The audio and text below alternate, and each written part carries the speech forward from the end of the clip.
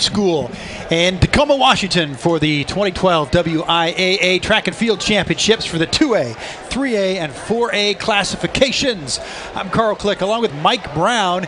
We're going to get ready to start the afternoon session of our Friday action and get ready to hand the baton. It's going to be the 4x100 relays, starting with the boys 2A, boys 3A and 4A, and then the girls 2A, 3A, 4A. And these are preliminary races. You got to finish in the top three to automatically qualify for your final tomorrow, and then the next best two times.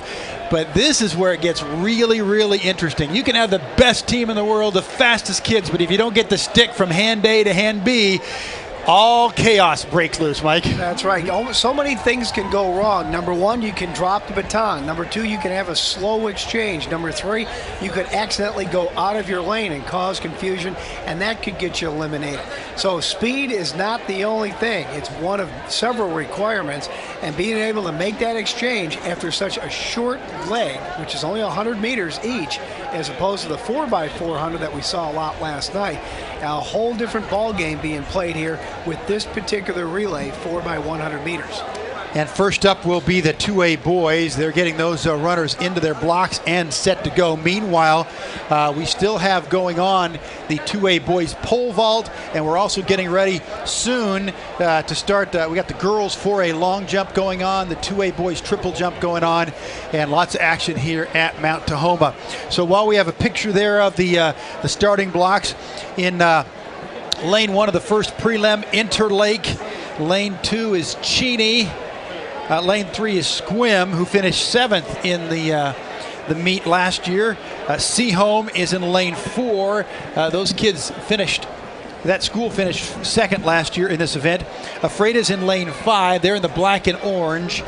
Tumwater in lane 6 there with the white and green jersey, getting handed the baton right now.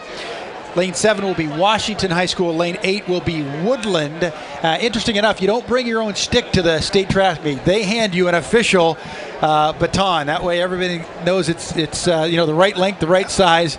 And there's the woman right there you see bringing out the batons and handing them to the opening leg. So this is one lap of the track, but 4 different runners and 3 very crucial exchanges. We should mention that this is the start of session number 3 out of 4. So we're starting to get pretty deep into the 3-day extravaganza going on here at Mount Tahoma High School. Session 3 will produce 7 finals on the track, along with 12 finals among the field events. So we're going to have a lot of activity to report on over the next several hours here in Tacoma. A very nice day, as you can tell, a lot of sunshine here at Mount Tahoma High School. Temperatures expected to peak out in the upper 60s. It has been windy for most of the day, but it has calmed down a little bit, and I don't think anybody's going to complain about that as far as the weather is concerned. And everybody who qualifies out of these events now in these prelims makes it to tomorrow's final, and that's where the points are scored.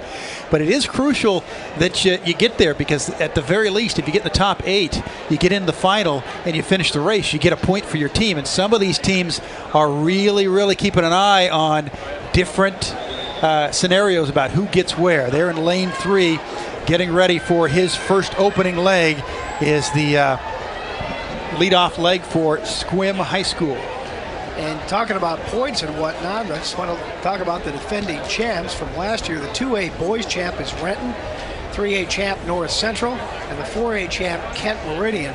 On the girls' side, the 2A champ Sehome. Holy Names won it all for the 3A last year, and Kentwood came out on top with 4A. So all of those schools very interested in the point totals, because they do want to defend their state titles. Okay, they call the runners to the blocks. And the best qualifying time in this group, Ephrata in lane 5. They're in the black and orange with a time of 42.78. They're in the blocks. The starter will call them to the set position, and we'll look for a fair start. False start, get your team eliminated. Set. It's a fair start. 4x100 relay. Boy, that is dead even to that first exchange. Sehome struggled a bit with the handoff. Afreda doing well in the black and orange in the middle. Second exchange, a little slow for Afreda, but they've got it. Sehome in the white on the inside, trying to keep up. Want to finish 1, 2, or 3. Afreda off and rolling. Sehome in second, fighting for third on the outside. That is Washington High School. That's 1, 2, 3, and in lane 3, it was Squim finishing fourth. They will be vulnerable with their time on the bubble. Afreda a little shaky on the second handoff, but not enough to disturb the team entering that heat with the best qualifying time. Unofficially at 42.65 seconds. And that was a very good start to the relays. I thought as an overall race, it was pretty good, and those kids came out pretty much ready to go. So maybe it could be the start to something really special here this afternoon, Carl. Here's that second handoff for Afreda. See the runner in the black and orange. They missed it with the first, but he got it there.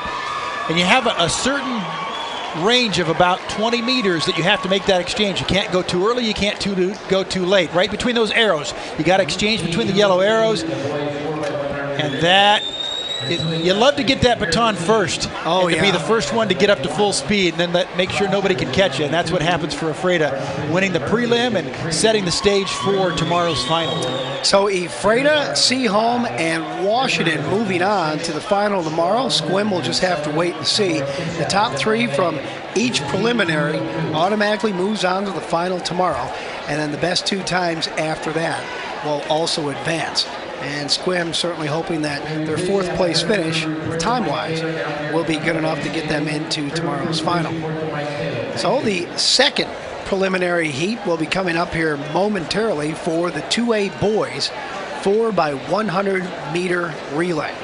And they clip things along at a very good pace in session number 2 in the first half of the day today. And I'm sure they're going to want to keep that going here this evening. This is the 2A boys pole vault going on right now. It's, there's a good clearance there. Wow. At least 6, 7 inches. Extra. Yeah. Mount Baker High School? Pole vaulter from Mount Baker, that's Nathan Dunford. He qualified with the highest clearance height of 15 feet. And right now, checking the board out, that they got it turned away, so I can't tell exactly which height they're going at.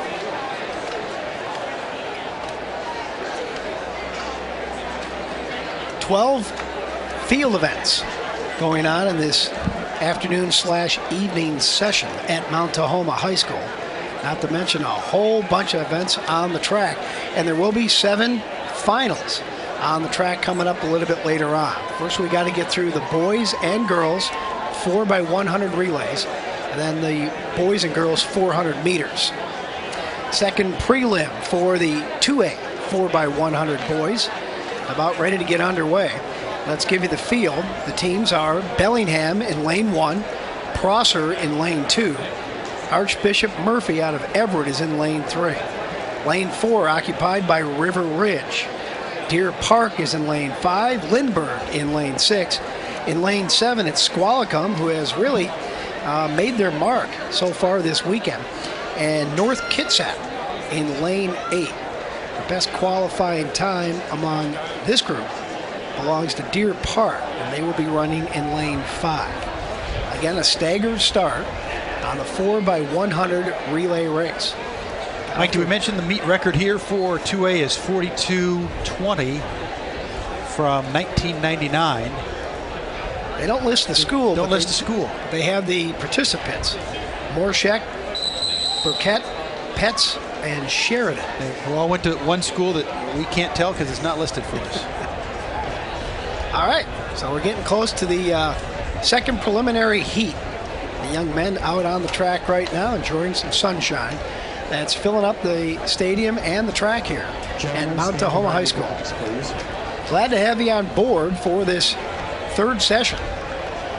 It'll take us up until about 7:30 this evening. And then tomorrow, probably the biggest day of the 3, session number 4, filled up with nothing but finals. Lots of awards going to be handed out. So right now, getting ready for this second heat And again, keep an eye on lane 5, Deer Park, in the mostly blue and white uniforms. There's the lead man for Deer Park right there. He'll have the baton to start.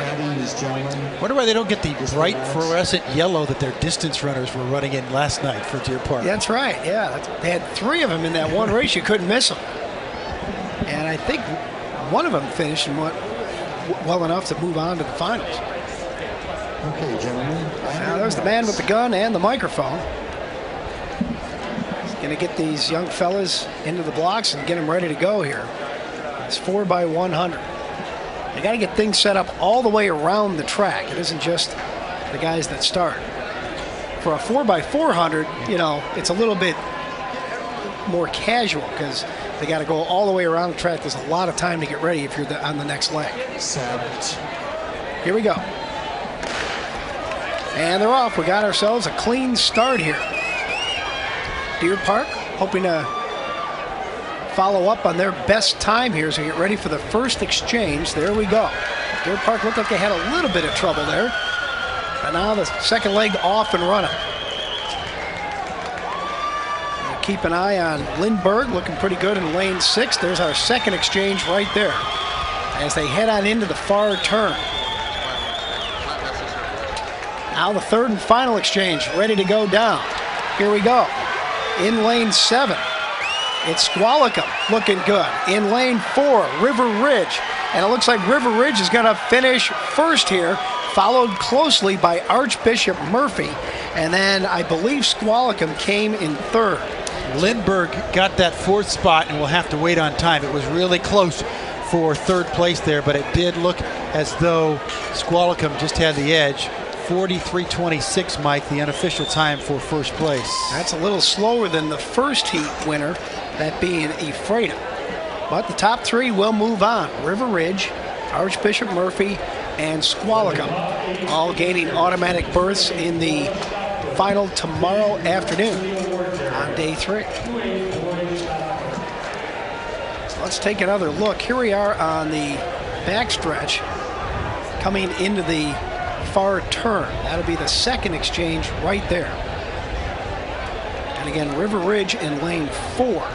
Deer Park had the best time. I'm wondering if they failed to qualify and move on. Unless I had the wrong one. No, they may have dropped the baton because they were way back. Yeah, they are way back. Deer Park did not finish. So you see River Ridge first, Archbishop Murphy second, Squalicum third, and Lindbergh fourth. So Deer Park having a tough time out there. Squalicum need to get a time of better than 44:12 to get into those last 2 to qualify. Going to wait for the official times to come up on the board. They still had the first heat finishers up on the board out on the field. So the next one should be coming up here momentarily.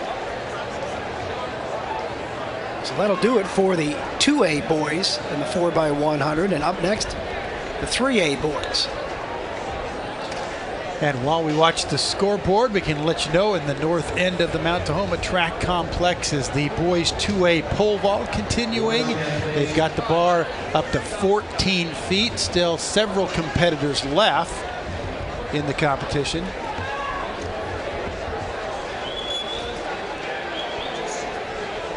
Also, we'll be passing along the official final rankings for the 2A boys shot put, which took place in right near the end of session number 3 earlier today. In fact, let's give them to you right now. Jarrett Jensen of Squalicum took first. He's a senior, joined by Adam Bahama, a senior out of Pullman, and then Blake Maresh from White River was the 3rd place finisher, again, in the 2A boys shot put. Just watched Blaze Black, a sophomore from Sehome, clear the pole vault at 14 feet. I like that name. Blaze. All right, here we go. River Ridge, Archbishop Murphy, and Squalicum were the top 3 finishers. In the second heat, Lindbergh came in 4th. Deer Park failing to qualify for the next round. Jeremy Jackson now from Sumner is ready for his shot at 14 feet. You bet. Yes. Pretty good form on that right there. Yeah, he's another competitor to move on. Clearing 14. Other 4A girls long jump, beginning of the flight, the second flight right now. The current leader is Savannah Hoekstra of Central Valley. She's gone 17.5 3/4. As we take a look at the participants now in the 3A 4x100 relay preliminary. In the inside lane in the blue there, that's Auburn Mountain View. In the orange is Lakes High School. In the purple, lane 3 is Hanford. In lane 4, in dark blue will be Bellevue.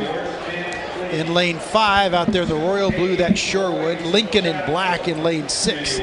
Eastmont in the red is in lane 7. And Mercer Island in maroon will be out in lane 8. In this group, last year Shorewood was second. Lakes was third. Lincoln fourth. And Auburn was fifth. And the fastest qualifying time coming into this race belongs to Bellevue at 42.84, but pretty much everybody else within a second of that. So it should be a pretty good race out here. The meet record is 41.62. So a good second better than any of the seed times coming into this particular heat. That was set by Reese, Young, Jones, and Brown back in 2003. So a 9-year-old mark for the boys 3A. And as we prepare for this, we can also tell you in the 2A boys triple jump, they're beginning the second flight. The current leader is Lane Russell of Tumwater. He's gone 42.11.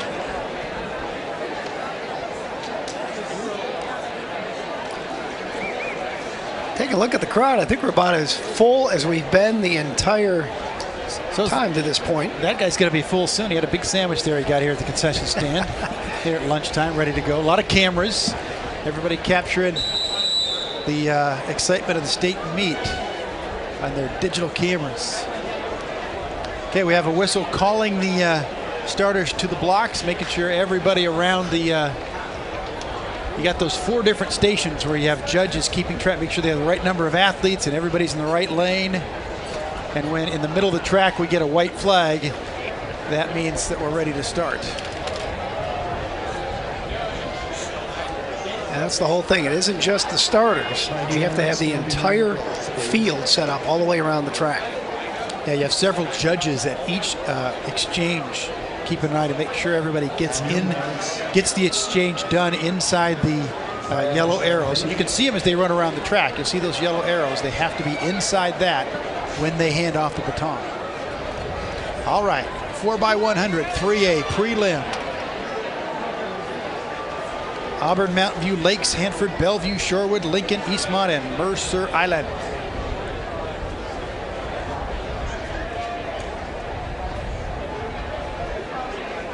Set.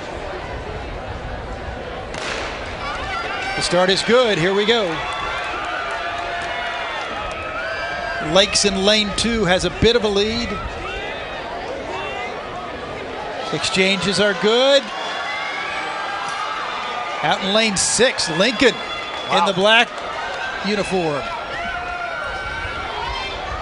Bellevue in the middle of the track came in with the best time. Now taking the lead in lane 4. Here's your final exchange. Bellevue off. Lakes coming on the inside. Mercer Island in lane 8.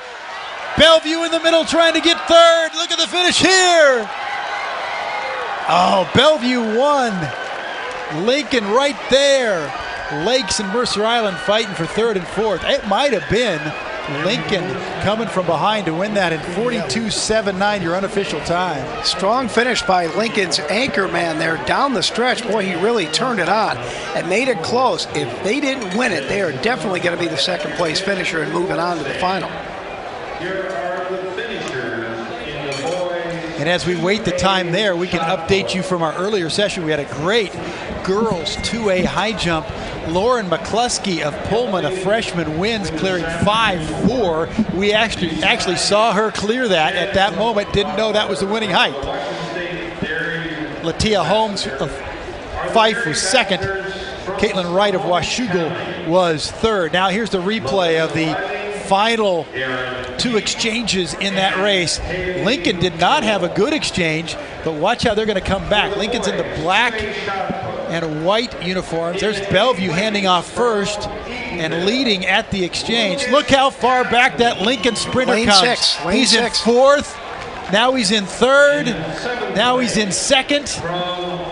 And he may have won it. yeah, I think that Lakes came in there to get the third spot, which would leave Mercer Island on the outside looking in for time.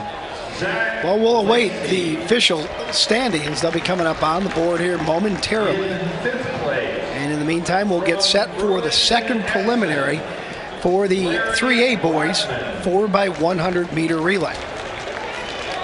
Once again, top three moving on. Lincoln did indeed win that. By Bellevue was second. 2/100ths of a second.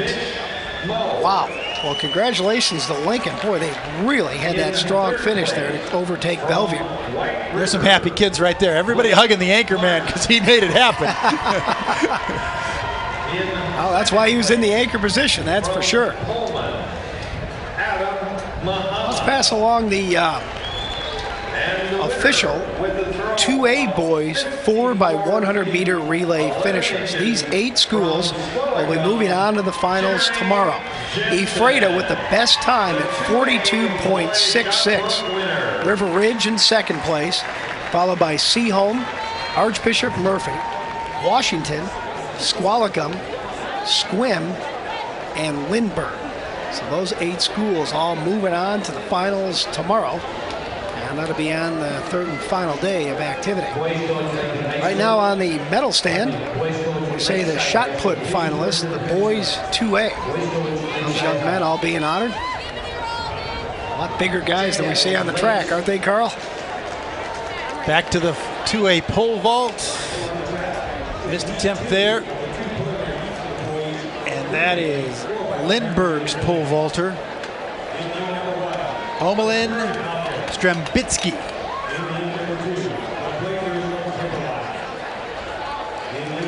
Got one more heat in the 3A boys 4x100. Those teams getting set up out on the track right now. Let's give you the field of 8 that will be running in this second heat. In lane 1, it's Prairie. Timberline occupies lane 2. Shorecrest out of Shoreline is in lane 3. Kamiakin in lane 4. In lane 5, we have Columbia River out of Vancouver. O'Day from Capitol Hill in Seattle in lane 6. Juanita over in Kirkland. They are in lane 7. And lane 8 filled up by Franklin out of Seattle. Best time among the 8 teams is owned by O'Day. 42.94 seconds.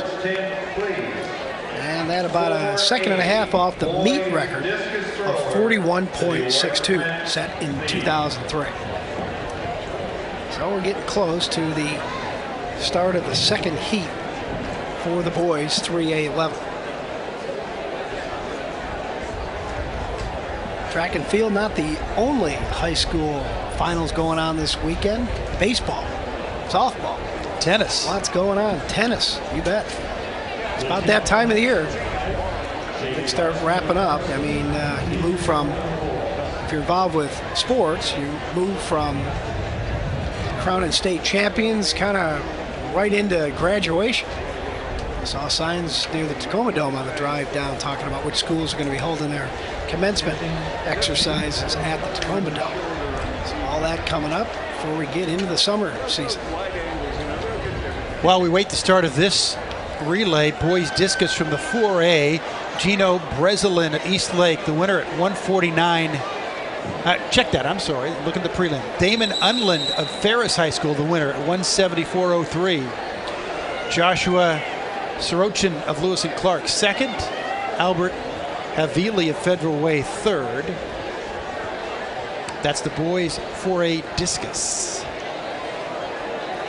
That's a cool sport. I personally like all the old stuff. The discus, the javelin, the shot put. You know, they've been around for so long. They're going back to the old Greek days. On your marks. Old Greek days. All right, here we go. Runners being instructed to get into their starting positions. So they'll get their final limbering going on. They'll get set in the blocks. You just saw the guy with the microphone and the gun ready to shoot it off here as the 8 teams are ready to get underway. Members of that opening leg, lane in position now. Keep an eye on O'Day in lane 6. They had the best qualifying time, but right next to them in lane 5, Columbia River. Just a few ticks of the clock behind. Okay. A fair start right there as we are underway in this heat. In the middle, Kamayakin getting a pretty good start on the, and here we go with the first exchange. Looks pretty clean all the way around. O'Day binding their time, and look out just right next to them in lane 5, Columbia River. Now they make a clean exchange as they head into the turn. Got one more exchange to go, and then we head on down the stretch. Columbia River looking good here in lane number 5. And here we come down the stretch. Columbia River does have the lead. O'Day fading back a little bit, and now a big kick in lane 7 by Juanita, and it's going to be a photo finish here at the end between Columbia and Juanita High School. We're just going to have to wait and see who's going to be declared the winner, but both for sure will be moving on to the final tomorrow. Yeah, Juanita got that, and Columbia River and Franklin were really close for second and third in lanes 5 and 8. 43-13 unofficial on the clock for that one. Boy, that one was a little slower than our first heat. Juanita with a nice finishing kick there to take first place, it appears. We will get the official results up here in just a little bit. Let's take another look at it here. Watch the second leg here for Columbia River in the white and purple. Yeah, they're on the right of your screen there. There's the exchange. It was very clean. That really helped them because they started establishing themselves right there. And then Juanita is going to burst on this final leg. Well, these guys are fast. Yeah, they are. Also in lane 8, Franklin did a pretty good job. Here we go. And Columbia River will go 2-3. The question is, who got fourth? Was it lane 2, which was Timberline? Maybe. That's Juanita, Columbia River, and Franklin. Timberline or O'Day were right there. O'Day took fourth yep. At 43-36, I believe it was. Well, here it's going to come up here in just a second. 43-46. Yeah, but that means that Mercer Island at 43-14 in the first heat and will get in, and I believe that O'Day at 43-46 will get in as well. All right, so Juanita, Columbia River, and Franklin getting the automatic berths. Little team photo there. And a little photo op for them. And in the pole vault, Nathan Dunford of Mount Baker is up and over 14 feet.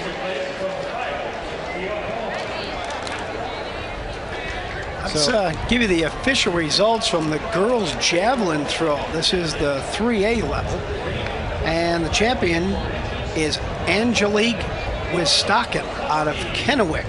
132 feet, 9 inches. She picks up 10 points for Kennewick's overall team total. Mount Spokane coming in second thanks to Gianna Damiano.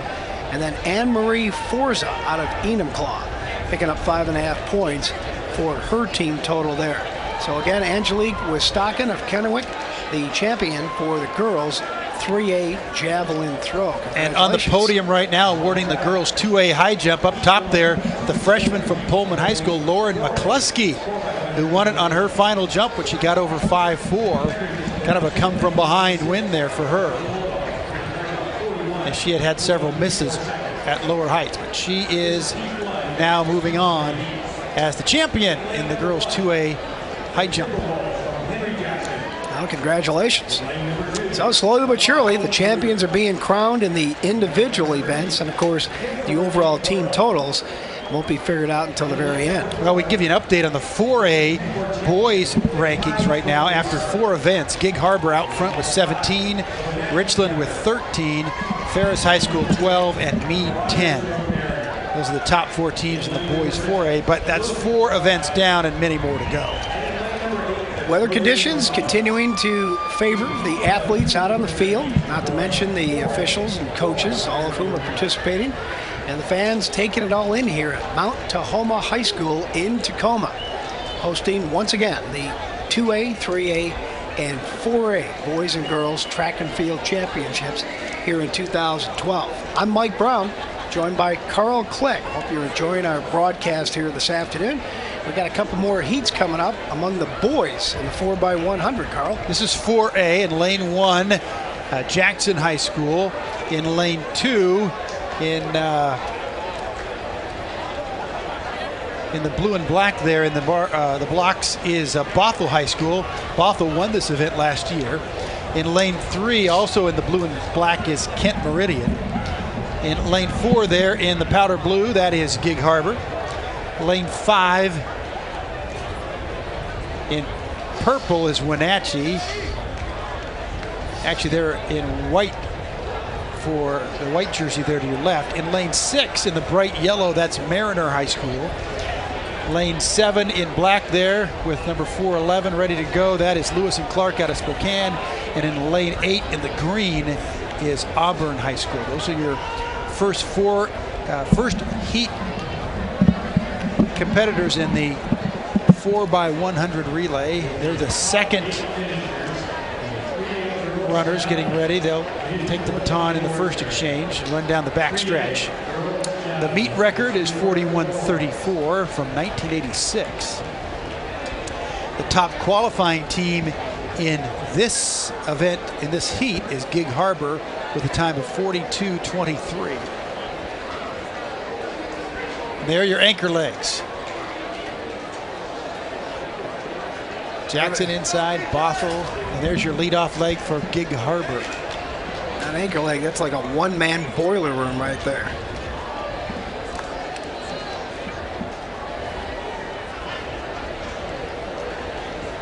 Pass along some more results to you. 4x100 meter relay, 3A boys. And the top qualifiers: Lincoln, Juanita, Bellevue, Columbia River, Lakes, Franklin, Mercer Island, and O'Dea. Those 8 schools going on to the final tomorrow. 3A boys, 4x100 meter relay. Okay, they will take their blocks here to start the 4x100. There's the lead anchor for Bothell High School, followed by the lead for Jackson, who will take a standing start there in lane 1. We do see that every once in a while.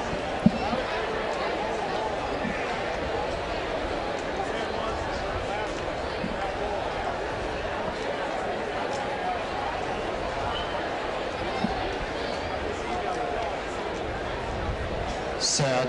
Here we go. And it is a fair start.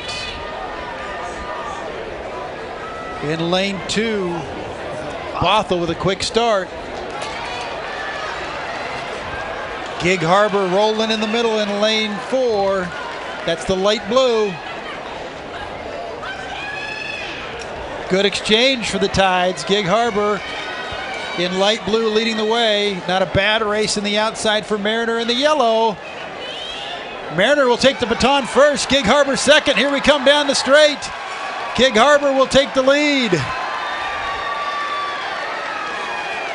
Gig Harbor 1, Mariner 2. It looked like on the outside, Lewis and Clark came in for 3. Wow, that's going to be close for third.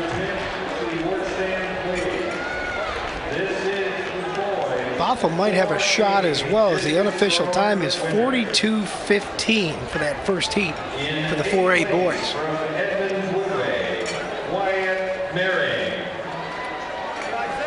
I got some sorting out to do here, I think, for third place. Yeah, it was really tight. In 6th place, from Richland, Dennis Christensen. In 5th place, Still got another preliminary heat coming up for the 4A boys, 4 by 100. Just got a thumbs up from the Lewis and Clark kids. That's an athlete looking at his coach saying, they told us we made it. we're number 3. We're going to the final. As we take another look here. Back straight. Mariner in the yellow gets the baton first for the 3rd leg and extends that lead. Gig Harbor in the light blue. Boy, they are flying here because they eat up some ground in a hurry. And then watch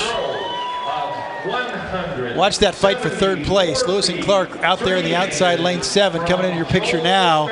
Just edging out, looked like on the inside, Bothell.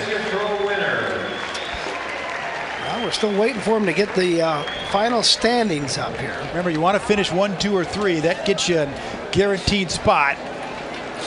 Number 4 has to wait to see what the time is like. So they will be on the bubble as usual. After 2 fights in the long jump, Madeline Valero from Kentwood is current leader, 19 feet 1/4 inch. So we still have one more heat coming up here for the 4A boys. Then we'll be moving on to the 3 girls classifications. And each of those will have a couple of heats trying to qualify for the final tomorrow.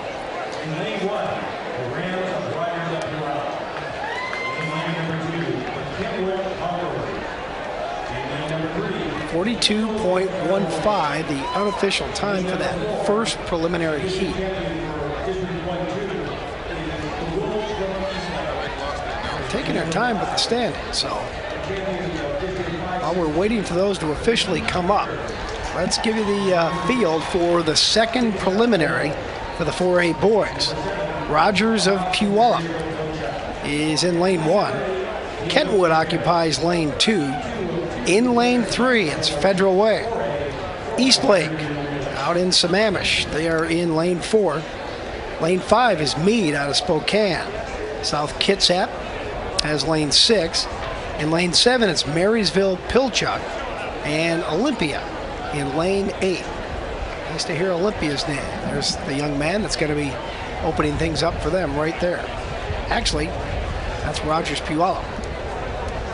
Oh, let me go back again. Right, it is Olympia. Yeah. It was right the first time. Same colors, different lanes.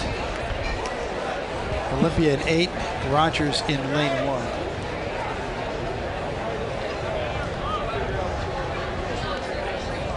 So some good competition continuing here at Mount Tahoma High School.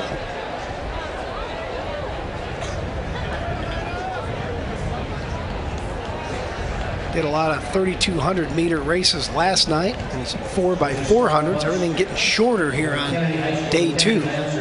Session 2 featured a lot of 100 meters and 300 meter hurdles. Now we're getting even shorter with the 4x100s. Best time among this group belongs to Meade. They are in lane 5. They're your anchor legs. Those are the guys waiting. They love to have the baton first and then take it home. Gentlemen, on your marks. So the starters be instructed to get into their starting positions. The man with the microphone and the gun, ready to get him started.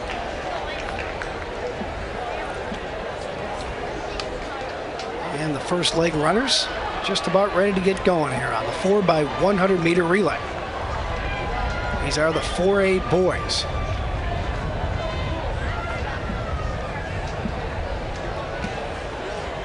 Hoping for a fair start here. Stand up, stand up. And a false start. Maybe not an official false start. Definitely not a clean start, that's for sure. So we'll get everybody reset and ready to go. It does happen occasionally, especially the shorter the race, the more likely it is to happen. And it usually happens in the 100 meter legs, whether it's a relay or not.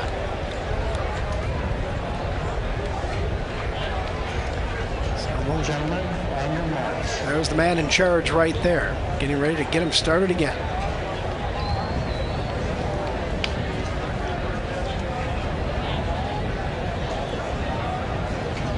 So we'll do it again. Let's give it another shot. As the starters for the 4x100 get back in the blocks.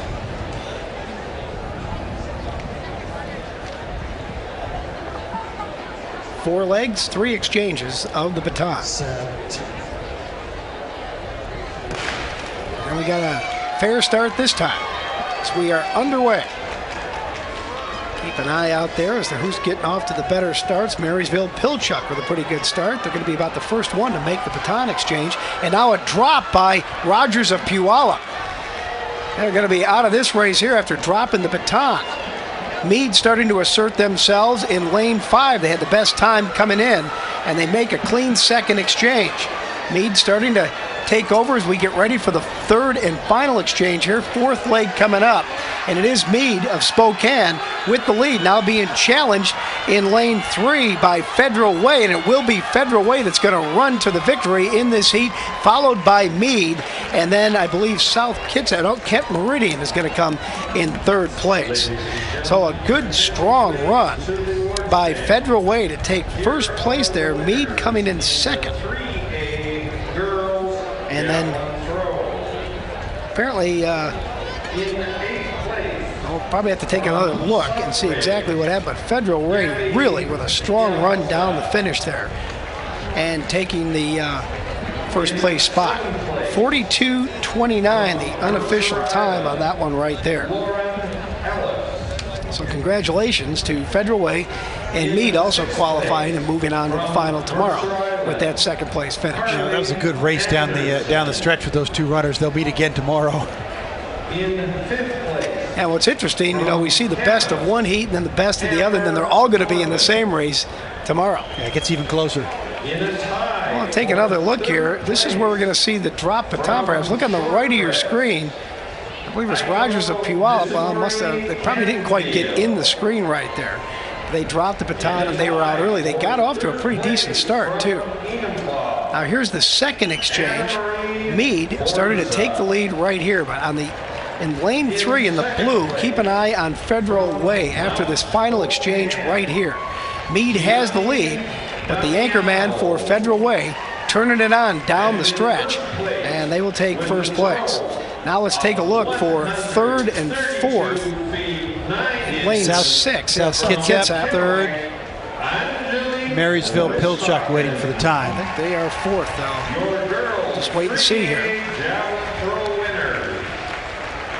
Federal Way first, Meade second, South Kitsap is third, and Marysville Pilchuck is fourth. Those are the official standings. Kentwood came in fifth. That's the girls' 3A javelin. The meet record is held. Last year was set by North Kitsap. Those are the winners there. First through 8th get to stand on the podium, get a medal. A little hardware to put in the backpack for school on Tuesday. Hey, I'd be showing it off. Why not? So we're now getting ready for the girls 4x100 relays. And while that goes on, we have pole vaulting going on. 2A pole vault is now at 14.6 with several competitors still left in. As Carl said, the girls 4x100 will do it 2A, 3A, 4A. 2 heats each. And as always, the top 3 qualifiers in each heat will move on to the final, and then the 2 best times after that. Those are your River Ridge Hawks in lane 5. Sehome in lane 4. Sehome with the fastest time entering this preliminary at 48.83, and I believe the Sehome girls were also the favorite in the 4x200 relay that we had last night in the prelims. Boy, Sehome's name just pops up a lot, don't they? No surprise that the girls are the defending state champions.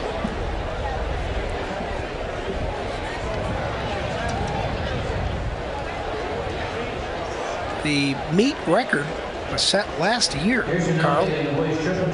North Kitsap got it. Fleming, Collier, Brown, and Williams. We know that name Collier, don't we? 44 feet, 2 3/4 inches. Yeah, she's the great hurdler. Peterson from Lakewood. And we'll see them in the next heat. All right, let's check the lanes, set the lane assignments for you here in the first of these 2A prelims for the 4x100 meter relay. In the inside lane, lane 1, your Hockinson Hawks. In lane 2, Selah. There's lane 2 in the purple. And lane 3, Prosser in red. Sehome in lane 4, that's in the black with the green and gold printing on the front. River Ridge is in lane 5. They're in the gray and white. Lindbergh in navy blue there, lane 6. And the black is Archbishop Murphy in lane 7. And then on the outside lane in the maroon is White River. So we're set to go around the track. They've been called to their marks. They will set themselves up in their starting blocks and ready to roll. 1 lap around the track, 4 runners, 3 exchanges. And remember, the exchange has to happen inside the zone, which is about 20 meters long.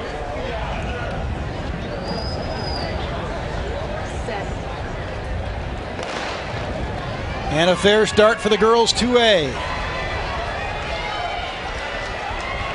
Sehome making up the stagger on the first turn. Now it's just the exchanges. Good for the leaders. Also running well in the outside, Lindbergh. Sehome takes the baton first here for the third leg. They're cruising. Lindbergh looks to be second out in lane 6. Sehome gonna run away and hide. This is a race for second and third. Look at her go. Boy, that is 15 meters of a lead there.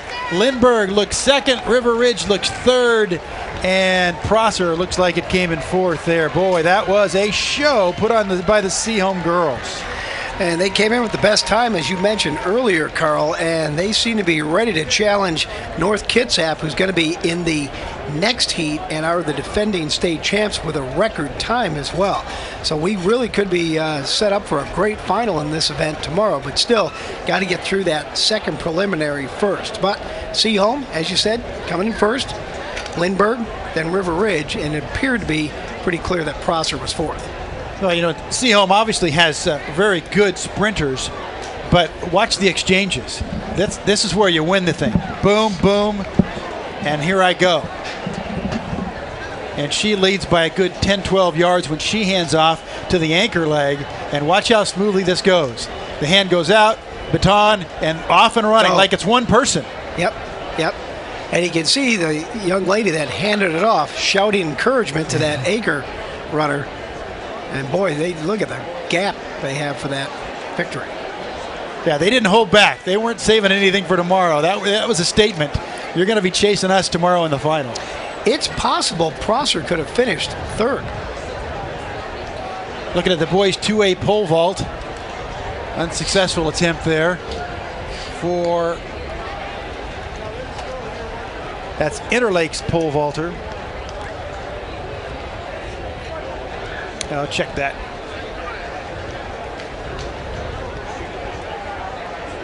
We're still at 14-6 for the boys' pole vault.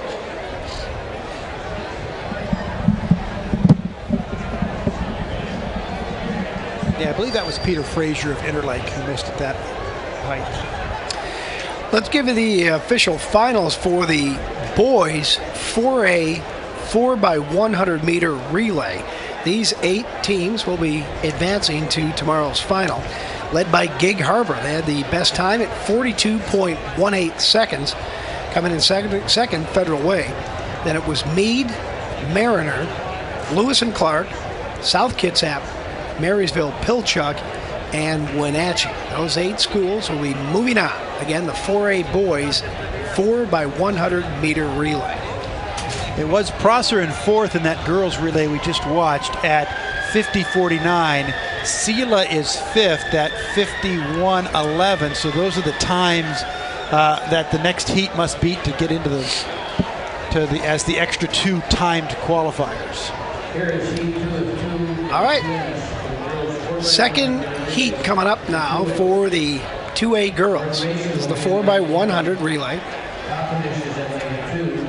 Let's see, lane 1 will be North Mason. Toppenish in lane 2. Black Hills High School in lane number 3. Lane 4, occupied by the defending state champs, North Kitsap. Deer Park in lane 5. Bellingham in lane 6. In lane 7, it's Squalicum and Renton in lane 8. Now, here's what's setting up to be a pretty good preliminary. The top 2 qualifying seed times belong to Deer Park and Bellingham. They come in tied at 49.4 seconds.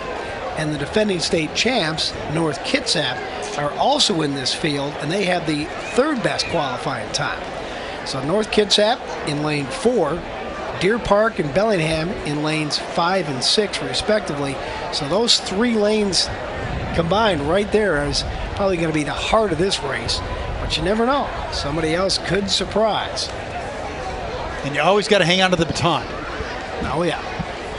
Now, North Kitsap, the defending champs, feature Reagan Collier, who was part of last year's champion team, who also set a state record at 48.49.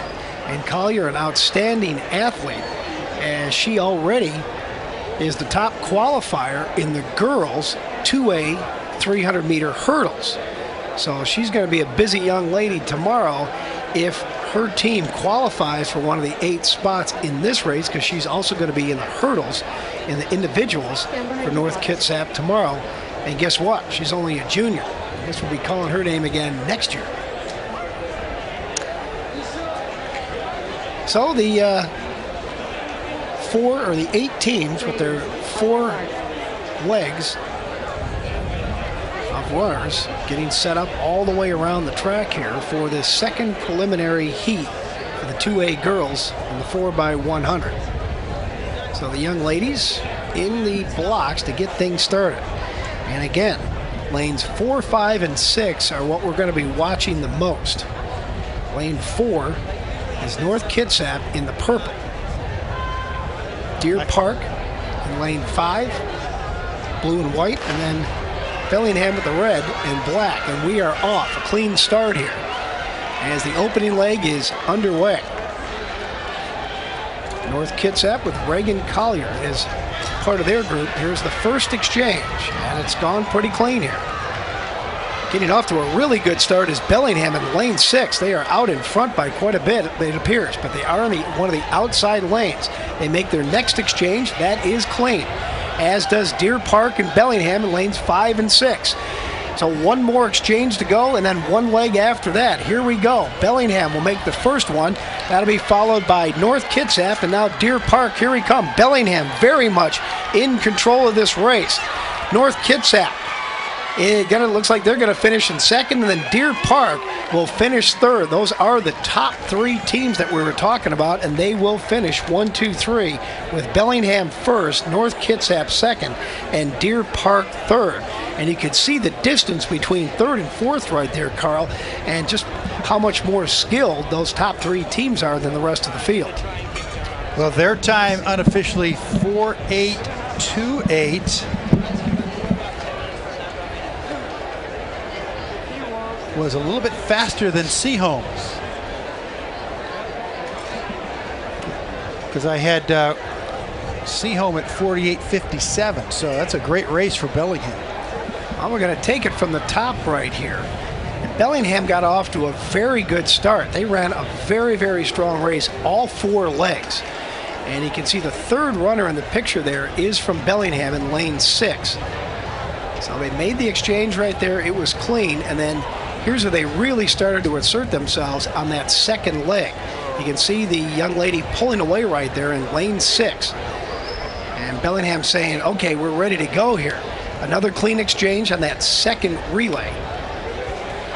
And now the gap has opened up a little bit more, although lanes 5 and 6 a little bit more inside. Now here's the final exchange right here. And Bellingham had no trouble cruising to the victory in this preliminary heat. You see North Kitsap in the purple in lane 4. They're going to finish second. And Deer Park in lane 5, finishing third. Now, the fourth place was going to be between Toppenish and Squalicum. I don't know if their time's going to be good enough to get in. Toppenish came in 5th, so Squalicum was the 4th place finisher. Actually, they gave 4th to Renton on the scoreboard there, Mike. I'm checking it right now. I missed that. Thank you.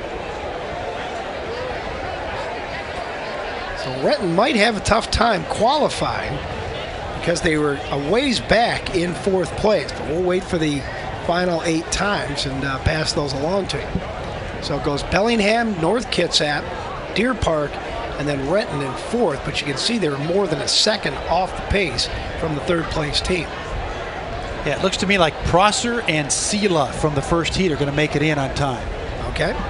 That's unofficial, but that's the way it looks like from the scoreboard. So more than likely Renton not going on to the final. Just the top 3 from that preliminary, 5 from the other prelim, and that'll do it for the 2A girls.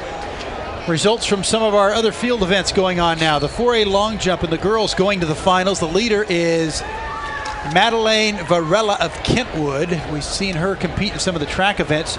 She is leading at 19 feet, 1/4 inch. 2A boys triple jump going to the finals with Justin Peterson, the leader out of Lakewood, at 44, 2 3/4. 9 competitors cleared 14 feet in the boys 2A pole vault. So there are 9 guys still out there trying to clear the bar. Last time we saw it was at 14.6. There's a young lady with the multicolored sunglasses enjoying the good weather here at Mount Tahoma High School in Tacoma. I'm Mike Brown along with Carl Kleck. Glad to be bringing you the activity live here. We are in session number 3 out of 4. Tomorrow's entire day takes up session 4. We finished up session 3 around 2:15 or so this afternoon, and we're still early in session 3 right now. Moving on to the next segment, and that being the 3A girls 4x100 meter relay. Those girls getting all set. We'll set the lane assignments for you. In lane number 1, Hazen. They're in the blue and yellow. Mount Spokane in the navy blue in lane 2. Finished second that last year. Timberline in that green and white there is lane 3. Shorewood in the light blue is lane 4. Last year's defending champs in lane 5. Kamayakan, their leadoff runner, coming back in the red and the yellow. In lane 6 in red is Cleveland High School. Lane 7, the blue and red, is Juanita. And in the outside lane 8, Liberty. The best qualifying time, the defending state champs, Kamayakan. And their time is almost 2 seconds faster than Mount Spokane. That's in a 400-meter relay race. That is a huge difference. 47.84, Kamayakan has the fastest qualifying time. That's a full second faster, more than a second faster than everybody else in this race in both heats. Wow. Got some speedsters out there.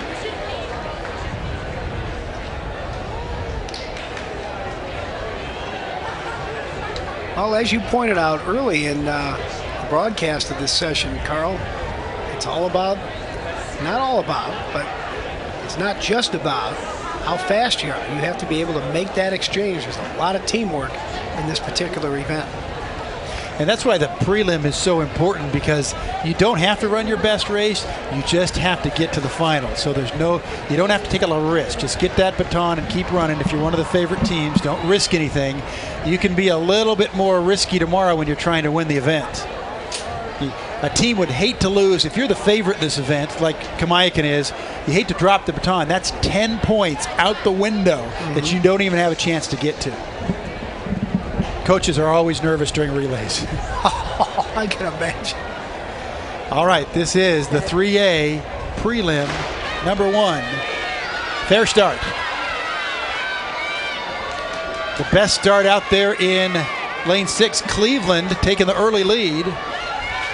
and first to exchange.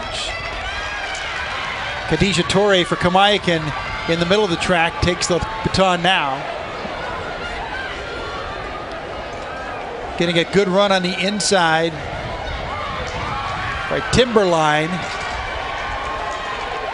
Kennewick after the third exchange, Kamiakin out of the city of Kennewick. Gonna hand it off to the anchor leg, and there she goes. On the inside, Mount Spokane looking for second. But a battle on the outside from Liberty will take third.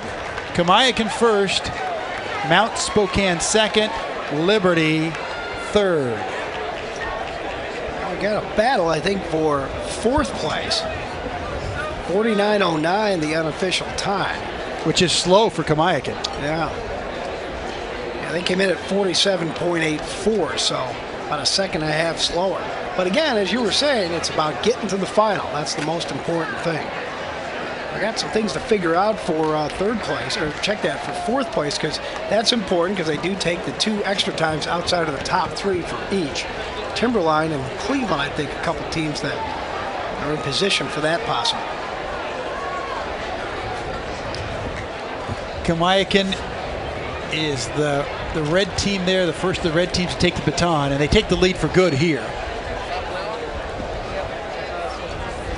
Running on the inside part of that track, it's always a little shorter. The handoff to the outside part of the track, so your hands are right in the middle. And now we'll keep an eye on fourth place to see which team is on the bubble with time. It looks like it was either Kentwood or Cleveland. Yep. I'm sure I should say Timberline. Yeah, or Cleveland. It's going to be close. And we will get the results up here momentarily.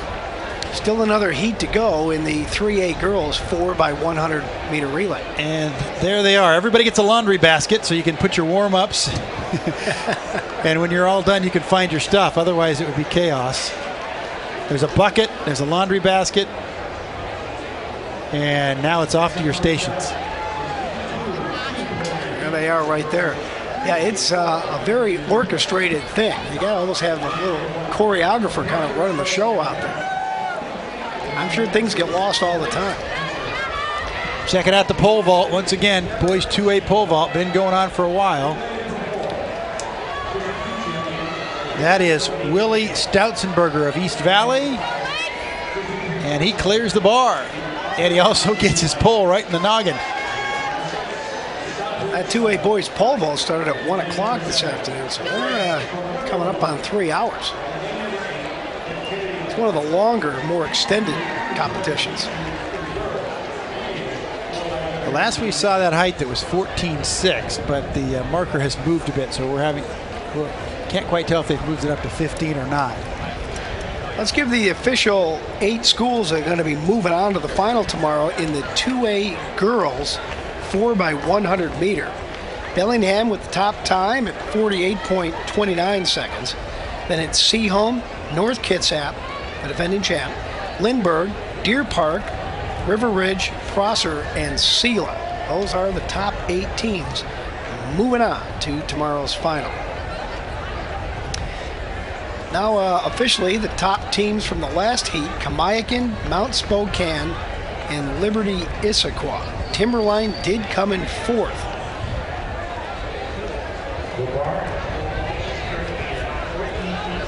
So congratulations to Timberline. They could potentially get in.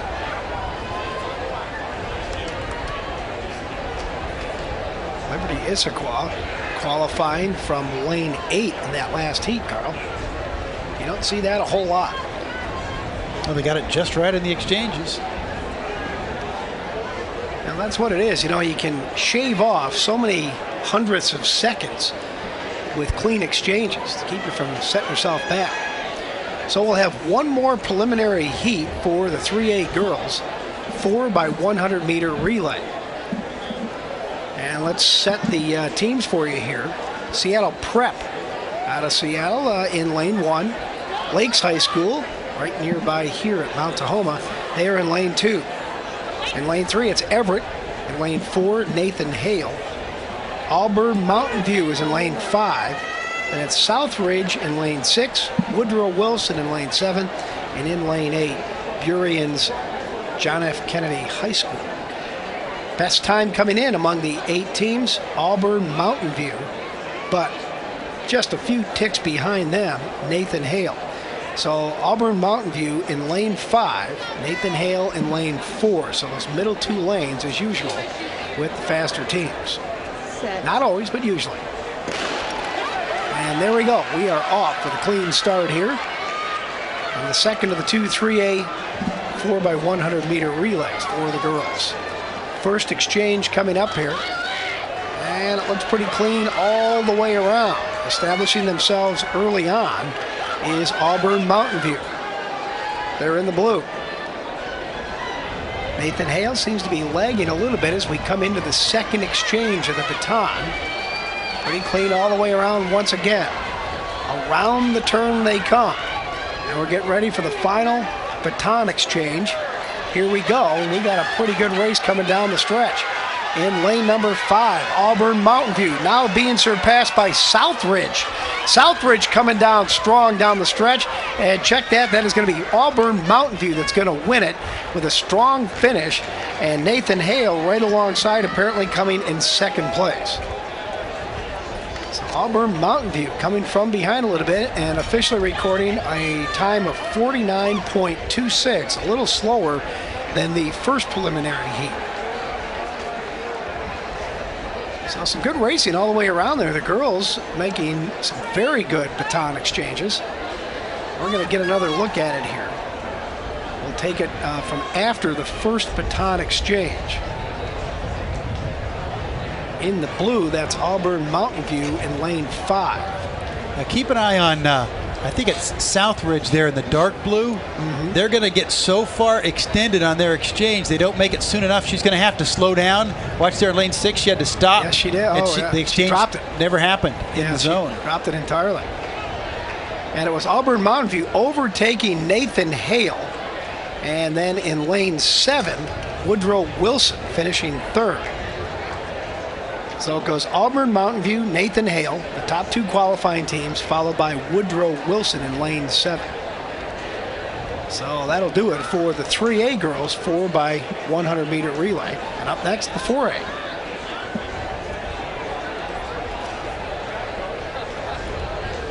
Busy day here at Mount Tahoma High School. Not only the track and field competition going on all day. This is the longest day time-wise of the 3 days, but school's in session as well. I'm sure everybody getting out and getting ready for the long weekend as the nation celebrates Memorial Day on Monday. Boy, we got the Indy 500 coming up this weekend.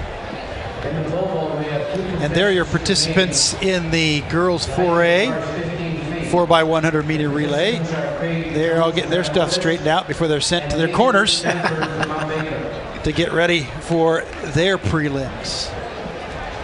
After the prelims for the 4A girls 4x100, we'll be moving on to the boys 400 meter races. That'll be followed by the girls 400 meters. That's once around the track. Back out to the pole vault. There you go. That was clean. Nathan Dunford of Mount Baker up and over at 15 feet. That matches his qualifying height, but he's the first person we've seen clear 15 feet. And he had room to spare. Very well done. Yeah, what do you tell him as a coach there after a perfect vault? Oh, I think a coach always comes up with something you could have done better, Carl. I have no doubt about it. Do that again and you're going to clear 15.6.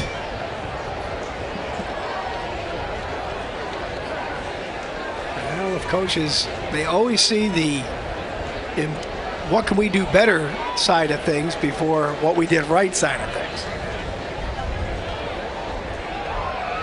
That's a requirement of being a coach.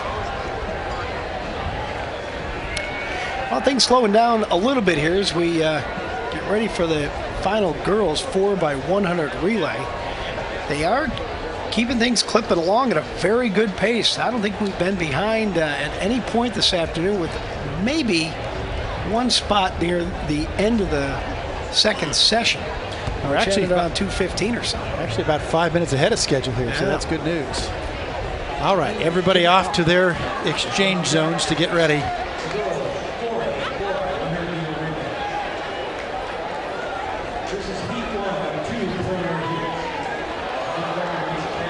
Did you participate in track at all in high school, Carl? Yeah, I watched it.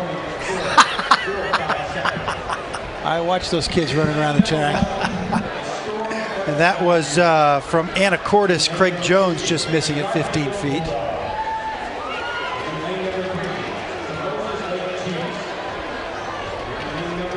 So you were a great fan. Yeah, I could run a stopwatch. No. Well, you were ahead of me, I'm afraid to say. Okay, we can set the lane assignments now for the first heat in the girls 4A 4x100. In lane 1 will be the Skyview Storm out of Vancouver. Although I don't see anybody in their blocks right now, so there's nobody in lane 1. So Garfield in lane 2, Moses Lake in lane 3. She's there now. Oh, she's back. Okay, there's Skyview. Garfield, Moses Lake, Inglemore in lane 4. Federal Way in lane 5 with the fastest qualifying time at 48.66. Ferris High School is in lane 6. Todd Beamer in lane 7.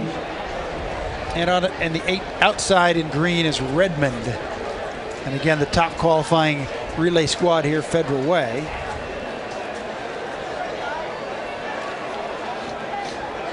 And Garfield, running out of lane 2, finished 5th last year in the 4x100. Mentioned Skyview in lane 1. Their football team really turned it on this past year, made it all the way to the championship game before losing to Skyline. First time I think Skyview's ever been that far. Yeah, I've been to a couple semifinals.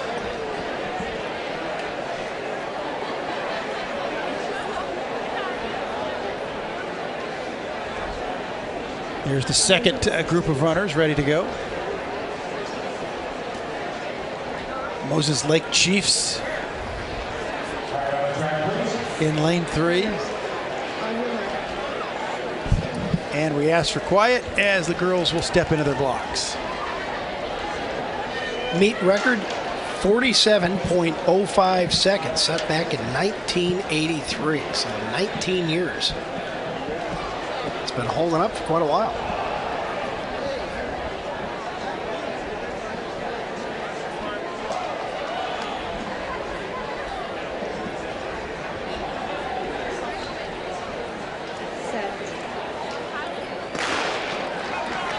And a clean start.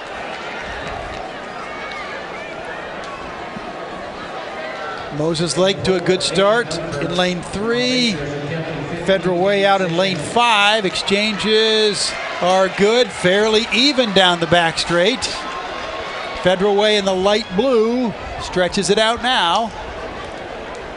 And the Eagles make a good exchange there for the third leg.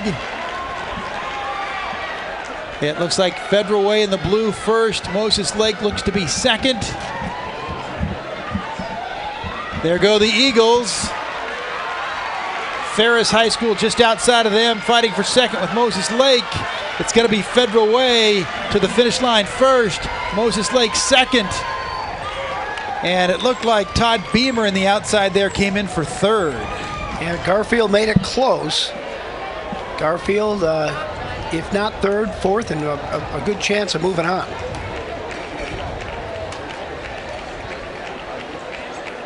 Pretty good race right there. Federal Way showing that their qualifying time, which was the best in the field, was not to be taken for granted. 48.79 the time for this relay.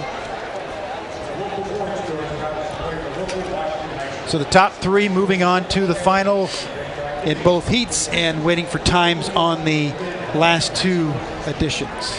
And as we wait for those, why don't we pass along the official 8 teams that have qualified for the 3A girls 4x100 meter relay. Kamaikan on top with a qualifying time of 49.10. Then it's Auburn Mountain View, Nathan Hale, Mount Spokane, Woodrow Wilson, Liberty Issaquah, Kennedy High School, and then Everett. So those are the 8 schools that we'll be moving on to the final tomorrow. 3A girls, 4x100 meter. And still waiting for the official results from the first heat among the 4A girls in the same event. Federal Way did come in first, with Moses Lake second. Redmond third and Garfield fourth. Now, I might have said Todd Beamer, but I was incorrect. It was Redmond on the outside. Okay. So Garfield fourth, and Garfield with a shot perhaps moving on, as they do take the 2 best times after the 6 that automatically qualify. So here we are. There's the bottom 4 right there. Federal Way, Moses Lake, the top 2, then Redmond and Garfield. Redmond with a nice strong finish in lane 8 in that last one there. So one more preliminary heat for the girls at the 4A level to determine what the field's going to be for the final tomorrow. And then we'll move on to the boys 400 individual race. If we could take a moment and move back out to the pole vault. I believe the 2A pole vault is over, and Nathan Dunford, as you see there in the lane, has won the event. And there are no other vaulters left that I can see competing. We saw him clear 15 feet, and they have the bar now at 15.6. So Dunford now just trying for personal best, trying to inch towards the record at this meet, which is 15.08. He is a junior out of Mount Baker High School. And as far as I can tell, nobody else competing. He is your winner, and now he's going for 15.6, just because it's there. Nathan Dunford. Oh, got over it, but got too much of that bar.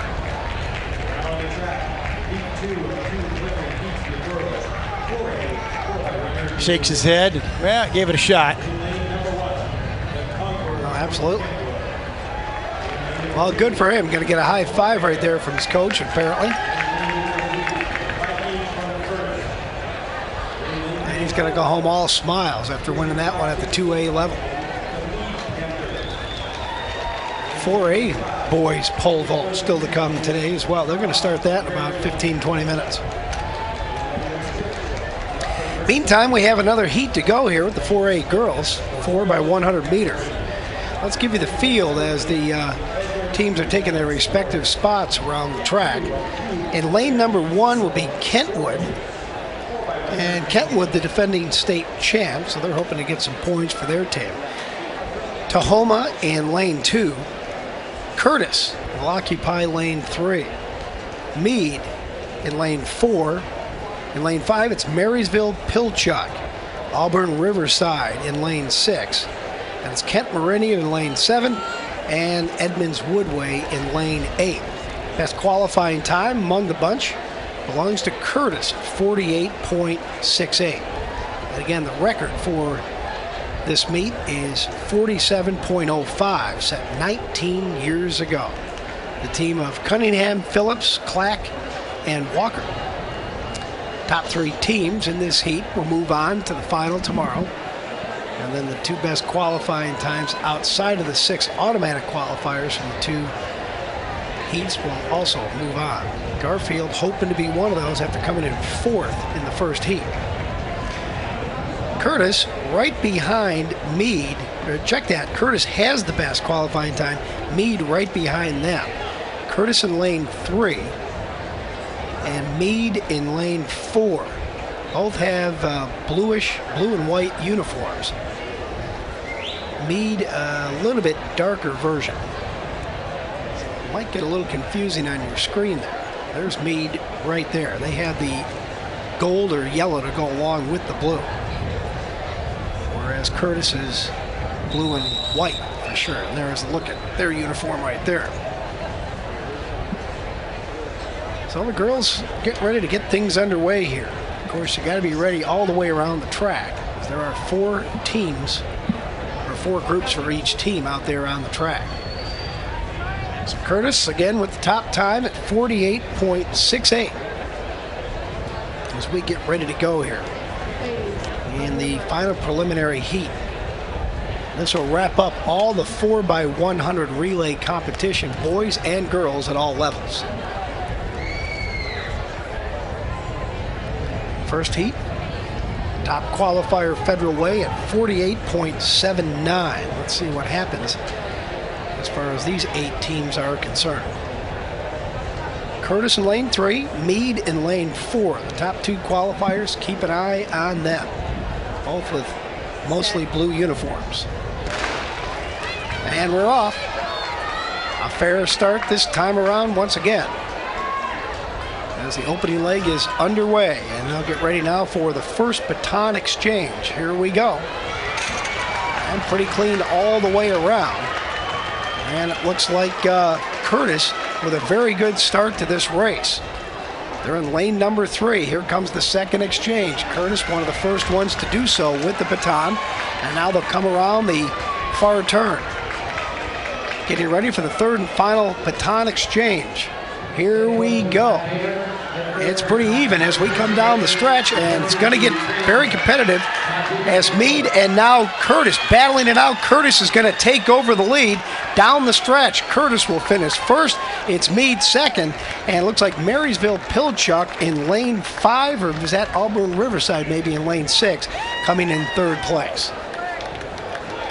So Curtis number 1, Meade number 2 in this 4x100 preliminary. Yeah, I think it was Riverside that came through in the third place there. Okay. Third spot. All right, it's Auburn Riverside. Maybe Kent Meridian now will finish in 4th place and hoping to get a spot in that final. We'll take another look at it here on the far side. Curtis in lane 3, one of the first to make that second exchange right there. And then having one of the inside lanes, they really started to turn it on.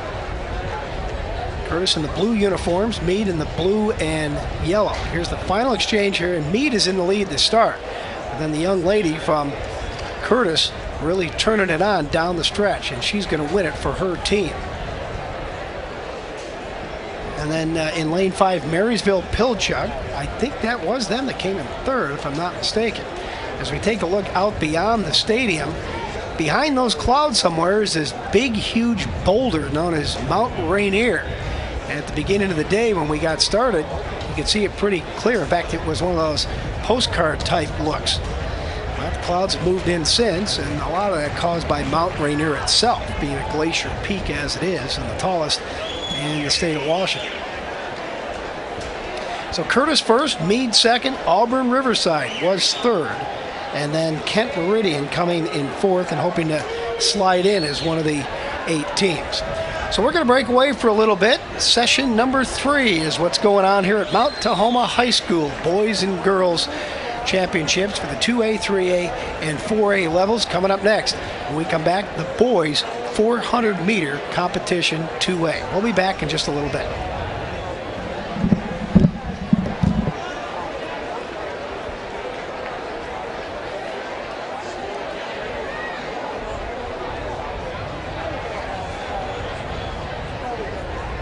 Hi, we're Chris and Anna Groneveld, local dairy farmers from Monroe, Washington. The Dairy Farmers of Washington, along with Les Schwab Tires, are proud co-title sponsors of the WIAA High School State Championships. The Washington Interscholastic Activities Association supports high school programs and activities that keep our kids growing in mind and body. Today's high school students will be some of tomorrow's community leaders, and we feel it is important to do our part in helping foster an appreciation of community, responsibility, teamwork, and sportsmanship in today's youth. The WIAA helps provide those opportunities through athletic, artistic, and academic competition. Please join the Dairy Farmers of Washington and Les Schwab Tires in supporting young people in your community by attending your local high school state championships. For a complete list of events and activities in your area, visit WIAA.com.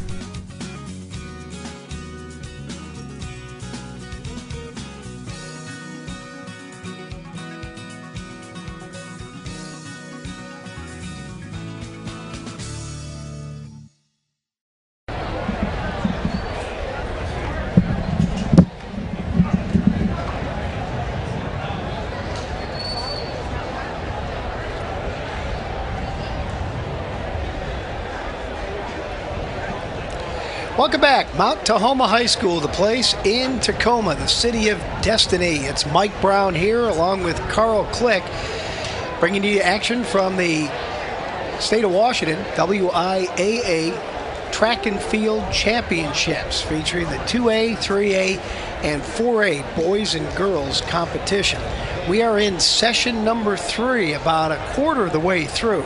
We just finished up a whole bunch of 4x100 relays for the boys and girls, and now we're going to move into a whole bunch of 400-meter races, starting with the 2A boys. That's once around the track, Carl, and these guys are really going to put out at this particular point. You know, the 400, it's kind of like a short middle distance race or maybe a long short distance race. It's one of those in-between type of things, and takes a special kind of athlete to really perform well. Well, they call it a sprint, but if you've ever tried to run it, it's not a sprint, my goodness. A quarter mile. Yeah, exactly. Here we got our official results in for the boys 2A pole vault. We were watching a few minutes ago. We did have Nathan Dunford of Mount Baker clear 15 feet to win. Craig Jones from Anacortes was at 14.6. And second place, Nacho Ibarra of Wapato cleared 14 feet, and he was third.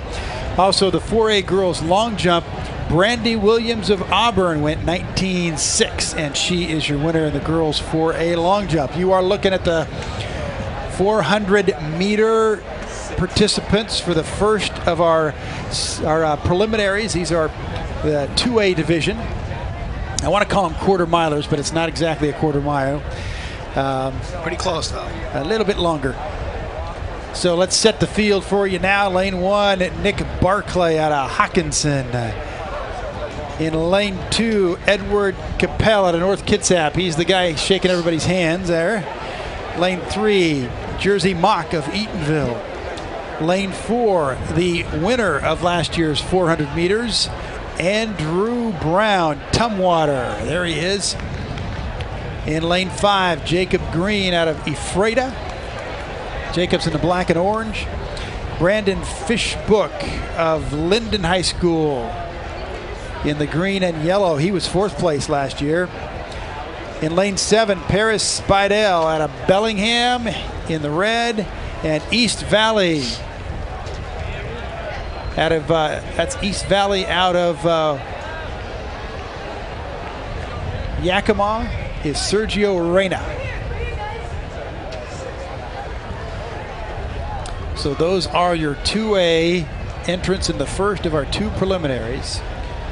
Once around the track, got to stay in your lane. 2-turn stagger on the start, so when they come around the final turn, hit that home stretch, we can see we'll have a pretty good idea who's out front.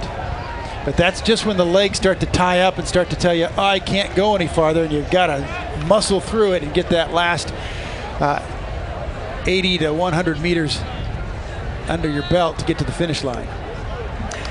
I can't help but think, Carl, that despite the staggered start, most runners would want to be as close to the inside as possible. It just seems to be a psychological thing that's the shortest distance around the track, no matter what. Well, you always like to see the competitors in front of you who you're chasing. If you're out in lane 8, you can never see what's coming from behind, so it's always nice to be behind that. However, for some of the, the 200, sprinters will tell you that lane 1 is a really sharp turn. It's hard on the legs to make that turn. That's why they'll always award the fastest qualifiers the middle of the track, lanes 3, 4, and 5. I gotcha. There's our starter. He's going to bring him into the blocks. The man with the gun. On your mark.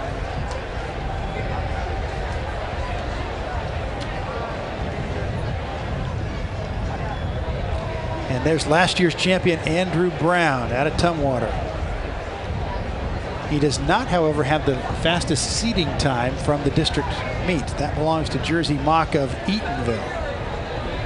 Again, those aren't season best. They're qualifying times from their district meets.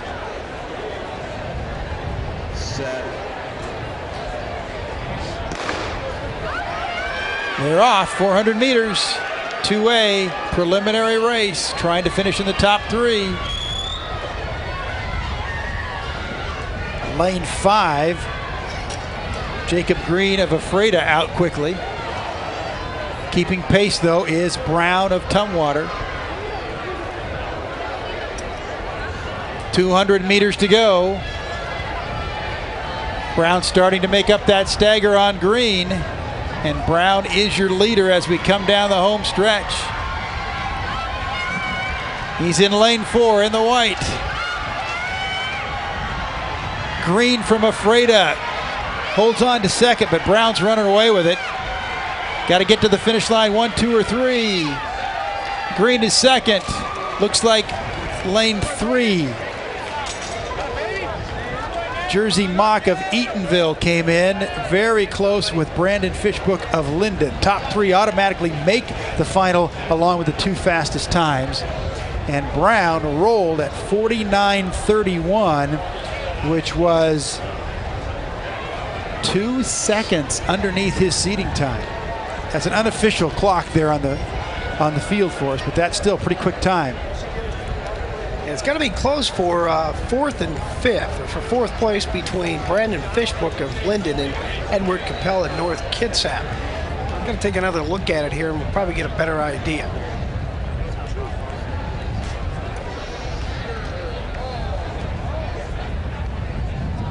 Right there in lane number 4, Andrew Brown at Tumwater taking it easily. And then Ephraida's Jacob Green in 2nd place. Now let's check out 3rd, 4th, and 5th. You got lanes 2, 3, and 6. And between 3 and 6 there, Jersey Mock of Eatonville and Brandon Fishbook, Brandon Fishbook of Linden. Chances are both of them will be moving on. One is an automatic qualifier, and the other will probably be up there high enough to get in. But it all depends what happens in the next preliminary. So Brown is at 49.33 officially. And that is 0.2 of a second faster than the time he run last year to win the state final. Wow. So he's rolling. Definitely making improvements. The meet record at the 2A level is held by Cade Wandling. In 2008, he ran this 400 meters in 48.38 seconds. So we'll get ready for the second of the 2A boys 400 meter dash preliminaries. Let's set the field for you. From Pullman in lane 1, it's Dylan Moore. Isaac Westland, Archbishop Murphy, just a freshman, is going to be in lane 2.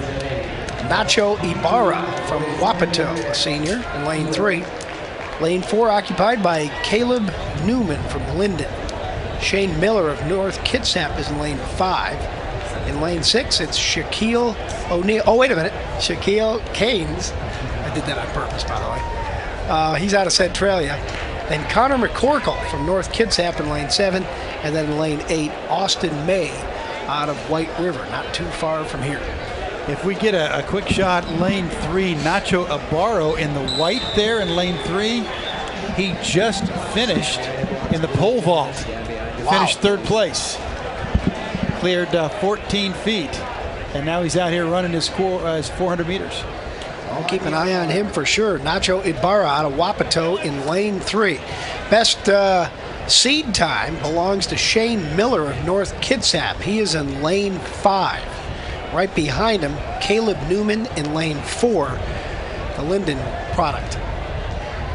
So the runners in the blocks getting ready for the start of this second preliminary heat for the 2A boys 400 meter dash.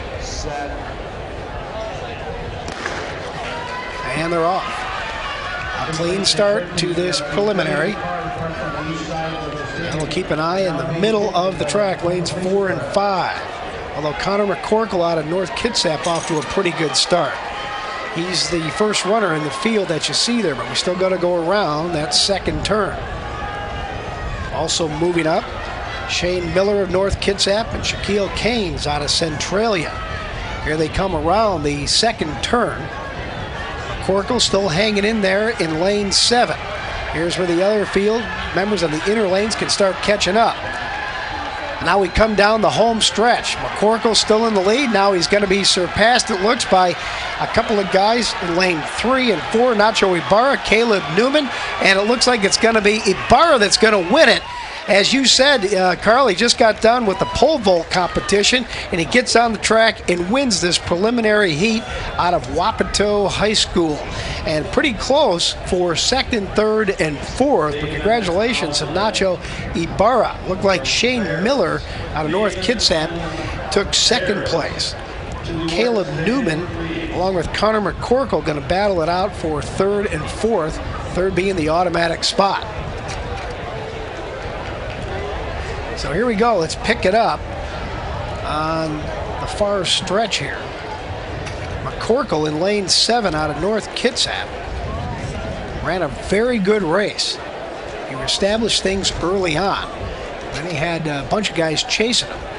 But he had that wide turn to take, being in lane 7. And then as things straightened out right about here, that's when it became a 4-man race down the stretch. But watch the young man, Nacho Ibarra, in the all-white lane 3. He's going to pull away and win it right here. And then in second place, I guess it was McCorkle maybe that took second place there, followed by Shane Miller of North Kitsap. We'll wait for the official results. But McCorkle held on pretty well. Yeah, it looked to me like Centralia's Shaquille Cates was coming in there for third. It'll be his time that we have to see if it's quick enough to get him into the final by qualifying as one of those last 2 times. All right, we'll wait for the official times to come up. Still on the board have the last heat for the 2A boys in the 400-meter dash. North Kitsap, Mike, had 3 competitors in those 2 prelims. They had Edward Capel, who finished 5th in the first prelim, could still get in on time there. There he is at 5:51.26. And then Shane Miller and Connor McCorkle. He scored a lot of points. So McCorkle, Ibarra takes first, McCorkle second, then Miller and Cates. Cates finished 4th, as it turned out. So the 51.20 from Cates of Centralia will get him into the final, along with Brandon Fishbook of Linden at 50.85. So North Kitsap's Edward Capel just misses by 0.06 of a second, putting 3 runners from one school in that final. And Caleb Newman out of Linden, who had the second best seed time, unable to finish in the top 4. There's a shot of the crowd. A very good turnout here at Mount Tahoma High School in Tacoma. Once again hosting the state track and field championships for the boys and girls, 2A, 3A, and 4A. Speaking of 3A, we got a couple of 400-meter qualifying heats coming up next. This for the boys. Boy, if the 400 isn't hard enough, running it back-to-back at full speed on day 1 and then again tomorrow, that's not easy. And then you think of a guy like Nacho Ibarra, who you just talked about, throwing the pole vault competition on top of it, and that'll take a lot out of him. Yeah, he'll be dangerous tomorrow when he doesn't have the pole vault to sap some of his energy. So here we go. You're looking at the defending state champ, Marqueen Russell out of Lakes High School. He will be running out of lane 2. Actually, we have Russell from Lakes High School and Marcus Chambers from Foss High School, who were first and second last year in this preliminary for the 3A 400 meters. So on the inside lane up there, top of your screen, out of North Central High School is Jake Hoffman. Marqueen Russell is in lane 2 out of Lakes. Austin Tarvin of Glacier Peak is in lane 3. Joseph Collette of Hanford is in lane 4. There's Joseph. Marcus Chambers in Foss is in lane 5. Lane 6 is Kenyon Butler of Lake Washington. Lane 7 is Shade Malou of Auburn Mountain View. And Brett Frank Looney out of Seattle Prep is in lane 8. And again, the quickest qualifying time in this group is Chambers at 47.74. And the meet record held by a guy whose name we mentioned a little bit earlier on today, Jawarren Hooker. Went on to run for the Washington Huskies and then He played in the NFL for a short period of time. Set the record in 1997 of 46.23 seconds. On your mark. Okay, they set those runners to their marks for this preliminary, the first of the 3A preliminaries.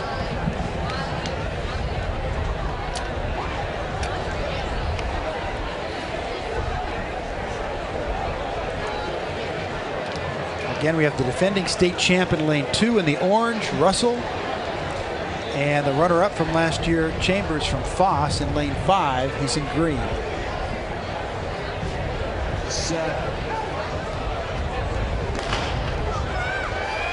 Russell stumbled just a bit out of the blocks. But here we go, around the first turn.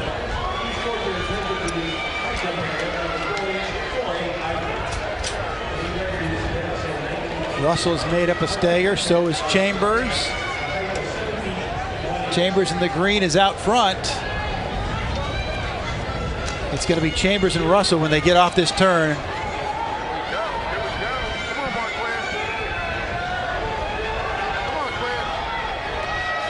Chambers has a slight lead as we hit the home stretch, and he's extending it a bit. He's cruising. He's on cruise control. No hurry now. He knows he's got first. Second will be Russell. Third in lane 4 was Collette from Hanford. And Shadea Melu out of Auburn Mountain View appeared to have come in 4th place. He'll be the guy on the bubble, hoping to move in as one of the extra 2. 48.99 is the time for Marcus Chambers, and he was not even close to 5th gear. You can tell he has a lot left for tomorrow. He's got the aerodynamic haircut too. Got things the way he wants them right now. Very smooth. No laboring at all during any part of this race.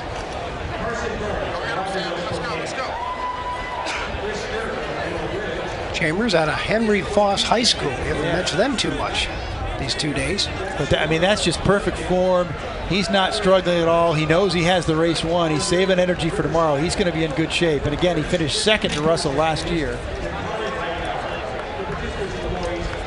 And there, again, are the top 3 finishers, plus Auburn Mountain View's Melu in 4th.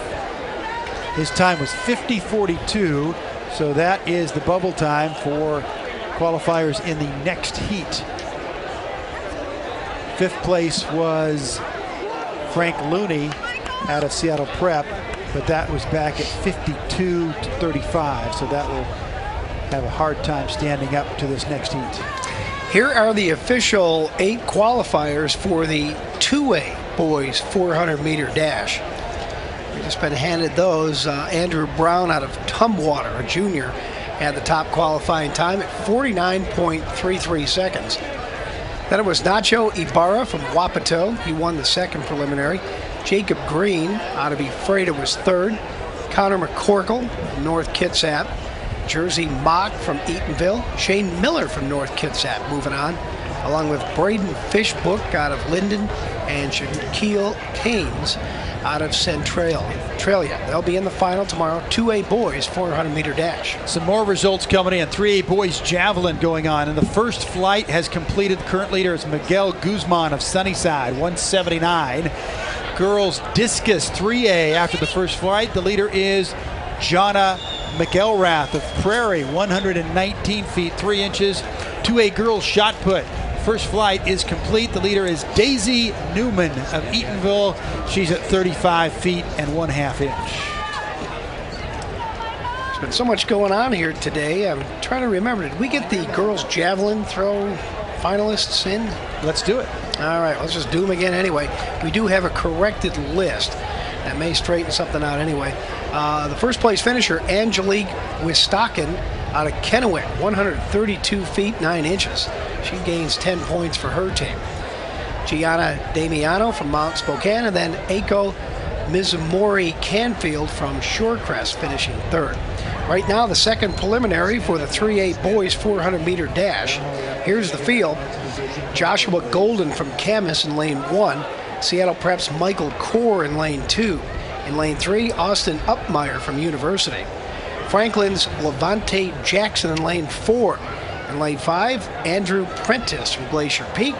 Lane 6 has Devon Dansby from Timberline. Sammy Long is in lane 7 representing Lakes. And then O'Day's Justice Ross in lane 8. Best qualifying time belongs to Levante Jackson out of Franklin. He's at 49.56 seconds for his seed time coming in, followed closely by Prentice out of Glacier Peak in lane 5 and Devon Dansby in lane 6. So 4, 5, and 6, those middle lanes, we'll be keeping an eye on. Jackson out of Franklin High School. You can see him there in lane 4, standing right on the number with the white top and the green shorts. To his right from Glacier Peak is Andrew Prentice in lane 5. You see him in the left side of your screen. And in lane 6 there, Devon Dansbury. The next 2 top qualifiers coming in. So this will wrap it up for the 3A boys 400 meter. And the gun, and a good clean start. We are underway. Keeping an eye on those middle lanes, and it is Levante Jackson establishing himself early. Got a nice stride going as they finish the first turn. Jackson in lane 4. Also doing pretty well in lane 3, Austin Upmeyer from University. Here they come into the second full turn now. Jackson in pretty good position. No one on the inside lanes close to him. And he's got an edge here on the guys on the outside lanes. But giving a pretty good battle is Andrew Prentice from Glacier Peak. In fact, Prentice is going to take the lead right now in lane 5. He's followed by Timberline's Dansby and Franklin, represented by Jackson Fady. It's going to be Glacier Peak's Prentice taking first place, followed by Dansby out of Timberline. And that's 1-2 to top things for the group in the second preliminary heat for the 3A boys. Close for third there, Mike, of Austin Upmeyer of University and Franklin's Levante Jackson. They were right with each other, and that's the important space because the winner, whoever got third there qualifies. Whoever got fourth has to make it in on time. Let's take another look here. In the white top, green shorts is Jackson out of Franklin. He pretty much owned the first half of this 400 meters. And he'll go into the turn with his closest competitors on his outside, meaning they have a longer distance to go. But right next to him, keep an eye on Prentice, who's just taken the lead right there and established himself for the home stretch. Meanwhile, Jackson's starting to fade a little bit, and Dansby from Timberline in lane 6, moving into second place, and that's where he'll finish. And then Jackson fading a little bit and probably lost out to Upmeyer of University for third place. So Jackson's going to hope his fourth place finish will be good enough to get him into that final tomorrow. Yeah, we'll have to wait and see what the times were. That's what it all comes down to. We do have some partial girls team results. 3A girls after 4 events. Juanita up top with 20 points. Kelso has 11, North Central has 10, Kamayakan 10, and Kennewick 10. So still pretty tight there and a lot of events to be decided, but the early leader, Juanita, for 3A girls. Next up will be the boys 4A 400-meter dash. As we get ready for that, we can take a look one more time. It was Upmeyer by 1/100 of a second. Jackson was at 50.85. And that will get him into the last spot, along with Shade Malou of Auburn Mountain View from the earlier heat. So Jackson of Franklin gets in as well. Let's give you the official finals for the girls long jump. These are the 4A competitors. Brandy Williams of Auburn Riverside finished on top. She was able to put together a leap of 19 feet 6.5 inches to top the field. Brandy Williams out of Auburn Riverside. But Madeleine Varela out of Kentwood was second. And then Gig Harbor's Courtney Jost finishing third. Again, the 4A girls long jump finalists. All right, here is the 4A preliminary, the first of two for the 400 meter. Lane 1, Kent Meridian, is Jerry Suter. Lane 2 out of Woodinville is Wesley Love. Lane 3, Chris Doer of Emerald Ridge. Lane 4 is Nick Boersma of Wenatchee. Lane 5, Drew Matthews of Skyline.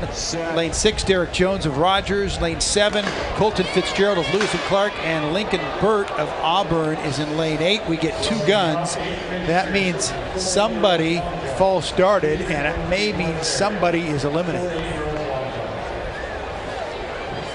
Now you got to get a whole bunch of adults together to do some discussing, and that's what the kids don't like to see if somebody got an early start. And nobody likes to walk up to an athlete and say, "I'm sorry, but you're excused." And they do in lane 1, and that young man is Jerry Suter of Kent Meridian. You know, he shook the hand. Yeah, I think I know I did it.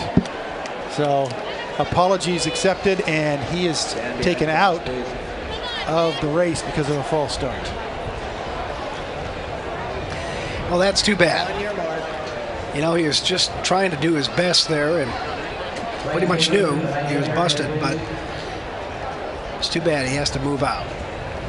Take a look at the replay here before we get to the start. We'll be able to see very quickly behind that starter. Yeah, you can see he jumped early. That's too bad. Now back to live action. Here's the start of the 4A prelim with 7 runners now.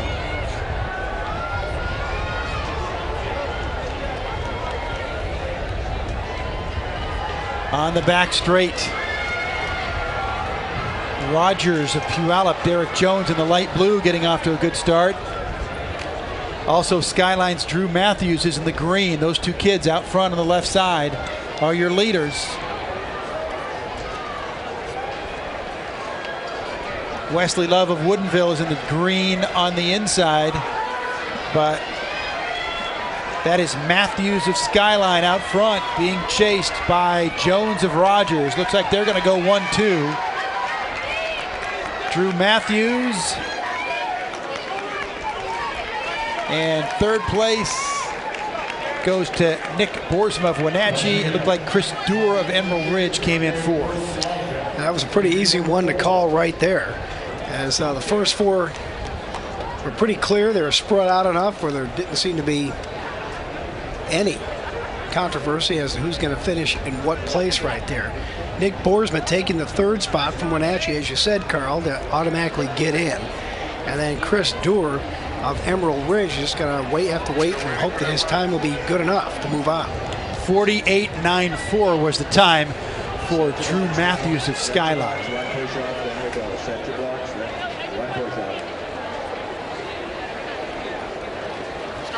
Yeah. He's in the green, and he's just keeping up with Jones of Rogers in the light blue. And then he makes up the stagger here before they get into the middle part of that turn. And he's going to cruise from this point out. He did enter with the fastest qualifying time in the heat of 48.5, and he ended at 48.9 in this race. And as you said, Mike, pretty well spread out here. Matthews 1, Jones 2, Boersma 3, and Chris Doer will wait for his time to see if it's good enough to get him in. Coming in 5th and maybe getting in on time as well, Wesley Love of Woodinville. 48.94 seconds, the unofficial time. That is over 3 seconds off the meet record held by Darrell Robinson. He ran it in 45.74 seconds way back in 1982. That might be the oldest record that we've mentioned to this particular point this weekend. In our next heat here, Mike, Byron Howell of Garfield is your defending state champ. But we're also going to see in lane 4 is Tanner Sork from Union, who we saw this morning run a great 800 and win his qualifying meet there. Wesley Love of Woodinville going to hope that his time just might make it as well. 56.8 for Chris Doer, 51 even for Wesley Love are the times to beat in the second heat if you don't finish 1, 2, or 3.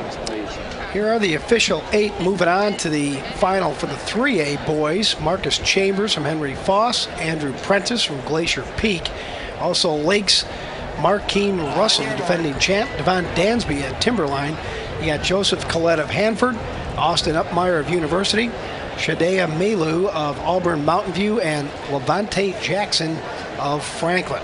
Right now we're moving on to the second preliminary heat for the 4A boys in the 400-meter dash. Nick Anthony in lane 1 from Bothell. Alan Schmeckel out of Lake Stevens in lane 2. Lane 3 occupied by Byron Howell of Garfield. Then it's Tanner Sork in lane 4 from Union. Meads West Bailey in lane 5. There is the start. Calvin Chandler of Bellarmine Prep in lane 6. Blake Schwartz of Bethel in lane 7. And Thomas Jefferson's Kendall Green in lane 8. Best qualifying time, Byron Howell of Garfield. Not off to the best start right now. That seems to belong to Byron Howell. Or check that, Tanner Sork of Union. Here they come into the far stretch now and the turn. One time around the track for these young men. Trying to establish themselves as they get ready for the home stretch here. And coming down the stretch in lane 5 is Wes Bailey of Meade. Now being challenged by Tanner Sork of Union. He's going to surpass him in lane 4. Tanner Sork of Union taking first, followed by Meads Wes Bailey. And then it looked like Byron Howell of Garfield taking third. Well, that's 2 wins in the preliminaries today for Sork of Union High School. He won his 800 heat, and now he's won the 400. He has 2 more races to run tomorrow. And Sork and Bailey were well ahead of Byron Howell of Garfield, who's the defending state champ. Sork out of Union, taking first place. Then Wes Bailey of Meade, followed by Byron Howell of Garfield. Unofficial time of 48.41 as we take another look. So you can see Garfield in the, check that Byron Howell of Garfield in the purple. He's well back. He made a late push. But you can see Meads, Wes Bailey setting the pace there, and then he's going to be chased down by Sork out of Union as they come down the stretch. And Sork very strong in that final 100 meters. And he'll cross the finish line in first. I know, I can tell there that the kid from Meade, Wes Bailey, knew he had qualified and was not going to put out any more energy. He was cruising. He's got to do it tomorrow, so why not save it up a little bit, huh? Top 3 qualify and move on automatically, so why not put it in cruise control if you know you're going to finish in one of those top 3 spots? Save it for tomorrow's final. And that'll wrap it up for the 400-meter activity for the boys at all 3 levels. We'll be moving on to the girls here in just a few minutes. High jump over the bar at 6 even. One of our high jump competitors. We'll be keeping an eye on that for you for quite a long time. Want to mention once again the top finishers in the 2A boys pole vault. Nathan Dunford of Mount Baker, who really put on a show for us a little earlier. That competition finishing up about 40 minutes ago. Craig Jones of Anacortes finished second, and Wapato's Nacho Ibarra finished third. He then went out and won a preliminary in one of the heats a little bit later on. So quite an athlete, Ibarra, out of Wapato.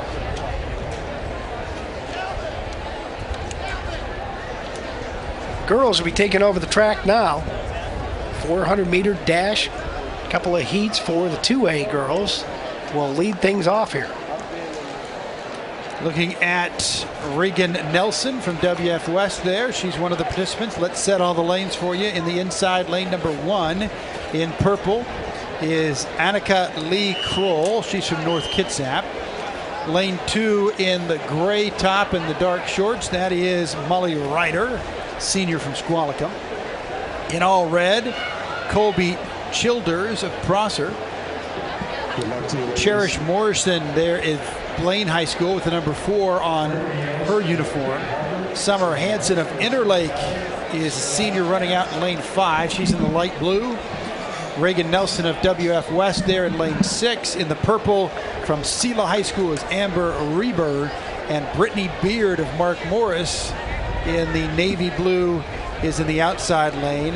Hanson finished 4th last year. Nelson finished 7th, and Reber of Selah finished 8th in the state final of 400 meters. This is the prelim race. Got to finish 1st, 2nd, or 3rd, or get in with the last 2 times. And that's Cherish Morrison, who has the quickest of the qualifying times at 57:06, which is more than 2 seconds better than everybody else in this field. So keep an eye on the pink-shoed Cherish Morrison. Everybody's off. Morrison there in the black and white singlet, making up the stagger already on the first turn as she gets up to Summer Hanson. Also out quickly on the outside, WF West's Regan Nelson. But Morrison, you can see, making up the stagger on almost all the other athletes in the race. Hanson stays with her in the light blue. Hanson from Blaine. Actually, Hanson from Interlake. Blaine High School's Cherish Morrison is the leader there. Those two are together, Hanson and Morrison. Morrison will step it up just enough to finish first, it looks like. Now the battle for 3rd. Hanson will be 2nd easily. The battle for 3rd is going to be close. It is on the inside, lane 2, Molly Ryder from Squalicum. And then the 4th place finish was either Nelson of West, WF West, or Reber of Selah High School. We'll check and see. And that is important for those young ladies because they could get in with one of the 2 best other times outside of the automatic qualifiers from the 2 preliminary heats. I'm going to get another look at it here for you. On the far side, in the light blue, you can see Summer Hanson, who was setting a pretty good pace, and Cherish Morrison out of Blaine that you were talking about with the pink spikes, just inside of her. And Morrison, I think, was probably in not top gear coming down the stretch. And she was probably saving a little for tomorrow as well. But also taking a look in lane 7, you're going to see a late burst by Amber Reber of Selah. Here she comes right here. Does she get enough? I don't think so. I think WF West's Regan Nelson hung on, but we'll keep an eye on the, well, they have Nelson as 5th, so that means that Reber of Selah did get in 4th at 1 minute and 08. So Morrison and then Hanson, the top 2. That's the first of 2 preliminary heats for the 2A girls 400.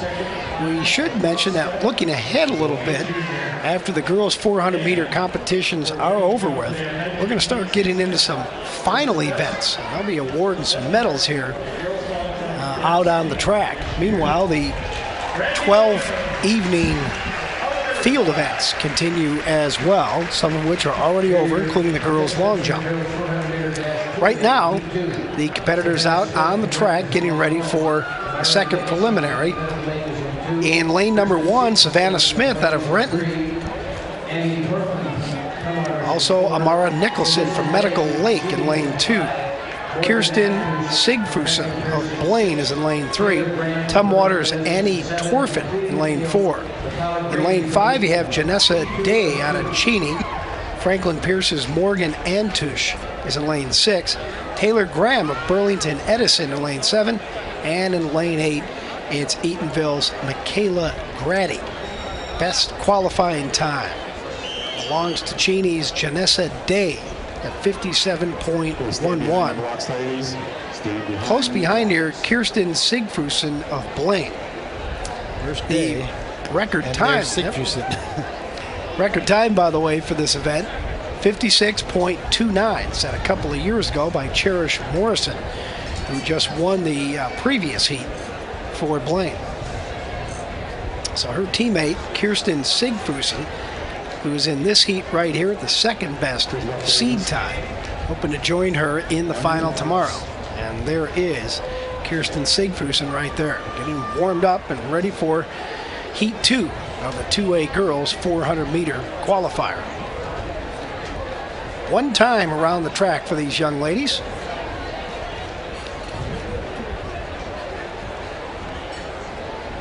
Keep an eye on Janessa Day out of Cheney. She's a junior in lane 5. She's the one with the best qualifying time, and then Sigfusen in lane 3. And we have a potential false start right there. It looked like the lane 5 qualifier, Day, the one with the best time, took off a little early, but I don't think she's going to be penalized at all. Well, you mentioned the fact that Blaine has Cherish Morrison, who won the first prelim, and Kirsten Sigfusen with one of the better times in this meet. Now we know why they won their preliminary in the 4x400 yesterday. Two really good 400-meter runners. So they're going to be busy tomorrow, assuming they all qualify for the final. Morrison already in there, and her teammate Sigfusen hoping to get in after this preliminary is over with. Taking a look right there at Annie Torfin of Tumwater. She had the third best qualifying time. So the 3 top qualifiers in those middle lanes, 3, 4, and 5. Getting ready for our second attempt at getting this heat underway.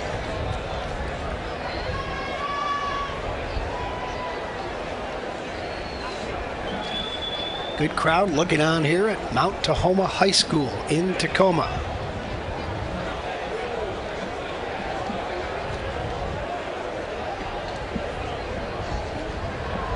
Set. And here we go. Got a clean start this time around, second attempt. Again, keeping an eye on Cheney's Janessa Day in lane 5. She's off to a very good start as they round that first turn. Day establishing a pretty good pace. Keeping pace as well as Tumwater's Annie Torfin as they come down the far stretch. Now coming into that next turn. One time around the track here for these young ladies. Torfin and Sigfusen and also Day battling it out. Here they come into the final turn now. Torfin and Day. And now joining them, Sigfusen out of Blaine. They're 3 across as they come down the stretch. Who's it going to be as they approach the finish line here, just trying to finish in the top 3? It's going to be Sigfusen of Blaine first. It looks like Janessa Day of Cheney was second. Tumwater's Torfin third, and I think Antush out of Franklin Pierce is going to finish 4th, and she has a good shot of moving into the final as she was right there with the top 3. She came close to getting to 3rd place there in the final steps. We'll have to check and see how that finished out with the times. So Blaine High School has the top 2 qualifiers in the 400 meters. All right, well, let's take another look, see how it finished up here. The eventual winner is Sigfusen out of Blaine in lane 3. It was a pretty good battle down the stretch. If it were the absolute final, I think you would have seen a little bit more cranking out there going on. Of course, they're just all trying to finish in the top 3. In the green top right there is Annie Torfin out of Tumwater. Here they come down the stretch in lane 3. It'll be Blaine Sigfusen who's going to win it, followed by Cheney's Janessa Day with the red top, blue shorts, and then you can see coming up in 4th place and making it close, Morgan Antush out of Franklin Pierce. I have a pretty good feeling she's going to get one of those extra 2 qualifying times to get into the field of 8 tomorrow. So there you go, the 2A girls 400-meter dash completed. And you mentioned it, just looking at the clock there, Antush was under a minute at 59 and change, and that gets her in. And Graham of Burlington Edison was really close as well, but I think the other qualifying spot is going to go to Amber Rieberg from Selah, who finished at 1 minute and 0.08 of a second. So those are the qualifiers. The extra qualifiers are Antush of Franklin Pierce and Reber of Selah. Before we move on to the 3A heats, what do you say we take a look at the boys triple jump top finishers, 2A level. Lakewood's Justin Peterson finished first, a jump of 44 feet, 2.75 inches to win it. That ahead of Lane Russell of Tumwater. He finished second. And then Ben Pavish of Pullman finished in third place. So congratulations to those top finishers, with Justin Peterson of Lakewood on top. 2A boys triple jump, which is now complete. That's a final, by the way. So now we have the 400-meter 3A preliminary for the girls. Lane 1 is Cass Bush of Bremerton. Lane 2, Alexis Ford of Rainier Beach. She's in the orange. Lane 3, Madison Guscott of Capitol in the maroon and yellow. In the green is Shorecrest Catherine Andrea. Lane 5 is Ellie Hayden of Kamiakin. Bainbridge's Pearl Terry. Lane 6, Amy Pfaff of Hanford is in lane 7. And Shauna Troop of Kelso is in lane 8. Kamiakin in the lead. Ellie Hayden picks up staggers on everybody outside of her.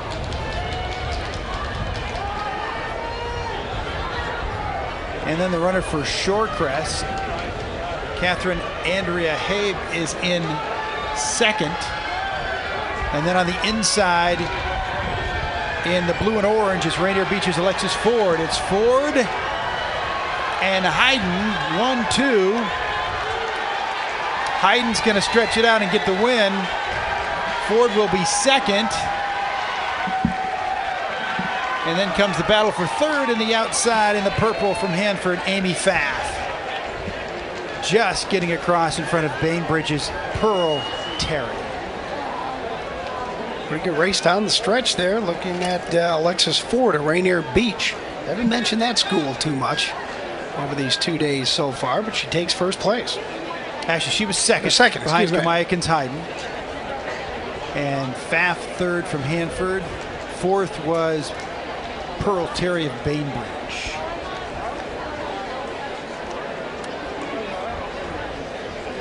Boy, it's always just amazing those kids are still on their feet after that 400-meter sprint. Oh, you're gassed. Yeah. Because it is considered a sprint, like you said. This is the longest one. After that, you go to 800 meters, and that's considered a middle distance race. That's twice around the track. So you kind of pace yourself a little bit more. Let's give you the official 8 qualifiers for the boys 400-meter dash 4A level. It goes like this. Tanner Sork of Union, the top qualifier at 48.42. Then it's Drew Matthews of Skyline, Wes Bailey of Meade, Derek Jones of Rogers, Iron Howell out of Garfield. Wenatchee's Nick Boersma is 6th, Calvin Chandler of Bellarmine Prep, and then Chris Durr of Emerald Ridge. So congratulations to those young fellas. All moving on to tomorrow's final for the 4A boys 400-meter dash. Next up, the second preliminary for the girls 400-meter dash 2A level. Again, we got some finals coming up for you on the track after the girls are done with their 400-meter qualifying. Finish up the 2A right here, then 3A and 4A before we get into those finals races. So we'll set the field for you here for the next preliminary. In lane number 1.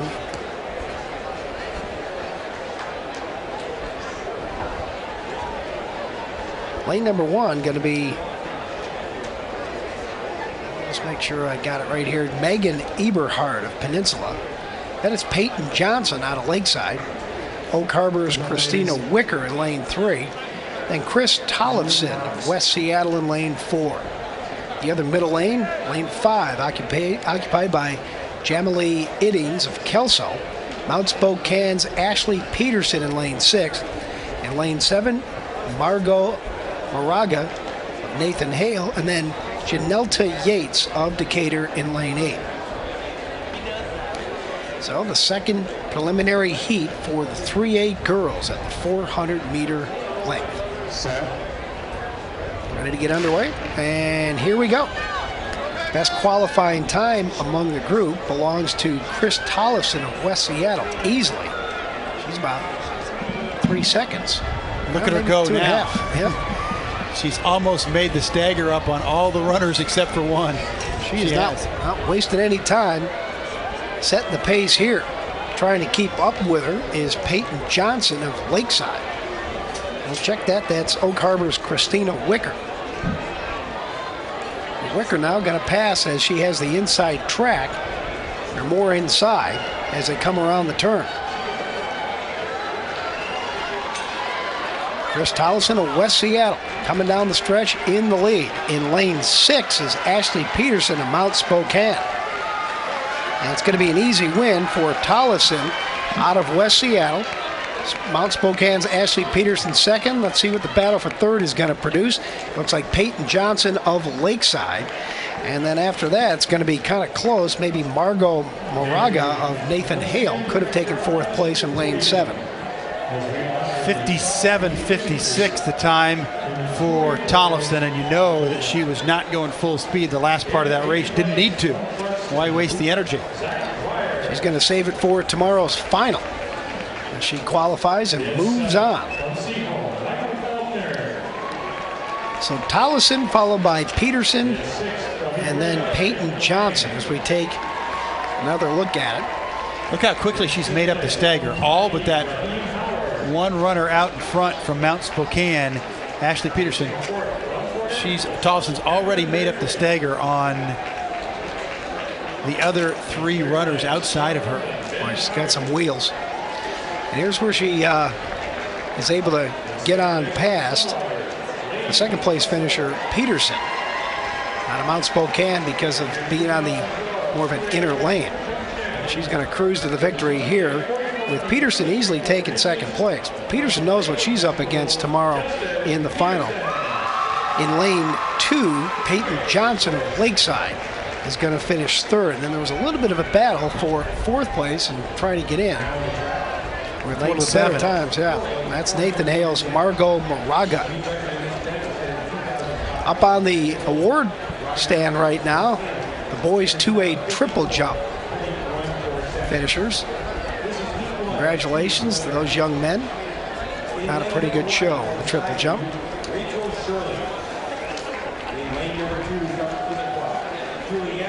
So that'll do it for the 3A heats for the girls' 400-meter dash, and now we'll move on to 4A, Carl. Summer Cole there, Marysville Pilchuck, getting her blocks ready to go. One of the 8 competitors in the next race, the 400 meters for the 4A girls. 2 prelims here as well. And inside lane, line 1, that's Rachel Shirley of Skyview High School with the unique stretching move there. Stretch things out, make sure that she's ready to go. And lane 3, got to fix the ponytail. That's Alexis Doherty of Skyline. Got to have everything ready. That's right. Weather continues to cooperate here at Mount Tahoma High School. Day 2 of the 3-day competition for the 2A, 3A, and 4A boys and girls track and field championships. That is your defending champ, Hannah Derby of Bellarmine Prep. And she has the best time coming in this year as well at 56:55. Lane 1, Rachel Shirley out of Skyview, 5th last year. Lane 2, Giuliana De La Cruz of Issaquah. Lane 3, Alexis Doherty of Skyline. Derby of Bellarmine is lane 4, the defending champ. Kylie Drynan of Meade is in lane 5. Olivia Ranth of Tahoma, lane 6. Summer Cole from Marysville Pilchuck and Olivia Ellis of Lewis and Clark in the black uniform out there in lane 8. That is Kylie Drynan of Meade. And we're off in the 4A 400-meter prelim. Keep an eye on the defending champ. She's in the middle of the track with the white jersey, and she is just a sophomore. She won it all as a freshman. Keeping up with her on the inside is Doherty of Skyline.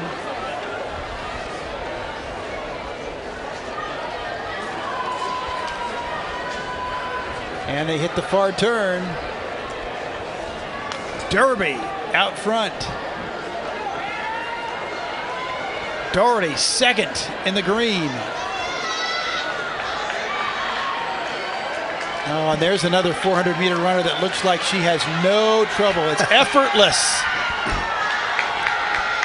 She wants to defend her title tomorrow, and she will. Second is going to be Skyline's Doherty. The race for third, either Tahoma in lane 6 or Issaquah's De La Cruz in lane 2. I think it was Juliana De Cruz from Issaquah that got that. Got third place, that is. Well, there's a really good 400-meter runner who's just a sophomore. Dangerous to think how much faster she can get. You think there's some college coaches keeping an eye on that? Oh, you bet. So Hannah Derby from Bellarmine Prep, not too far from here, located in Tacoma, that high school, private school. 57:09 her time, and again, she wasn't going as hard as she could at the end. She didn't need to. She'll have some saved up for tomorrow's final. And she'll be racing against some of these young ladies that were in that same heat, and then we got the second heat coming up here momentarily. That'll probably set up a real good final for tomorrow. Such an easy stride. You know, and it's going to look like that in her final 50 meters, just like it did in the first 50 meters. And you can see Doherty in the green from Skyline doing her best to keep up, but if she gets down the home straight, there's just not enough to left to stay with the sophomore from Bellarmine Prep. That's got to feel good. Yeah, you feel like you're right on track. You know, you're set up for tomorrow's final perfectly. Not so much by how much, the fact that you won or how much you won, but it's how you felt while you ran, how you ran the race and what your time was. So I believe it was Tahoma's Olivia Ranf coming in third to get that other spot. De Cruz of Issaquah was at 59:43, and that's the time to beat in the next qualifying heat to make the last 2 spots. And the 8 members of that qualifying heat out on the track right now. They're getting warmed up for what will be the final 400-meter dash qualifier. Let's give you the official 8 going on in the 2A 400-meter dash, topped by Cherish Morrison out of Blaine, 57.62 seconds. Her teammate Kirsten Sigfusen is in second. Then Summer Hansen of Interlake, Janessa Day of Cheney, Annie Torfin out of Tumwater, Molly Ryder from Squalicum, Morgan Antouche from Franklin Pierce, and Selah's Amber Reber will make up the final tomorrow. 2A girls 400-meter dash. Right now, the second preliminary heat of the 4A girls 400-meter. In lane 1, Charlotte Dennis out of Gig Harbor, Kenya Shakur from Curtis, and it's Shantae Spotzer from Todd Beamer, just a freshman. Kayla Leland of Gonzaga Prep is in lane 4. In lane 5, it's Lyran Cornish out of Snohomish. Alexis Fenespec from Olympia. Then Kaylee Greninger from Skyline in lane 7, and lane 8 occupied by Stephanie O'Hara of Kent Meridian. Here we go. We are off. The final 400-meter preliminary. Fastest time coming in, Lyran Cornish out of Snohomish. She is in lane 5. Lane 7 setting a pretty good pace, Kaylee Greninger out of Skyline. but now starting to give up some of that lead as Alexis Fennebeck of Olympia starts to catch her. They come into the final turn now. A pretty good pace being set by the outer 4 runners in this race. Now starting to establish herself. Lyran Cornish out of Sehome. She does have the best time coming in. She has the lead, but side by side with Alexis Fennebeck of Olympia. They're going to battle each other coming down the stretch. Fennebeck of Olympia rather has about a half a step on her. Here we come to the final line. Both will finish in the top 3, and they'll be followed by, it looks like, Gonzaga Prep's Kayla Leland in 3rd, and maybe Kenya Shakur in 4th. We'll have to wait to get the official times on that one. Great finish by Leland of Prep to get into that 3rd spot. And again, that's the important spot. It guarantees a spot in the finals. Cornish of Snohomish and Fessenbeck of Olympia had their spots guaranteed. Unofficial time of 58.11 as we take another look at the final turn here. You see the battle going on between Cornish of Snohomish in lane 5 and Alexis Fennebeck of Olympia in lane 6. And it's going to be Fennebeck that will finish first ahead of Cornish. Both will move on. In lane 4, taking 3rd, is Leland of Gonzaga Prep. So the unofficial finish quite a bit slower than what we saw Hannah Derby of Bellarmine Prep do in the first preliminary, so Derby's looking good as the favorite tomorrow. Easily. So, Mike, some results we have handed to us going into the finals of the 3A boys javelin. The leader is Bradley Stevens of Mount Si. He's at 201 feet 11 inches. You're getting a look at one of the pole vaulters now, and they're at 12 feet in the boys 2A pole vault. Nope, not that time.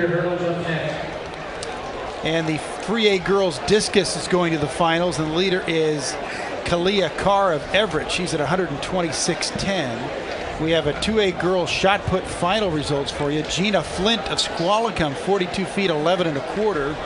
Second, Darby Dobson of East Valley, 41.6.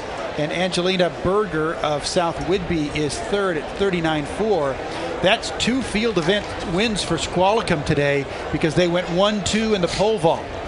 So that's 29 points out of 3 players, 3 athletes in 2 events for Squalicum. That is a good start for the Storm.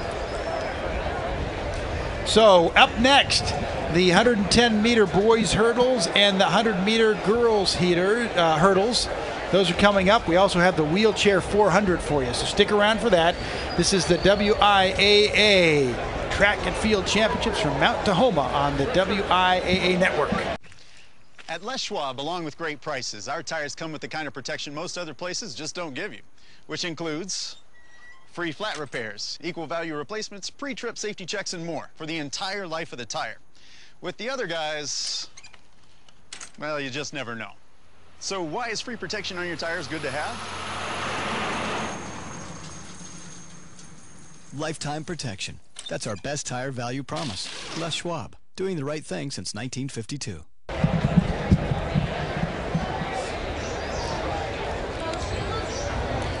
Welcome back to Mount Tahoma High School, everybody. Carl Click and Mike Brown here, and we have the wheelchair 400 meters. This is a combined event. Both boys and girls are going to do their 400 meters in their wheelchairs. We've watched the 800 wheelchair event earlier in the day.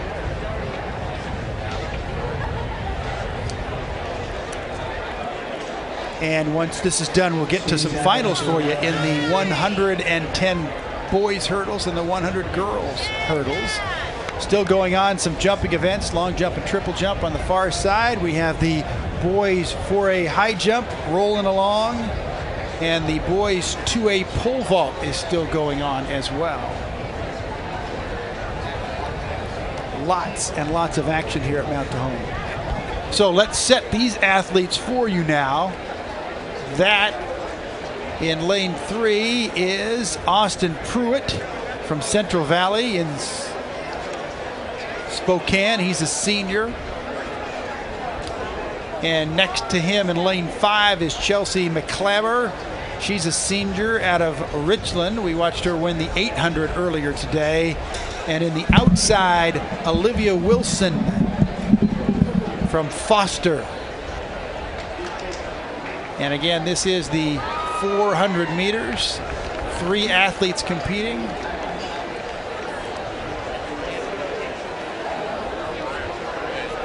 And different events for the boys and for the girls, but they run them at the same time. Chelsea McClammer, a winner earlier today in that final in that wheelchair race. A couple of competitors in that one at the 800-meter distance, twice around the track.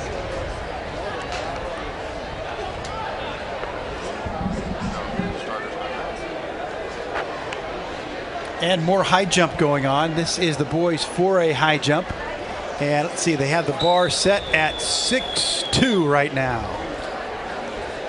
But let's watch the wheelchair 400. On your mark. Set.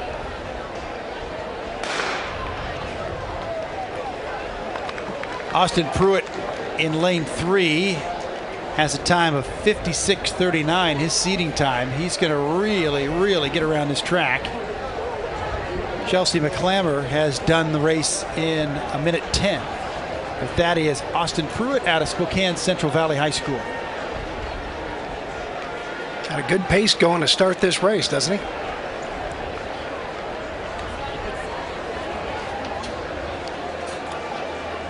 Got to be nice for these athletes to be able to perform in front of this big crowd, too. He's already into the far turn.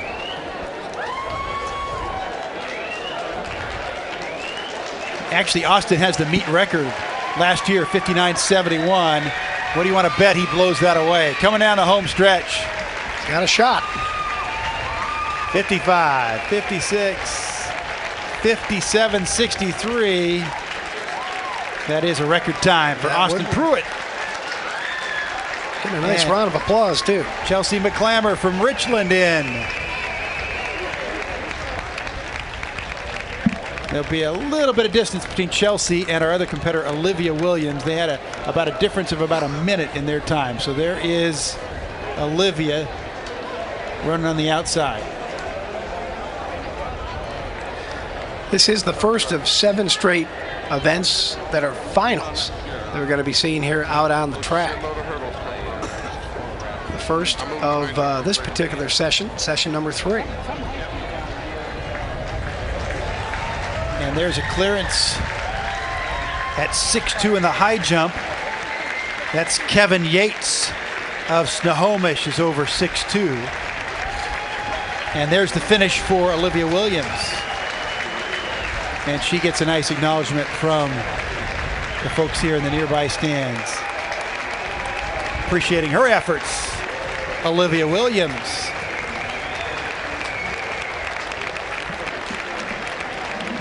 And a girl.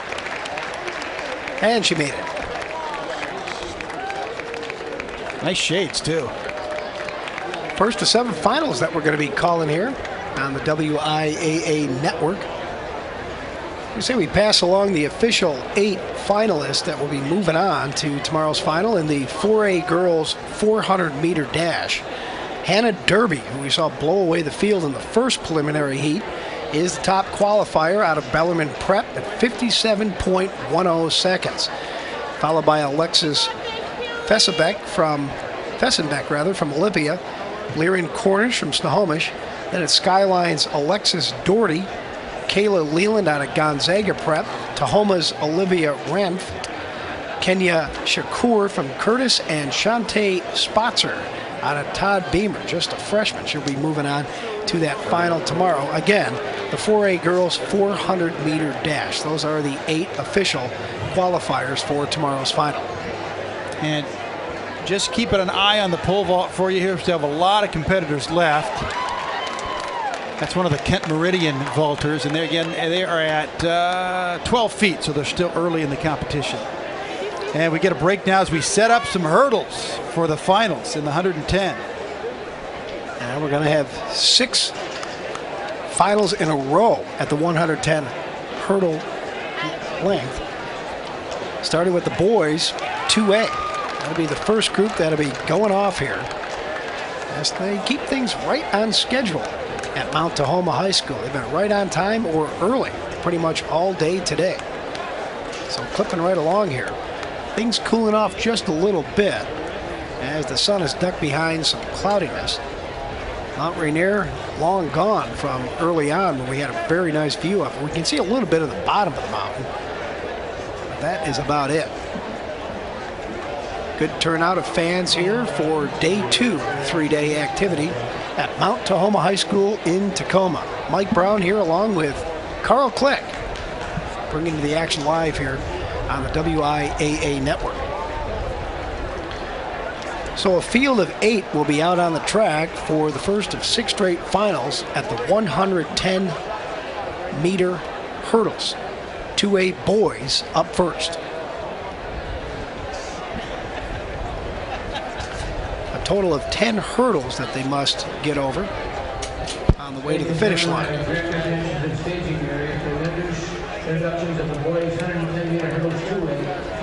In the south end of the stadium, we have the boys 4A high jump going on. They've raised the bar to 6'4". Jade Wilson from Deer Park is in lane 3. In lane 4 is Devin Libo from White River. Couldn't quite get over. And that is Joseph Massey of Inglemore with a non-successful attempt. We still have a lot of competitors still in the 4A high jump. We do have the official final list for the girls' shot put 2A level.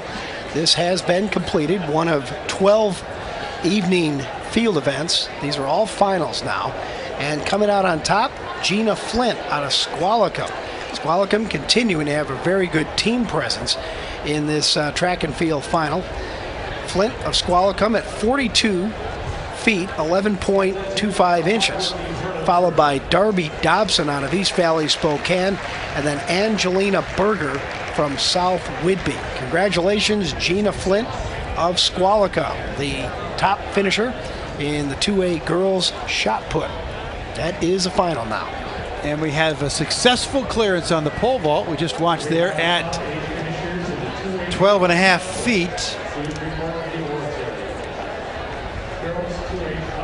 And a miss on the high jump at 6'4". And that was Tyrone Sanderlin, I believe, of Olympia, missing there. Let's get ready now for the first of 6 straight 110-meter hurdles finals. Again, all finals. You can see the 10 rows of hurdles that these young men must negotiate on the way to the finish line. Let's give you the field for the 2A boys. Travis Milbrand of Mark Morris in lane 1. Next to him, Bo Summers out of East Valley, Spokane, or Yakima rather. Then you have Jade Wilson out of Deer Park. White River's Devin Leibel is in lane 4. In lane 5, Craig Allen from North Mason. Washington's Victor Gamboa is in lane 6. Taylor Wood of Tumwater in lane 7. And occupying lane 8 is Cy Cave of North Thurston. And Mike, Cy Cave is the only competitor in the race to finish in the top in the finals last year. He was 4th. Other than that, everybody else is new to this final. Nobody else returns except for Cave. Cave also took a tumble before the finish line last night. In one of the preliminaries, he rolled over and finished in 3rd place, I believe, to get into the final. In the 300 hurdles earlier today in his prelim. So he's in lane 8, Cy Cave, out of North Thurston High School. The best qualifying time coming in belongs to White River's Devin Leibel. He is in lane 4, so we'll definitely keep an eye on him. Some good competition, though, all the way across as we get ready for the 2A boys 110-meter hurdles. Competitors are in the blocks, ready to get started. Straight down the track they'll come. This is for all the marbles right here. Hoping for a clean start. And we've got it as well. And they're off, getting over that first hurdle. The field coming down. Looking in lane number 6 so far, looking like Jazz Smith, the Franklin. Check that, Victor Gamboa. Here we come down the final few meters, and it's going to be almost a photo finish. It looks like Devin Leibel of White River just got in there ahead of Craig Allen of North Mason to win it. Well, Allen thinks he won it. It was that close. Yep. Yeah. Yep. It is Allen. It looks like he's the one that got it. You can see him right there. He doesn't need a photo finish. Boy, he just got in there at the finish. That was very close. And we're going to have to get a replay of that one right there as Craig Allen just getting in. Very happy young man. You can see him in lane number 5 now. Not in the lead at this point. Battling it out with Leibel, who is in lane 4. Here they come. The two are in front right now. Leibel just barely ahead. And then at the finish, leaning in, just getting in there, Craig Allen from North Mason to win it. And he thought so right from the very beginning that he was the one that got in there ahead of Devin Leibel. Well, we do not have the luxury of the photo finish that everybody, you're used to seeing. We will have to take a look at that board and wait till they post it to see exactly who it is. But Allen, he's still celebrating. That was a great finish. A very happy Craig Allen out of North Mason High School. Unofficial time of 14.6 seconds. That definitely beats his qualifying time coming in. Not too far off of the meet record of 14.52 seconds set by Barry Levitt back in 2003. So there you have it, another final. And the winner, Craig Allen of North Mason, taking home the medal in that. Up next, the 3A boys 110-meter hurdles. That looked like Jack Shorno, I believe, clearing there at the high jump.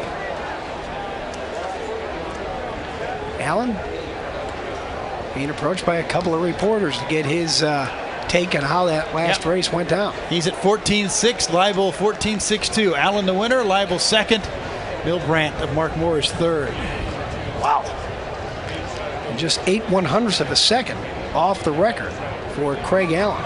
So we ran a very, very good race, as you can see him down on the field talking to several reporters.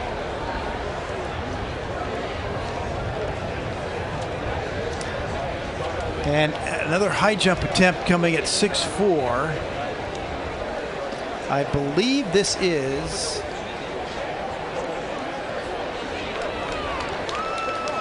Kent Lake's Matt Dispenza.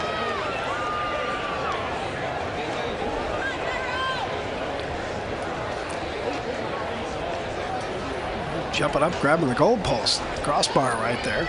And he's happy with his attempt there, obviously. Up next on the track, the boys 110-meter hurdles. This is the 3A level. Let's take it, Carl. We'll check out the lane assignments here in lane 1. Going to be in dark blue is Sam Richmond. Lane 2 from Prairie High School, Peter Zulk. Lane 3, last year's runner-up, second place for Sean Smith out of Timberline. Lane 4 in the purple is Joseph Collette of Hanford. He's the top qualifier from the prelims yesterday. He finished 4th last year. Drew Thompson of Decatur in lane 5. Jazz Smith of Franklin in lane 6.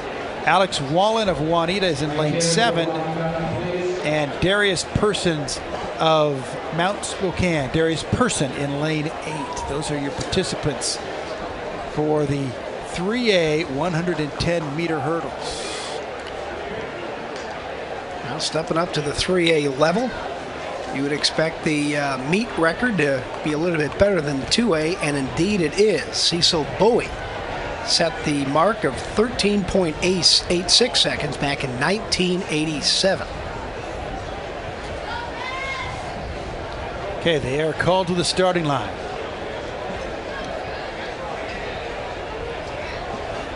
And they're going to have them step up and relax. And 2 of the top 4 from last year's final in this race for Sean Smith in the green. Timberline High School, he's in lane 3, right next to Joseph Collette of Hanford in lane 4. He was 4th last year. And they'll try again.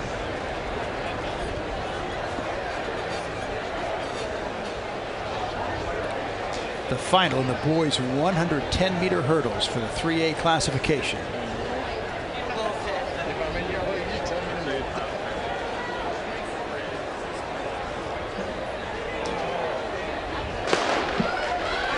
Fair start.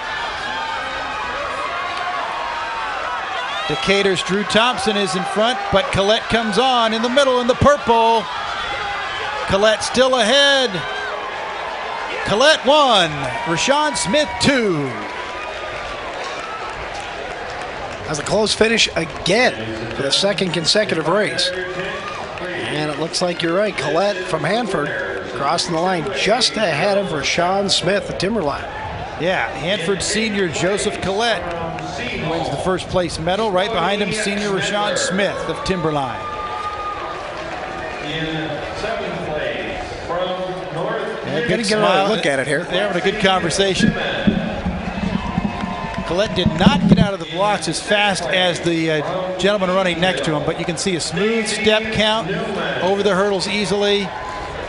And then last hurdle, get to the finish line. Decatur's Drew Thompson will take third. Franklin's Jazz Smith finishes in fourth. There's a championship for Hanford High School. And clipping right along here as we take a look at the award stand, the girls' 2A shot put. Those young ladies being honored right now.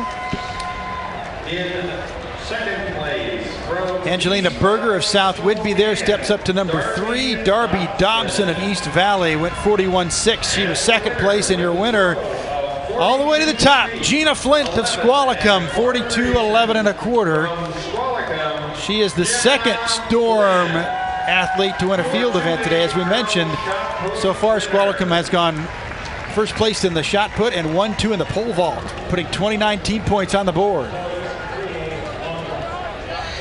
All right, get ready for the next 110-meter hurdles final. This will be the 4A boys that'll be stepping up. Back at the high jump, and that is Olympia's Jack Shorno, missing at 6'2". And over at the pole vault now,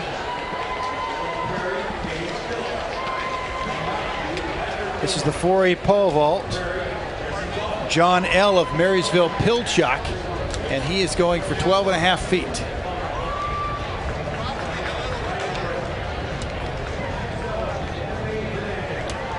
Oh, over it till just the backside when he came down on top of the bar. L misses. Looked like his foot hit it after he made the turn. Got the official results from the first 110-meter race. The 2A boys, Craig Allen taking it just ahead of Devin Leibel by 2/100ths of a second. Travis Milbrandt from Mark Morris third, and Victor Gamboa of Washington fourth. Allen winning it in 14.60 seconds.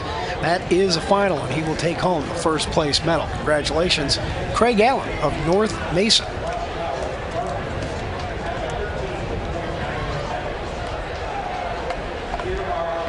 Take a look at the crowd on the far grandstand. Not quite as filled up as the near grandstand, which is a lot larger. And of course, closer to the finish line as well. I believe this is Joseph Massey of Inglemore trying to clear 6'2" in the high jump.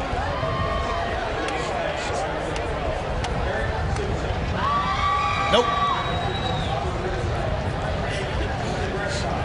Miss for Joe. Take a look at some of the crowd along the fence. It's on the south side of the stadium. Back over to the pole vault. Tucker Geld does not make it. He's out at Tahoma High School. Still a couple minutes away from the next 110-meter hurdle race. This will be the 4A boys. I'll be getting it on here in just a little bit. Let me give you the field that's going to be competing as we take a look at the near grandstand. We're up behind one of those windows somewhere, Carl. Somewhere in the middle there. The field down on the track right now. 110-meter hurdles, 4A boys. In lane 1, Dylan Gongalewski out of Inglemore. That's up in Woodinville. Emerald Ridge's Blake Simmons in lane 2. Cade Tipton of Kent Ridge in lane 3. Abu Kamara will be in lane 4. He's from Kent Meridian High School. Eric Simpson out of Rogers in lane 5. Andre Zadnaprovsky of Auburn Riverside is in lane 6. Lane 7 occupied by Aaron Persinger of Federal Way and Gig Harbor's Peter Seifert in lane number 8. This is a final. Once again, all the 110-meter hurdle races that you'll see are finals here. So someone's going to be taking home the medal in just a matter of minutes. Best time in the preliminaries belongs to Eric Simpson of Rogers out of Puyallup High School. 14.50. The meet record is 13.91, set by Ross Flowers back in 1989. So we'll get ready for the third and final boys final hurdles race. Then we'll get into the 3 girls hurdles. Abu Kamara of Kent Meridian in lane 4 has the second best qualifying time, just 5/100ths of a second behind Eric Simpson. So the 2 fastest qualifiers in the middle of the track, as they normally are.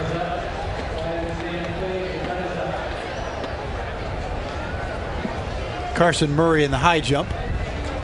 Again, the bar's at 6'2". Carson Murray from Rogers in Spokane. Nope. Only about halfway over before the backside took down the bar. Let's get to that 110-meter hurdle final. All right, the field of 8 getting set. They're in the blocks, ready to start. This is a final. Keep an eye on Eric Simpson in lane 5.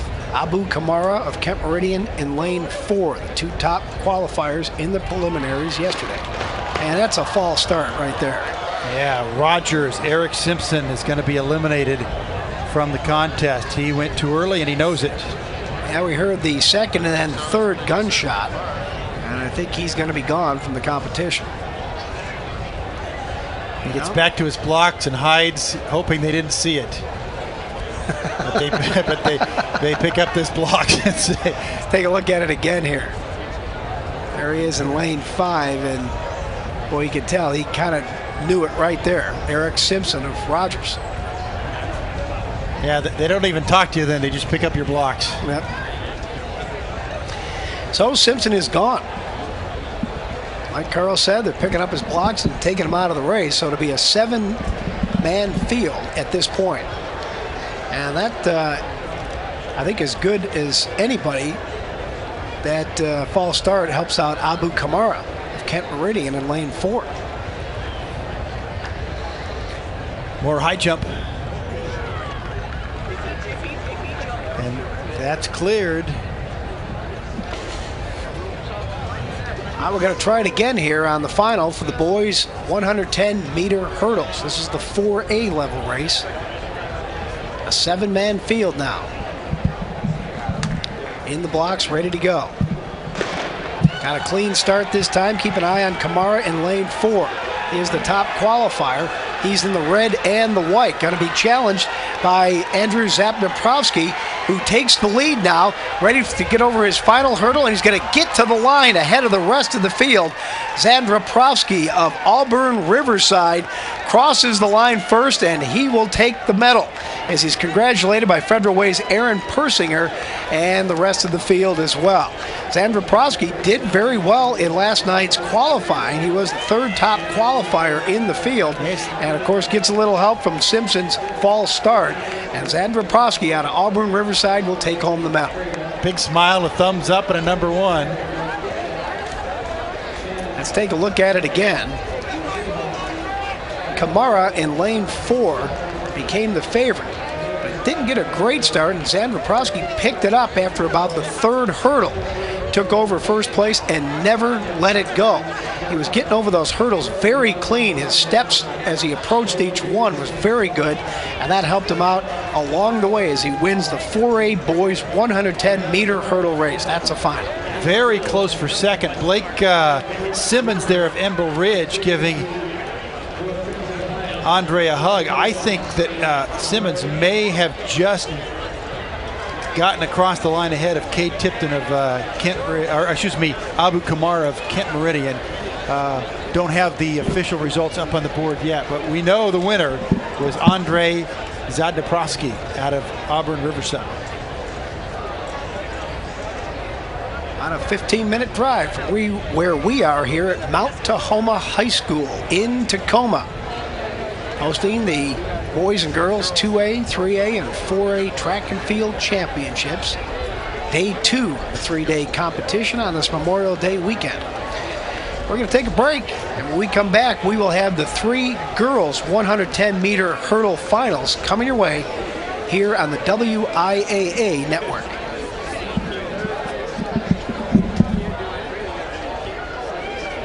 Hi, we're Chris and Anna Groneveld, local dairy farmers from Monroe, Washington. The Dairy Farmers of Washington, along with Les Schwab Tires, are proud co-title sponsors of the WIAA High School State Championships. The Washington Interscholastic Activities Association supports high school programs and activities that keep our kids growing in mind and body. Today's high school students will be some of tomorrow's community leaders, and we feel it is important to do our part in helping foster an appreciation of community, responsibility, teamwork, and sportsmanship in today's youth. The WIAA helps provide those opportunities through athletic, artistic, and academic competition. Please join the Dairy Farmers of Washington and Les Schwab Tires in supporting young people in your community by attending your local high school state championships. For a complete list of events and activities in your area, visit WIAA.com.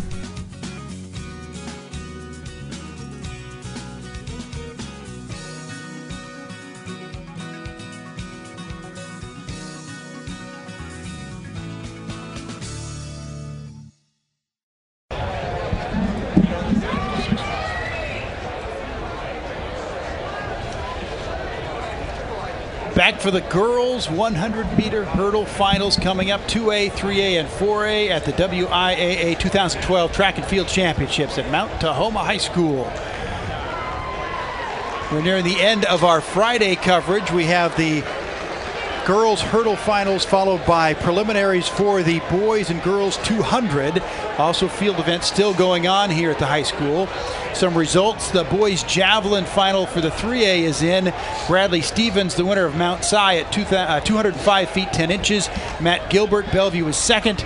Miguel Guzman of Sunnyside was third. You're getting a look now at the participants in the girls 2A 100-meter final to come up. That's Jamie Weisner of Clarkston. We've seen Jamie compete in the 300 hurdles earlier and also the high jump today. Everybody getting a little work out of the blocks. And back to the boys high jump. This is the 4A high jump. Not going to make it over the top. That's Matt Dispenza of Kent Lake. And another miss at 6'6" now. They've raised the bar to 6 feet 6 inches in the high jump. So we can set the whole field now for the 100-meter hurdles for the girls 2A division. Kelly Negro of Woodland is in lane 1. She's in the white and green. Next to her, Allison Deck of Tumwater in green and black. Pullman's Lauren McCluskey is a freshman who I believe won the girls high jump earlier in the day. She's in lane 3. Lane 4 is Reagan Collier out of North Kitsap. She finished third in this event last year. Weisner from Clarkston, Jamie Weisner, is in lane 5. She was fourth last year. In lane 6 is Brooke Feldmeyer of Tumwater in the green and black. She was second last year in the final. Jade Crawford of White River is a sophomore in lane 7. Allie Kaur of Squalicum is a sophomore out in lane 8. Those are your participants in the final. They qualified yesterday, and now the state championship is on the line. Reagan Collier, obviously out of North Kitsap, a name that we've gotten pretty familiar with. She's really performed well so far this weekend. Yeah, she had a great 300-meter hurdle prelim today, and she also ran on the North Kitsap 4x100 relay team. She is in a standing start in lane 4.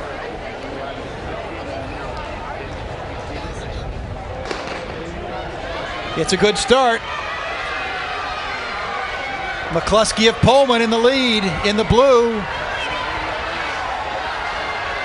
Here comes Collier in the black and purple.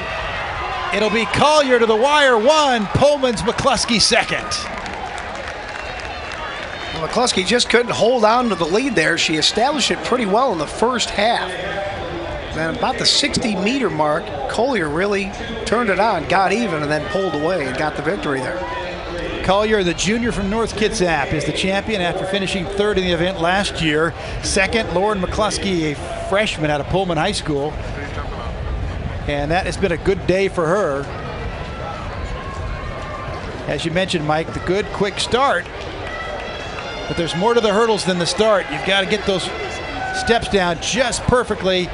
And Collier has them just at the end, those long legs over the hurdles, and she hits the wire first. It looks like in third place out of Tumwater, Brooke Feldmeyer. And there's your champion out of North Kitsap High School. Boy, her strides were just measured perfectly to get over those hurdles, land properly, and then get your next set of steps in place for the next hurdle. Especially in that final 50 meters, Collier able to get it down pretty much perfectly and take the medal. So that'll do it for the 2A girls 100-meter hurdles. And now we'll move on to the 3A girls, same event. Taking a look from one of our cameras, a wide shot, you can see all the different colored canopies ringing the south end of the track. Now there's Collier, who just took the medal in the 2A girls 100 meters.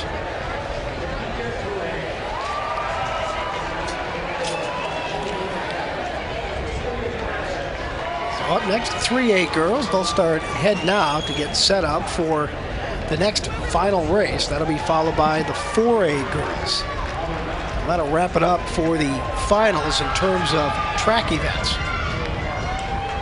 Failed attempt from Meade High School's pole vaulter. Now we're back to the high jump. 6'6" the bar. Not this time. That is Andre Zadenprosky of Auburn Riverside, who we just saw won the 110-meter hurdles, and he's over there in the high jump now. He's a busy fella. He cleared 6'6" in his district to qualify, and now he's trying for 6'6" here as the bar gets to the bar starts winning a little bit more than the jumpers now when it's up there at 6'6". Back to the pole vault. Brighton Rogers of Shelton. This is 13 feet. And he's over. That was clean. He's the first competitor we've seen to clear 13 feet.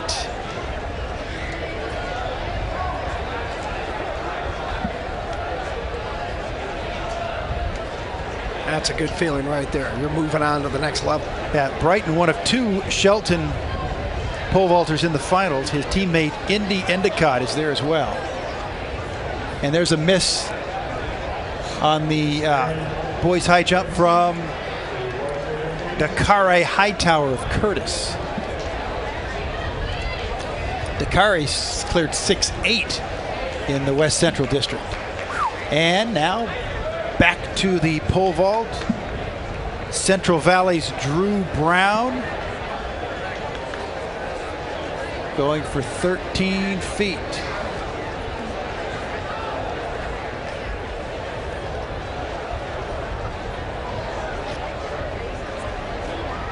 He nipped the bar, but he's going to get over. Got it. Staying up there. And he's over at 13. Oh, he might have got it with, he's scratching his nose there like he got a little bit with the chin. Well, the field of 8 is gathered at the far end of the track for the girls' 100-meter hurdles. This is the 3A bunch. In lane 1, McKenna Emmert out of Kelso. Enumclaw's Mariah Blad is in lane 2. Kajija Torre of Kamayagan occupies lane 3. In lane 4, it's Cecilia Jackson, a holy name. She's the one to keep an eye on. Michelle Stoles of Highline in lane 5. Whitney Eccles of Auburn Mountain View in lane 6. In Shadle Park's Tiara Pajamola in lane 7. And in lane 8, Michelle Snyder of Southridge. Jackson in lane 4 out of Holy Names with the best preliminary time of 14.43. She was second last year. Here we go. She is going to grab the early lead. Going to be challenged in lane 3 by Tori out of Kamiakin. But still, Jackson out of Holy Names. Now extending her lead. She's got a nice stride going, followed by Stoles out of Highline, and it will be Jackson taking first place easily. And with the biggest victory of all the hurdle competition we've seen so far, Michelle Stoles out of Highline coming in second place. 14.63 for Jackson. She wins after finishing second last year. As we'll see in the replay, really close early on with Khadija Torre of Kamiakin, but Khadija hit a hurdle, and that slowed her up considerably. It's just another one of those factors that come into the race. Watch Torre start fast, and then on this next hurdle, there it goes, and she stumbles. Her steps are all off. It really takes time to gather. Meanwhile, Jackson is gone, and Stoles easily in second. No catching Jackson right there out of Holy Names, taking home the first place medal for the 3A girls 100-meter hurdles, and still 4A to come. There's your boys 2A pole vault, and our winner was Nathan Dunford of Mount Baker. He got over 15 feet. And here's Nathan's stroll to the top. That's a picture you get to keep for a long, long time. You got to frame that one. And remember, they're in third place. The young man from Wapato also came out to qualify in the 400 meters. Won his qualification right after that. He'll be moving on to the final in that event tomorrow. So one more hurdles race to get through as we take a look back at the high jump once again. That's Olympia's Jack Shorno failing to get over 6'6". Sun making another appearance here at Mount Tahoma High School on this Friday afternoon. More pole vault activity now. Now they're letting those athletes warm up who've passed on earlier heights before they raise it up. Results from the girls' discus final 3A. Kalia Carr of Everett was the winner, 126.10. Adara Winder of Bonnie Lake second at 126.7, so just 3 inches behind. And Sydney Spajoa of Lakes was third at 122.5. That's the 3A girls discus, won by Carr of Everett. Back to the high jump. Auburn Riverside's Andre Zadnaprovsky trying to clear 6'6". Not this time. Just won a 110-meter hurdles race. Now competing in the high jump. Let's talk about another field event, the boys javelin throw, 3A level. Bradley Stevens came out on top. He's from Mount Si High School. A best throw of 205 feet 10 inches. That's more than 9 feet better than the number 2 finisher, Matt Gilbert, out of Bellevue at 196 even. Third place taken by Miguel Guzman of Sunnyside. Okay, there are your participants in the girls 4A 110-meter hurdles. This is the final. In lane 1 in the purple is Nicole Dorsey out of Wenatchee. In lane 2 in blue will be Dallas Edge of Gig Harbor. Lane 3 is Kimmy Stuckel of Emerald Ridge. In lane 4, Sadie Sparks out of Chiawana, last year's winner. She has the best time coming in, or one of the best times coming into the final. The best time belongs to Rachel O'Neill of Auburn Riverside. She's in lane 5. Nahatri Brown of Garfield in purple is in lane 6. Lexi Klinkenberg of Kent Ridge, a sophomore, in lane 7. And Michaela Douglas of Puyallup is in lane 8. Just want to mention the official final from the 2A girls 100-meter hurdles. Reagan Collier, we already mentioned, from North Kitsap, the winner. Her official time, 15.54. And Lauren McCloskey out of Pullman, who gave her a pretty good run in the first half of that race, finished second. McCloskey, a freshman, Collier, a junior. I have a feeling they might be meeting in the final a year from now. Okay, the runners have been asked to take their marks, and you see them line up there, 100 yards, 10 hurdles. Sparks in that standing position. She'll get to a crouch when she's called to the set position. Everybody's off okay. Here's your 100-meter hurdle race. Girls 4A. Sparks is right next to O'Neill from Auburn Riverside. O'Neill is close. It's going to be at the wire. I think it was O'Neill. It was very close with Sparks. I don't know. Sparks might have gotten in there. That was the closest one we've seen so far. I don't know. 15:01's the unofficial time on the track.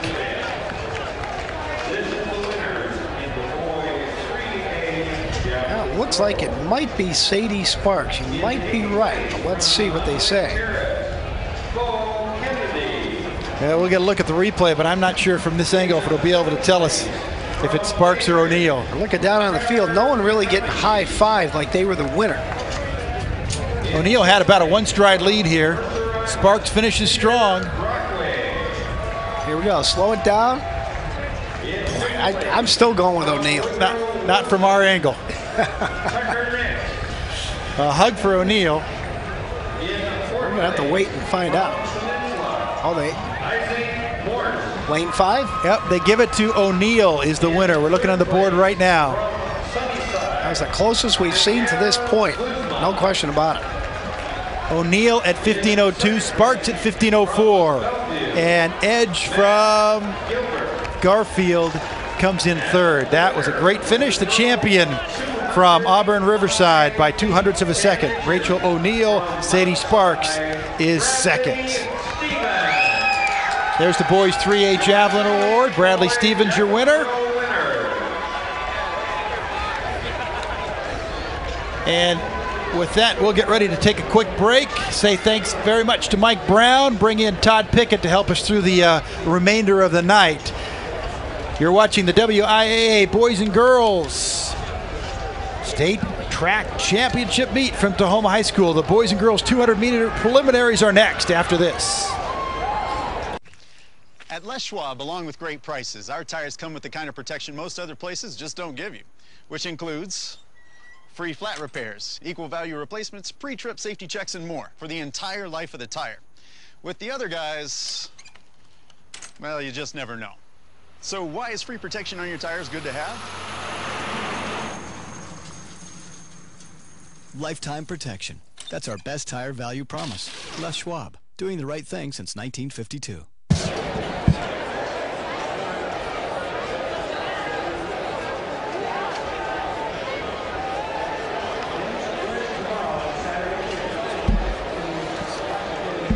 And we can see a little bit of Mount Rainier here at 6 o'clock on the Friday evening from Mount Tahoma High School, the 2012 WIAA Track and Field Championships, 2A, 3A, and 4A here in Tacoma at Mount Tahoma High School. There you see the scoreboard there welcoming everybody to the track. We're getting ready for the 200-meter prelims. We'll start with the 2A boys as we wind down action here in the end of our second day of competition.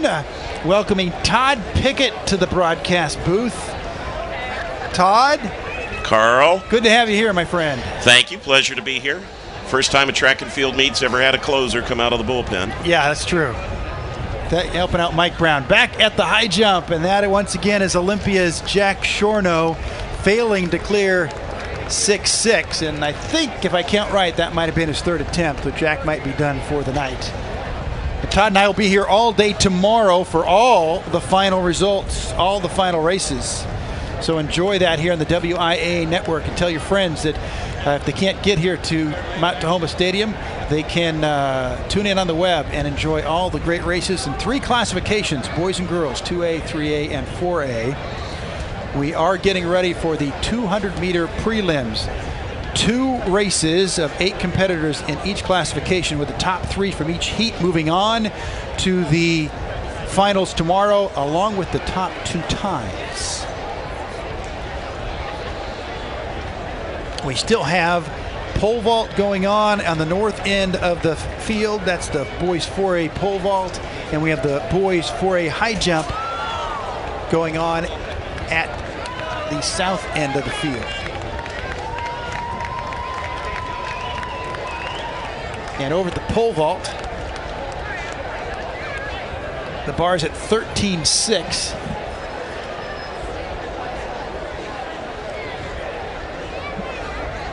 And that's a failed attempt by Malcolm Manson of Mariner High School.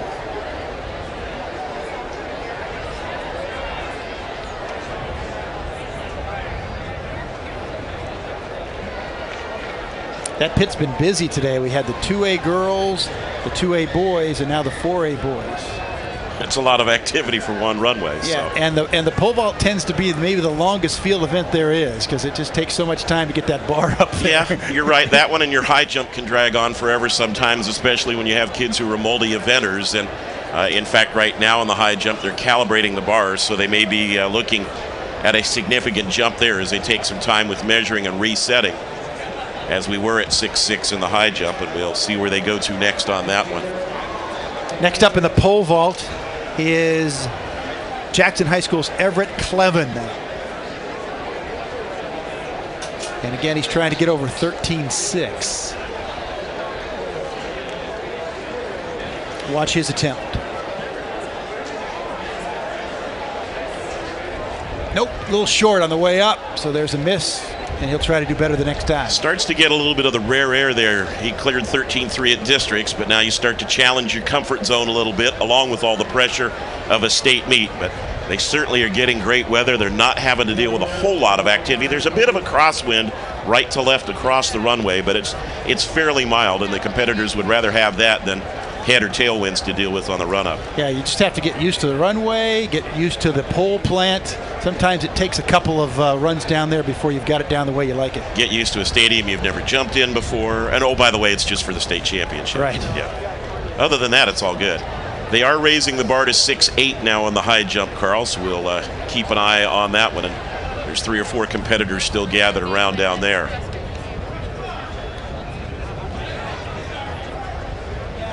And we keep an eye on the high jump on this end as we're also waiting for the start of the 200 meters.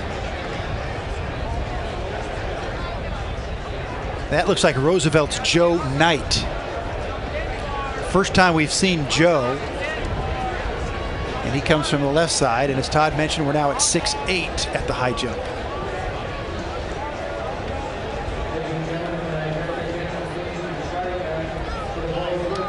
Halfway over, but you got to get everything over. Yeah, not quite all of it. So they are getting ready to put the first heat of the 200 meters into the blocks over on the far side of the stadium. And let's set the lanes for you from right to left on your screen inside lane 1. In lane 1 is Herman Herrera, a junior from Grandview.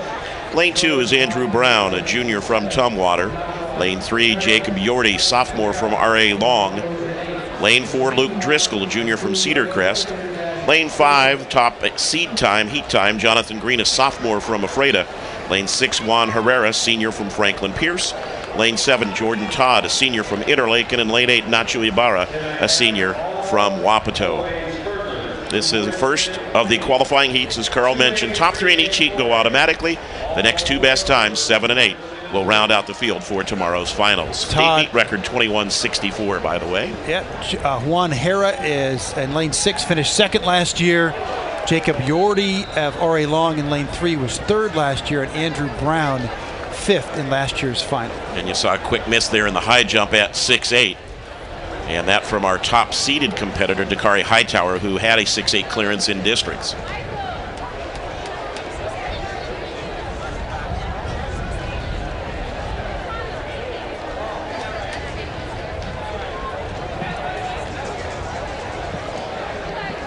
And they'll call the runners to their blocks. Big key in this one, who's going to be smoothest through the turn.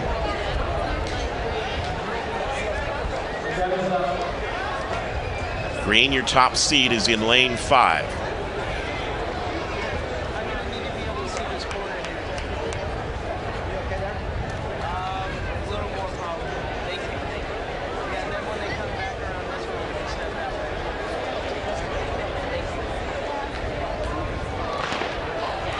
Good even start by the field. A little lag behind there by Driscoll in 4. Green solidly in 5. Herrera also strong in 6 as they come through the turn. And Jordan Todd of Interlake will lead them out of the bend. And now as they straighten it out, right in the middle, Jonathan Green from Ephrata, the sophomore from Ephrata. It's Green followed by Jordan Todd.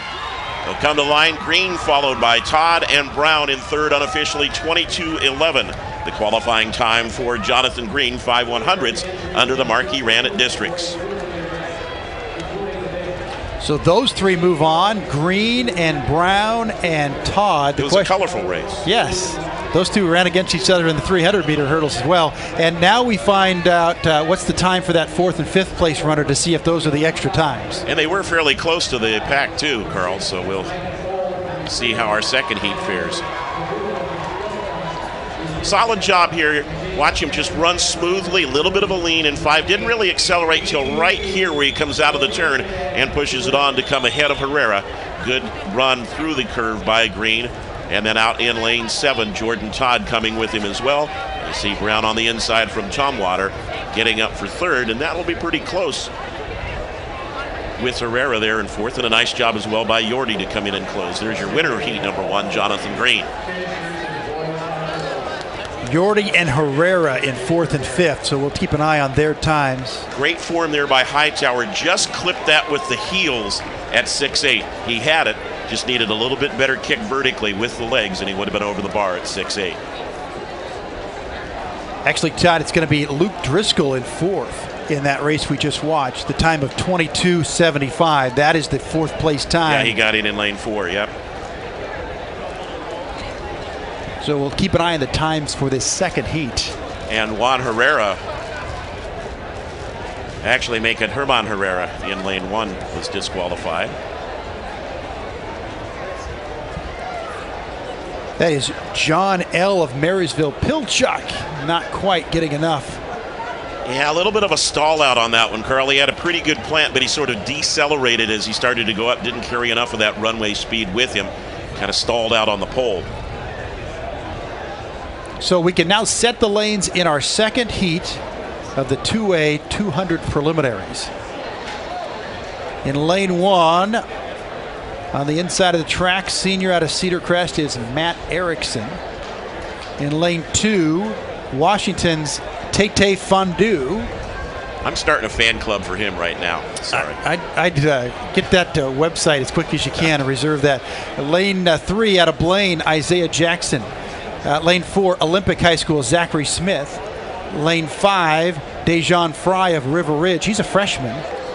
Micah Ohl is a senior of Ephrata. He's in lane 6. Daniel Zamuda, Squalicum Jr. is in lane 7. James Cameron Guy, Archbishop Murphy Sr. in lane 8. He finished 8th in this event last year. Our fastest qualifier from districts is Zachary Smith of Olympic at 22:25. And while we wait there, Carl, a quick update in the boys high jump, where a miss for Joe Knight, the senior from Roosevelt, has eliminated him from the competition. You see him shaking hands with the rest of the field. I don't know whether Hightower has one more left. It appears as though he has an attempt left, but Knight has gone out at 6'8". So the runners are to their starting positions. The second prelim in the 200 for 2A.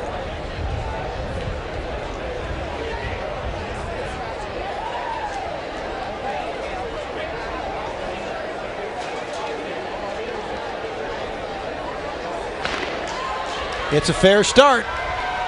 200 meters around the turn. Washington's Fondue good on the inside in lane 2. Out on the outside, Ephrata's Michael Ohl has the lead, very tight as they come to the wire. Washington's Fondue, Ephrata's Ohl, and also right in there, Olympics Zachary Smith. Too close to call from my angle. 22:74 is the time. Ohl got a great jump out of the blocks, Carl. Hard on Fondue running into, it's a tighter turn, a little bit harder there, and he really had to lean hard going through the curve. We may have a flag up. Let's see. There is a yellow flag up as they put him in the lanes, and now they'll call him good and place him. He's usually just using those to call him back to the line like air traffic guy in the tarmac. Watch Fondue lean here, second from the right as he comes around the curve, Carl. Yeah, he's digging in real hard.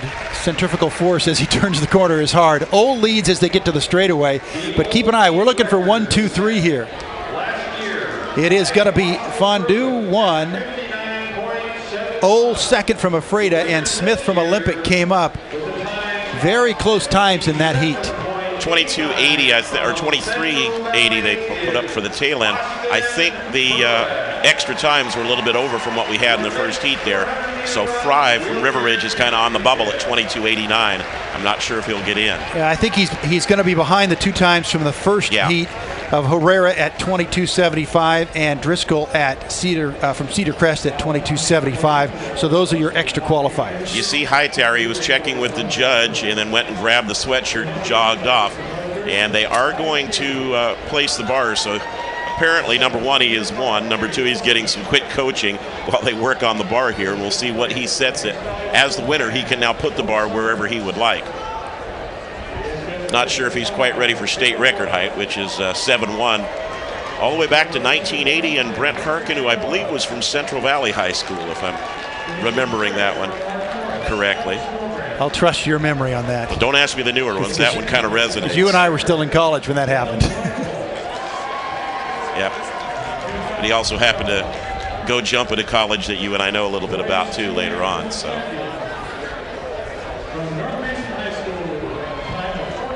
Hightower still ready to go. He's holding up both hands like he wants 10. Maybe 6'10", yeah, that's what I'm thinking.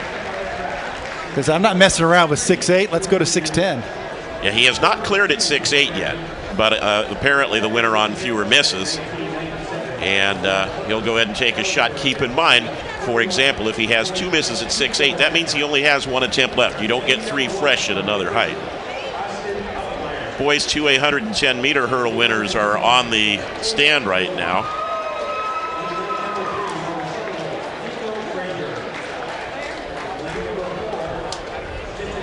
And meanwhile, over across the way, they're getting ready. There they are, the winners of the 2A. That's the 110-meter hurdle race.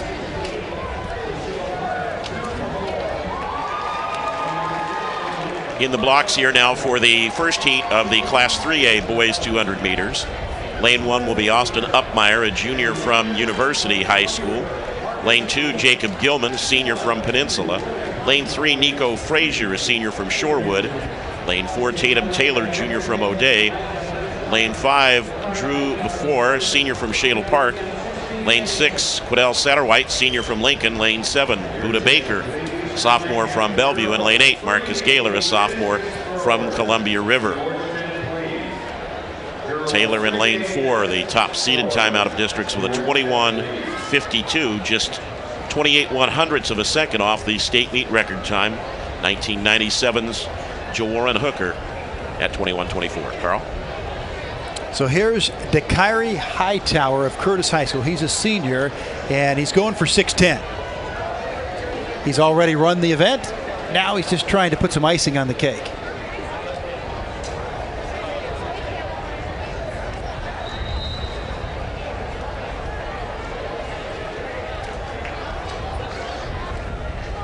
Nope, hit it on the way up. Yep. And that may, depending on how many misses he had at 6'8", that may be it for the day. But again, now they're setting the bar back up, and I didn't see a clearance at 6'8", but he might have snuck one in on us while we were out on the track. So in our 200 here, Quidel Satterwhite of Lincoln, the defending champ. Tatum Taylor of O'Day, 3rd last year.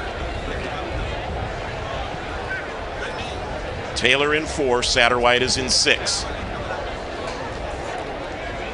Top 3 go automatically.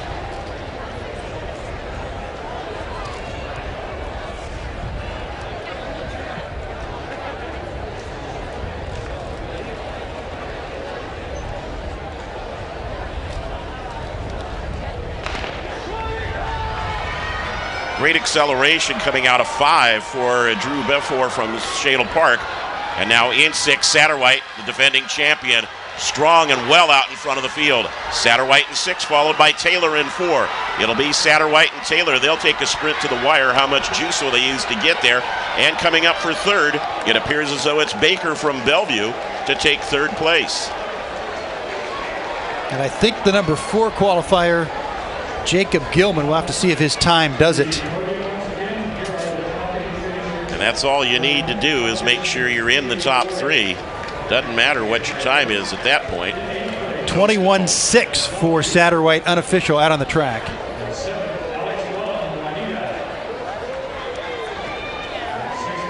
Here goes Hightower again.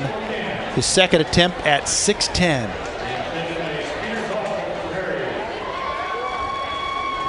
Leans way back. He's got to get his steps down on this one and take off from the right spot. And he walks into it. Here he goes. No. He knew when he took off it wasn't going to happen. It's a little tough on that run-up too, Carl. You think about it. You start on turf, then get back out onto the composite surface, and you're trying to probably PR, I would guess, at 6:10. He's got one more shot at it. And trying to get all those factors work in. It's a no-lose situation, of course, for him, so that helps out.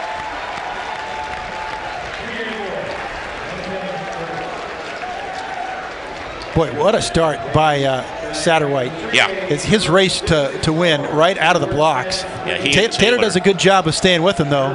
And then you mentioned how much juice do you use now when you know you're going to win it and you got to run it again tomorrow. Taylor at 21.61, Satterwhite 21.63. Baker was third from Bellevue at 22.30, and before from Shadle Park fourth at 22.69. Gilman at 22.71. So the 22.69, 22.71 are the times on the board to beat in that second heat if you want to get in after finishing outside the top 3. And we'll keep an eye on the starting blocks as we also keep an eye on Hightower. And back over at the pole vault, John L. Marysville Pilchuck, 13.5 feet, didn't get it.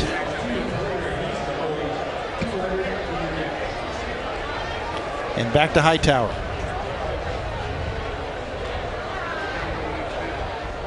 His third try at 6:10.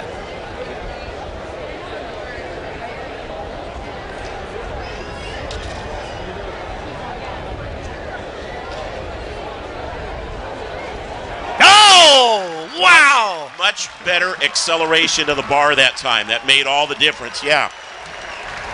He got his steps down right, but he had a much better run-up that time. Gets a little hug from fellow competitor. Yeah, at this point, everybody's rooting for him. Sure. Oh, yeah. And that's the fun part. And now he gets to set the bar even higher and get 3 more shots if he wants. He looks over the coaches there. You see, what am I going to do? Where am I going to go? Tell you what, I'd bump at 3 right now and go for the 7-1 or 7-1.25. Why not? It's a big stride to make, but there's nope, he's going to go 2. He's going to go to 7 even. Maybe first time he's ever hit 7, so that'd be big. And what's amazing about this is we saw him miss badly on his second attempt, but watch how much clearance he has between his entire body going over that bar. He hit his marks perfectly in the run-up, and he was able to take all that then with the acceleration to get to his vert. In the previous ones, he was too slow. And the cool part about that replay is watching everybody on the outside. They all know what he's doing, and everybody's rooting for him. A lot of fun down in the high jump pit. Yeah, when there's one guy left, you're everybody's favorite then. Everybody's behind you. There's no one to cheer against you as we get set for the second heat of the 200 3A. That's Marqueen Russell of Lakes High School in lane 1, Travis Marshall Juanita, lane 2, Markeith Harris of Nathan Hales in lane 3, Marcus Chambers of Foss in lane 4, Josiah Miller Oak Harbor 5, Ben Kelly of Hanford 6, Devontae Felder in lane 7 of Cleveland, and Darius Rutherford of Columbia River out in the outside in lane 8. And here they come around the turn, the second prelim in the 3A. Foss's Marcus Chamber. He won his 100 heat running away, or 400 I should say. He's going to win this easily down the middle. Nathan Hales, Markeith Harris will be 2. On the inside, it looks like third goes to Marqueen Russell of Lakes. We watched Chambers earlier in the day in the 400 just fly. Beautiful acceleration right out of the blocks there. You see his unofficial time of 21.48. which would put him 13/100ths underneath Taylor's time from heat number 1.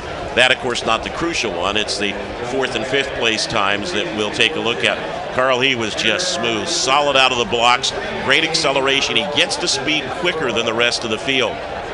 And he looked like that the entire race in the 400. Yeah, and that's the thing, too, the 4 and the 2. Do you not tie up? Do you push the accelerator gently? Look how smooth he is. There's no strain in the body at all. Smooth stride all the way through. He never accelerates. He never really presses. Adds a little bit more of a notch there, but it's not even close. He's not even pushing himself yet. Little chop there, a couple strides short of the line, but he was clean all the way through. Easily the favorite tomorrow in the final. 3rd place went to Russell out of Lakes High School. It looked like Juanita's Travis Marshall may have gotten 4th, and we'll see if his time is fast enough to get him in to the final. Boy, that's going to be a big day tomorrow for Marcus Chambers. If he continues to run like that, he could easily double in the 4 and the 2. Girls 3A discus throws, you see him going, looks like, to 7 feet even. 3rd place, Sydney Spoy of Lakes, as you mentioned, at 122.5. 2nd, Adara Winder of Bonnie Lake at 126.7. And a 3-inch difference to the winner, sophomore Kalea Carr of Everett at 126.10, striking a pose for the state championship in the girls 3A discus. Looks a little bit like Usain Bolt. Yeah, a little bit. I think there may be copyright infringement there. Good for her. Well done. That's a nice medal to take home. I don't know. Can a discus thrower strike a Usain Bolt pose? I don't know if that's legal. She just did. I know. He may be watching. You know, we are accessible anywhere in the world, so his people might get in touch with her people, and there could be, you know. So recapping the boys high jump, you're looking at Dakari Hightower. We know he is 1 out of Curtis High School. Joe Knight of Roosevelt was at 6'6" at 2nd. Willie Roach of Todd Beamer finished in 3rd at 6'4". Boys long jump going into the 2nd flight. The leader is Luke Plummer of Peninsula. He's at 21 feet 2 3/4 inches. The 2A girls triple jump still going in the 2nd flight. The leader is Emma Berg of North Mason. She's at 35.7½. And the time's in for that 2nd heat now, Carl, on the 200 too. We'll watch those. 22.69 for Russell, the 3rd place finisher, was equal to the time as we go back to the 7-foot attempt.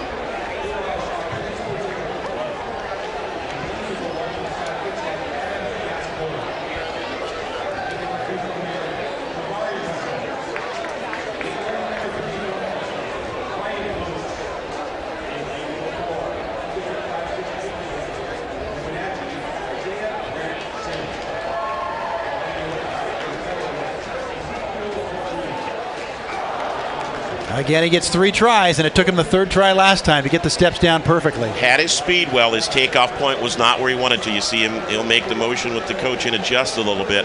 His step much stronger when he gets back out again onto the track surface and accelerates on the apron.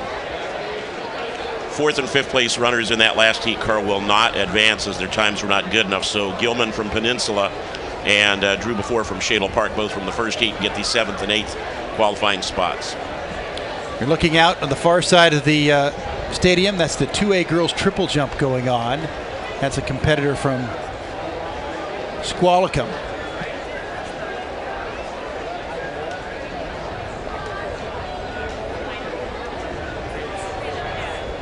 Zoe Peterson is the one we're watching. And we get now to the 4A schools for the 200-meter dash. First of their 2 heats, right to left on your screen. Lane 1 is Adam Gascoigne, a junior from South Kitsap. Lane 2, Kavari Russell, senior, Mariner. Lane 3, Ryan Lewis, senior from Eastlake. Lane 4, Isaiah Brant Sims, sophomore from Wenatchee. Lane 5, Ezekiel McNeil, junior from Federal Way. Lane 6, Colton Fitzgerald, sophomore, Lewis and Clark. Lane 7, Kyle Caviezel, a senior from Rogers with Puyallup. And lane 8, Kirsten Lubin, sophomore from Federal Way. This is first heat of 2 in the boys 4A. Isaiah Brant Sims of Wenatchee, last year's winner. We'll keep an eye on him as we check in again on Hightower of Curtis High School, back for his 2nd attempt at 7 feet in the high jump after already winning it.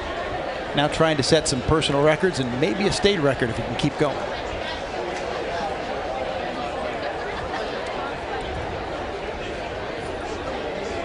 like that start. No. At least he called it off there instead of getting up to the apron. So looked originally, yeah, he's changed his mark now from where he was just a moment ago. Slid a little to his left and a little forward. And he continues to jump into the wind. It's in his face as he approaches the bar.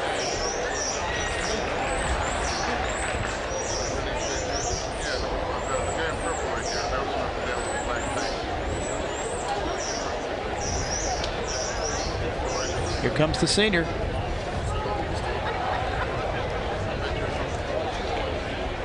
One more rock back and bend, and here he goes.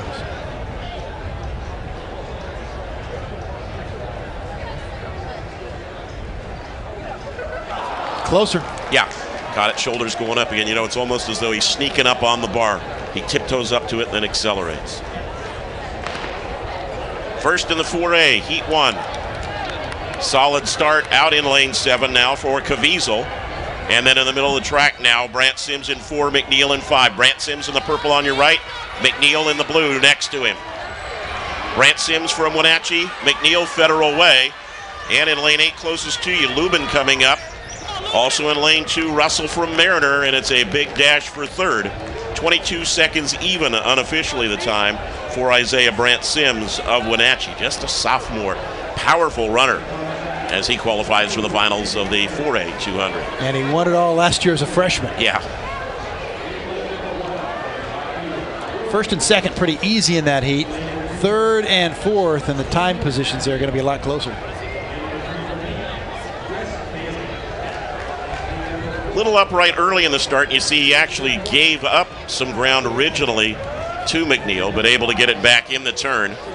Good forward lean and acceleration the entire way. The two of them know they're home free here. But you notice how much more McNeil is straining to try to keep up and how smooth it is for Brant Sims as he sails across the line. Yeah, I think 3 was in that outside lane from Federal Way. Yep, and Russell, I think maybe from Mariner got 4th. What do you think? In the yellow? It's pretty close from our angle, I know. Yeah, it'll matter. It's the time that matters now, because. Yeah. Okay, let's get back to Dakari Hightower. Third try at 7 feet. This is almost like a basketball player in the free throw routine. A couple of dribbles, a couple of steps, a couple of leans.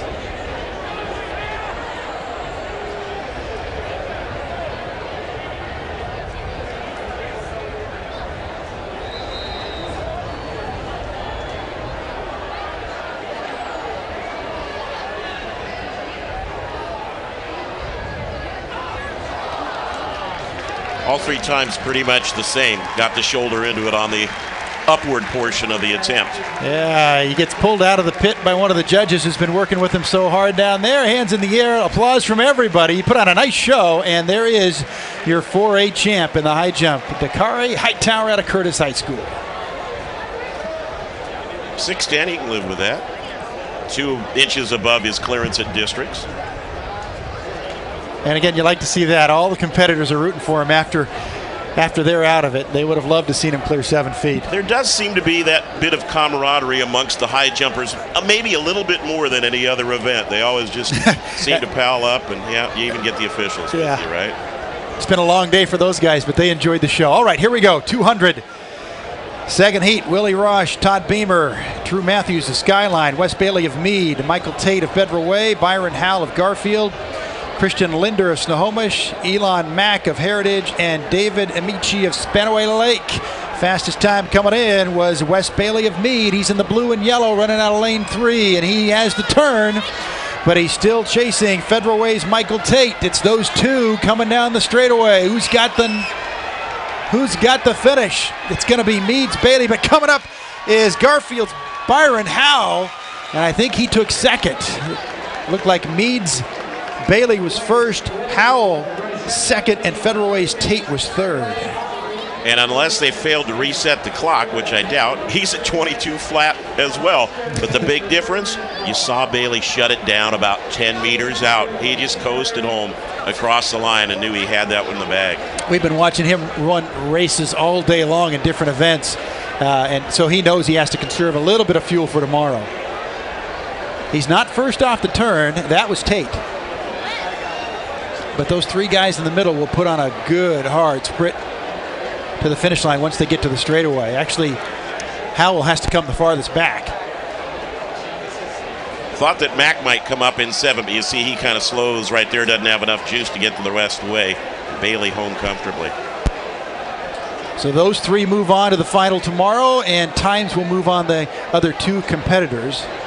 And those are your boys 2A sprints in the preliminary. We have girls to come. What score? 4A. We're moving up to the girls 2A next.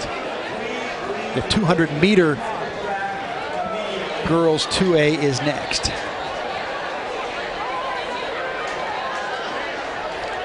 So, how you been? Enjoying a great day at track.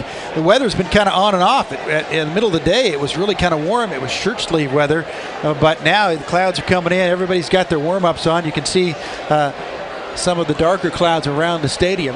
Yeah, that's the pessimist side. Over to the right, you see over out across the way. If we were looking that way, we'd be optimists. It's blue sky there. But supposed to cool off a little bit tomorrow as well. And we've had that wind going all day, so especially early in the day, we were speculating that all the sprint times were going to be wind-aided. Yeah, but negative headwinds for most of them so far. Just looking some of the earlier races about a half hour ago or so, they were about a negative 1.6, so still legal. And it looks like we're all wrapped up at the pole vault on the far end of the field. We are not quite sure who the winner was there. We'll wait for some results to come in. And so that means all we have left in our Friday session are the girls' 200-meter preliminaries. What? And the boys. That's it? That's all you get. Then you come back and do a full day of work tomorrow. Oh, all right, fair enough. I go from closer to starter. Boys go first, girls second in the 200 meters. We just watched all the boys, so we should have 3 girls coming out.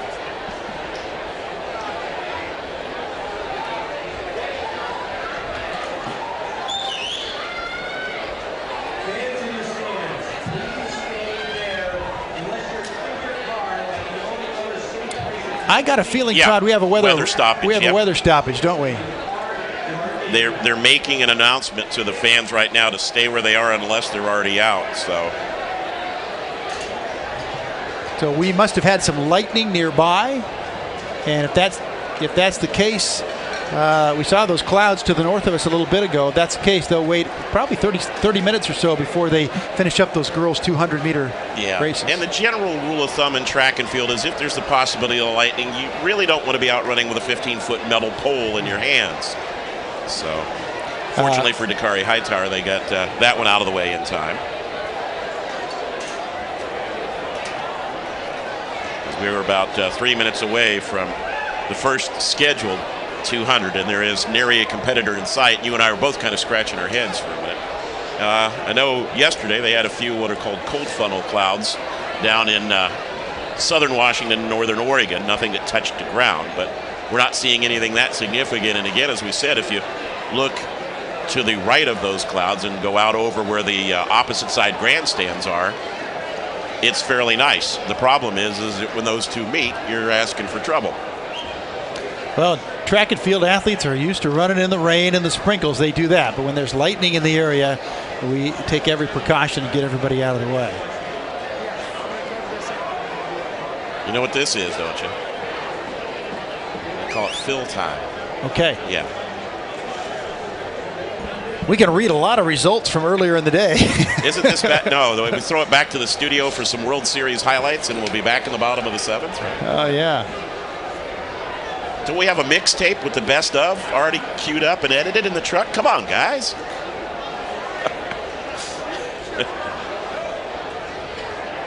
Yeah, that's the joy of the internet, of the WIAA network, is we can take a break, and if you all folks stick with us, we'll be back on the air at the final competitions, which are the pole vault going on for the boys 4A and the 200-meter prelims for the girls.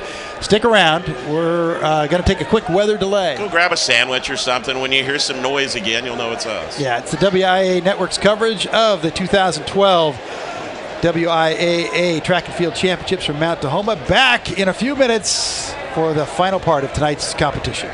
Hi, we're Chris and Anna Groneveld, local dairy farmers from Monroe, Washington. The Dairy Farmers of Washington, along with Les Schwab Tires, are proud co-title sponsors of the WIAA High School State Championships. The Washington Interscholastic Activities Association supports high school programs and activities that keep our kids growing in mind and body. Today's high school students will be some of tomorrow's community leaders, and we feel it is important to do our part in helping foster an appreciation of community, responsibility, teamwork, and sportsmanship in today's youth. The WIAA helps provide those opportunities through athletic, artistic, and academic competition. Please join the Dairy Farmers of Washington and Les Schwab Tires in supporting young people in your community by attending your local high school state championships. For a complete list of events and activities in your area, visit WIAA.com.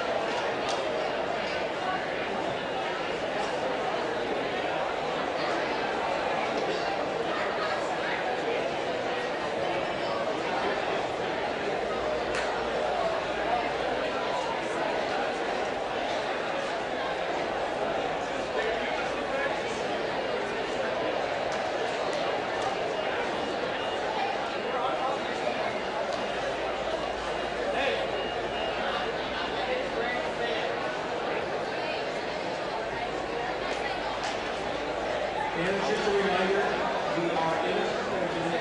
We expect to resume the track meet momentarily, probably within the next 15-20 minutes. So please be patient. We'll know more about awards momentarily.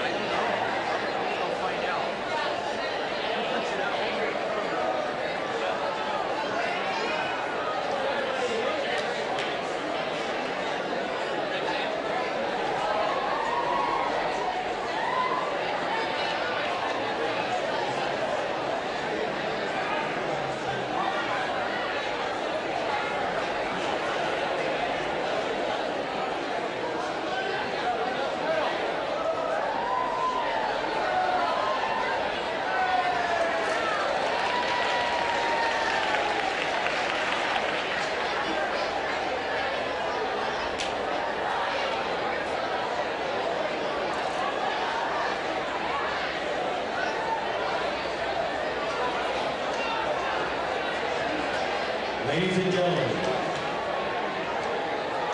the Field Event Awards and the Girls Hurdle Awards will be conducted tomorrow. We will not continue with the awards this evening. So the Girls Hurdle Awards and the remaining Field Event Awards will be awarded on Saturday.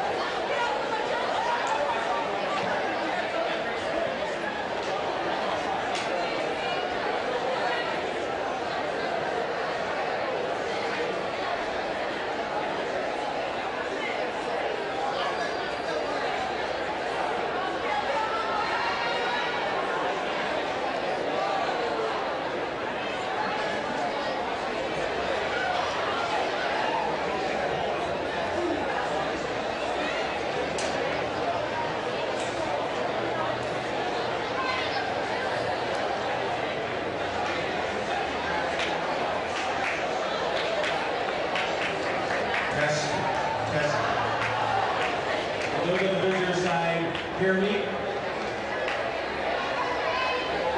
Can you hear me?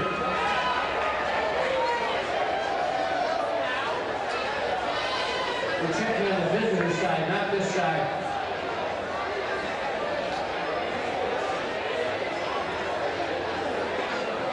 For all fans, that's good. Start that wave.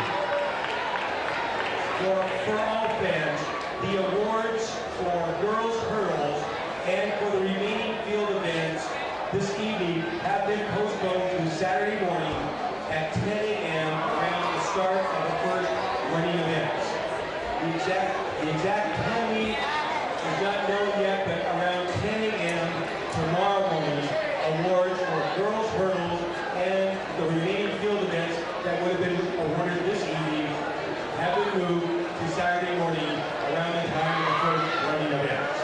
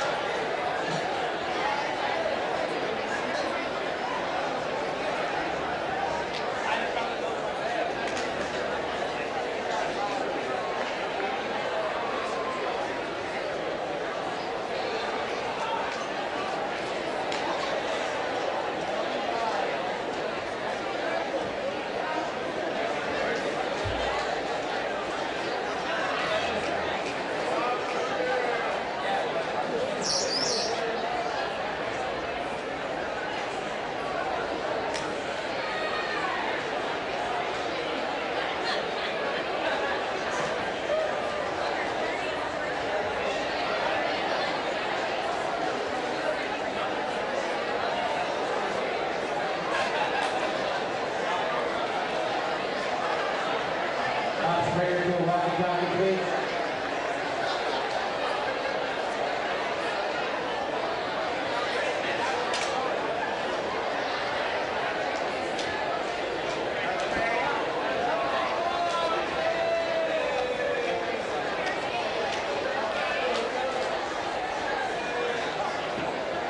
Will all girls contestants in the 200 meters and your coaches please report to the coaching pit now. All girls 200 meter participants and their coaches please report to the coaching pit now.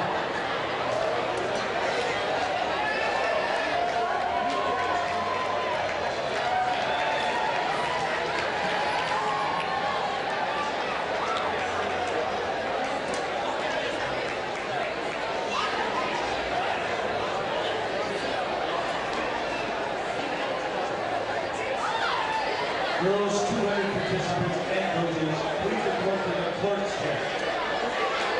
200 participants and coaches, to the clerk's tent. Thank you very much.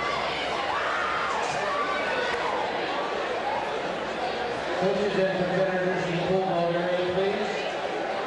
Coaches and competitors in the pole vault area, please.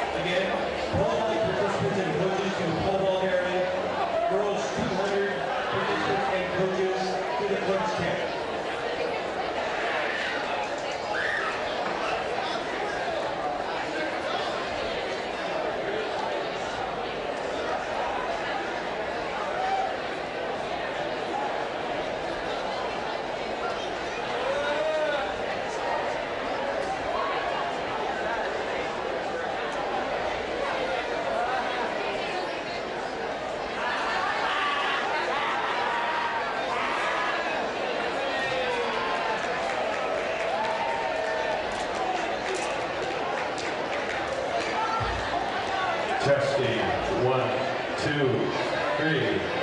Testing, 1, 2, 3.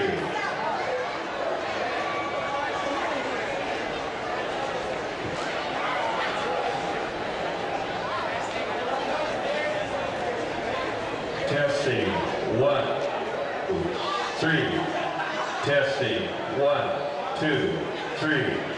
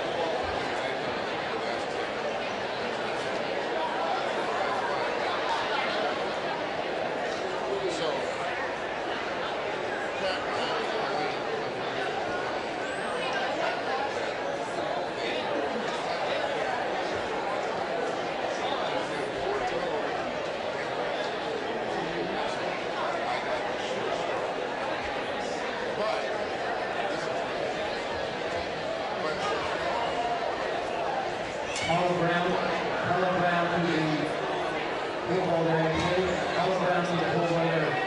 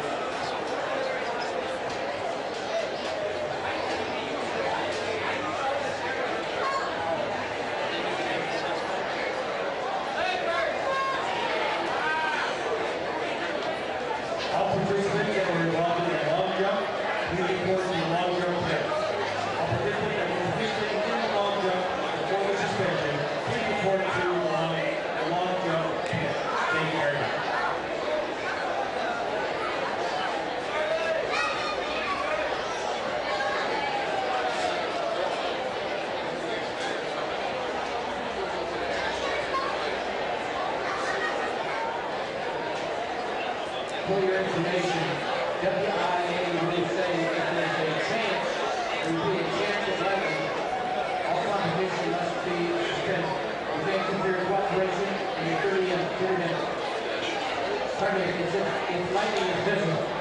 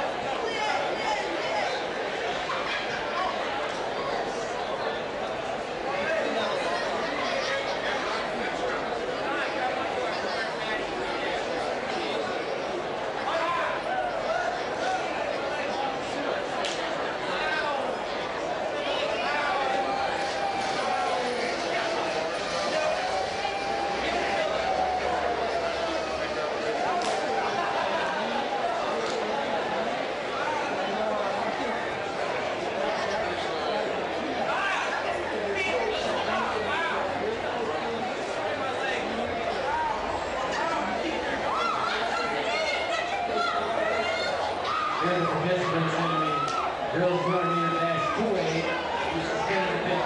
And then we welcome the Julian Millsap for Port Angeles.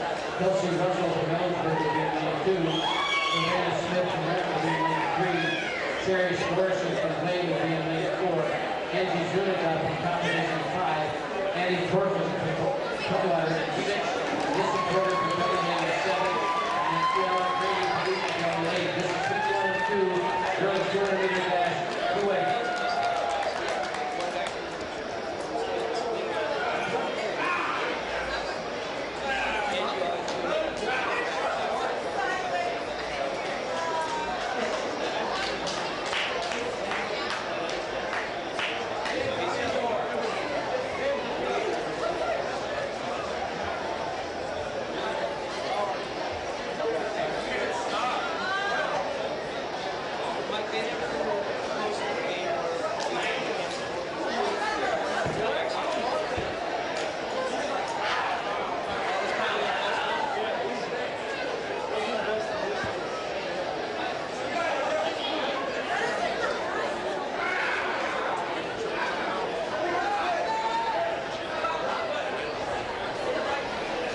And we welcome you back to Mount Tahoma Stadium and the 2012 Class 2A through A4A Washington State Track and Field Meet. I'm Todd Pickett along with Carl Click.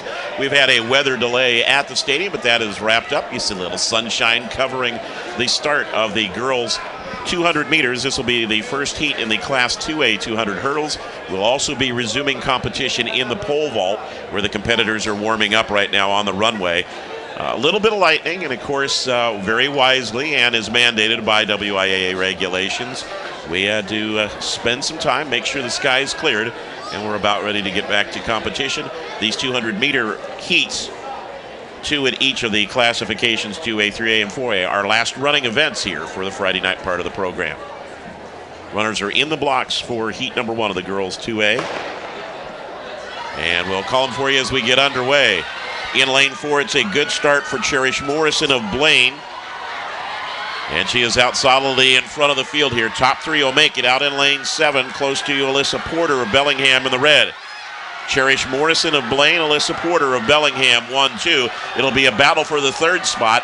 And coming up to take that in lane number 5, it looks like Angie Zuniga from Toppenish will finish 3rd.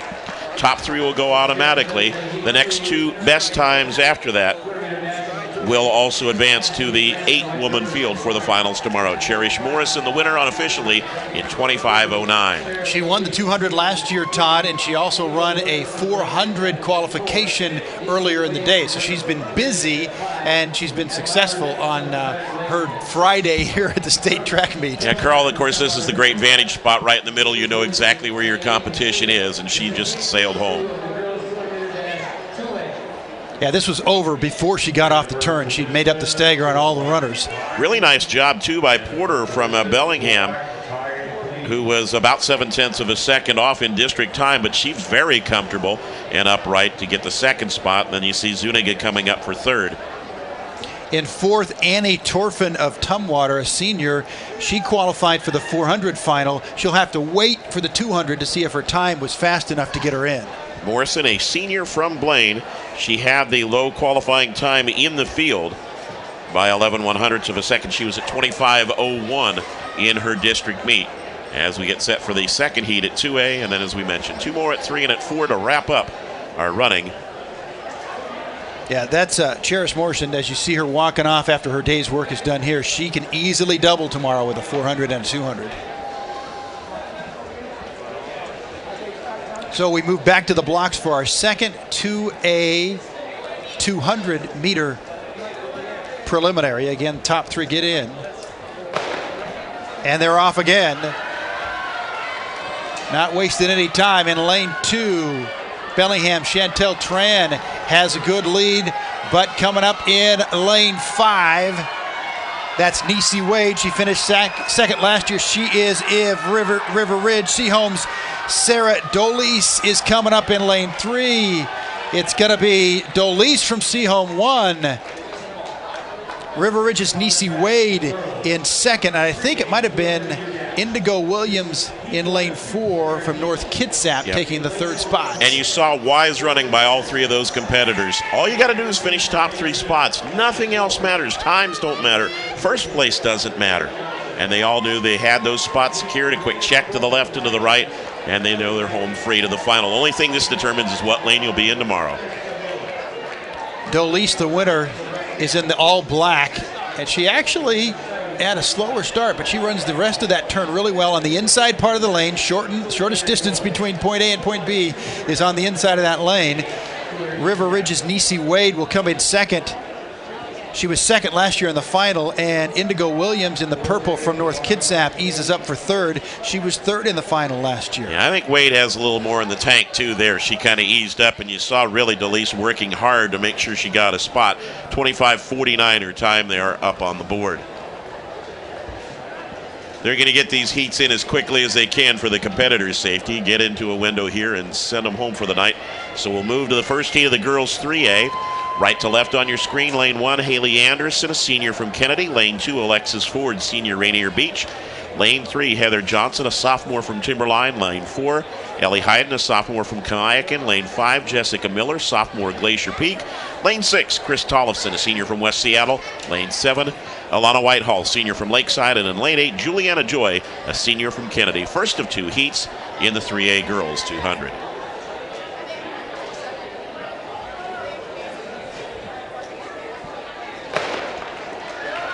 Good start in 7 for Whitehall from Lakeside. She's first out of the blocks and leads early in the turn.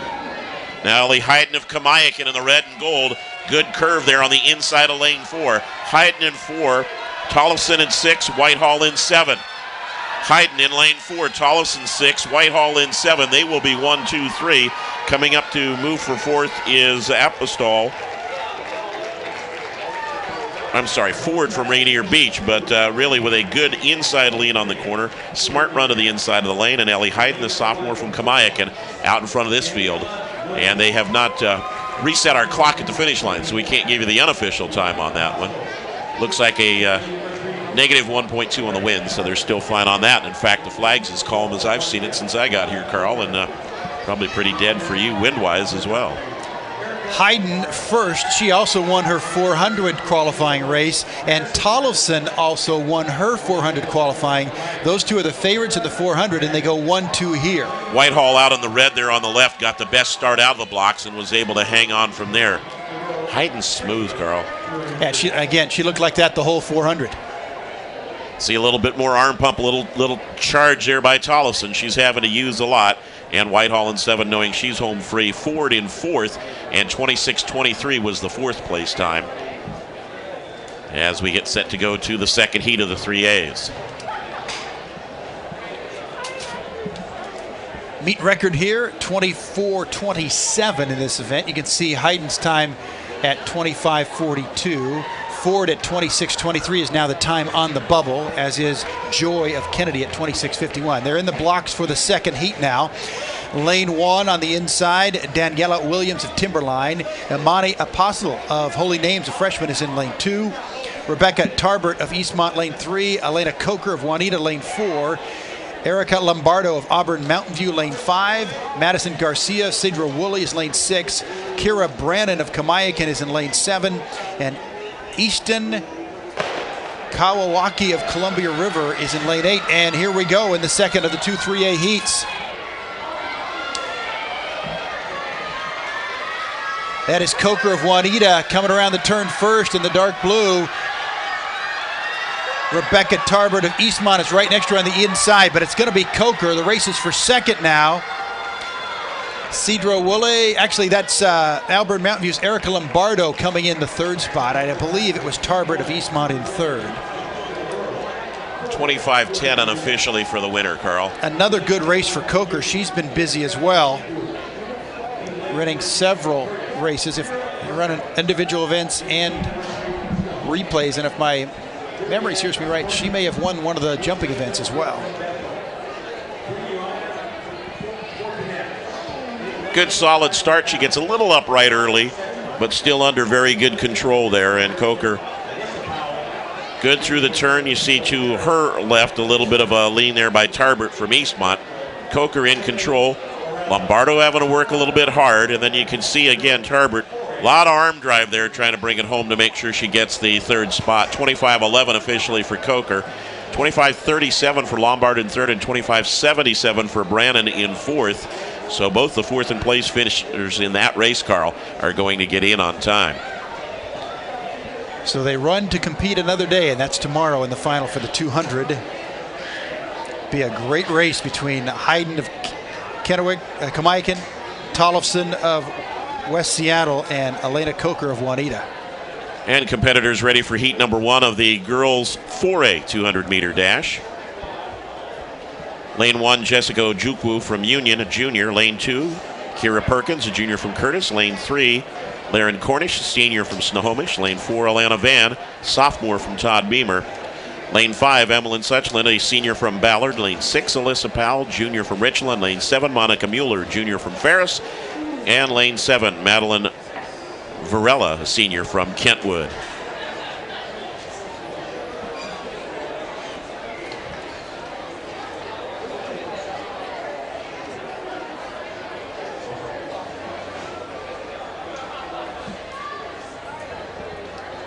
Starter's gun is up.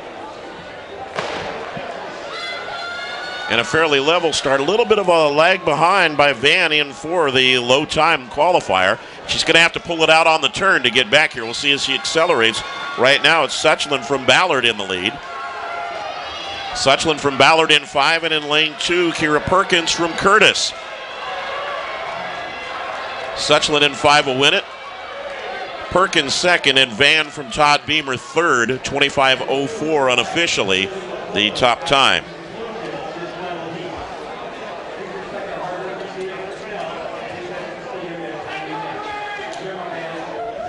While we wait for results on that, when we resume competition in the pole vault, Carl, we have 7 vaulters left. They are amongst 7 of the top 8 seeds in the competition. A little bit of a drop-off, as we said, right off the start, but a good solid start all the way through for Suchland from Ballard in the dark. She ran a really good turn there. It's a good start and smoothly through the turn. Did not struggle at all.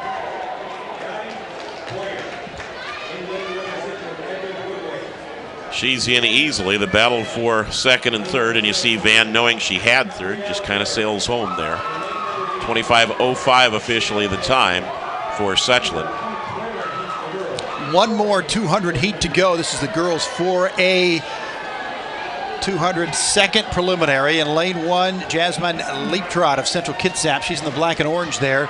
Carolyn Birkenfeld of Ballard is in lane 2. Brandy Williams, Auburn Riverside, lane 3. Christy Adams of Wenatchee in lane 4. She's in the purple. Kanati Boyer of Curtis is in lane 5. Jenny Dickens of Edmonds Woodway, lane 6. Gabrielle Gievers of Issaquah, lane 7. And on the outside, Michaela Benjamin of Kentwood. These are the 4A girls in the second heat.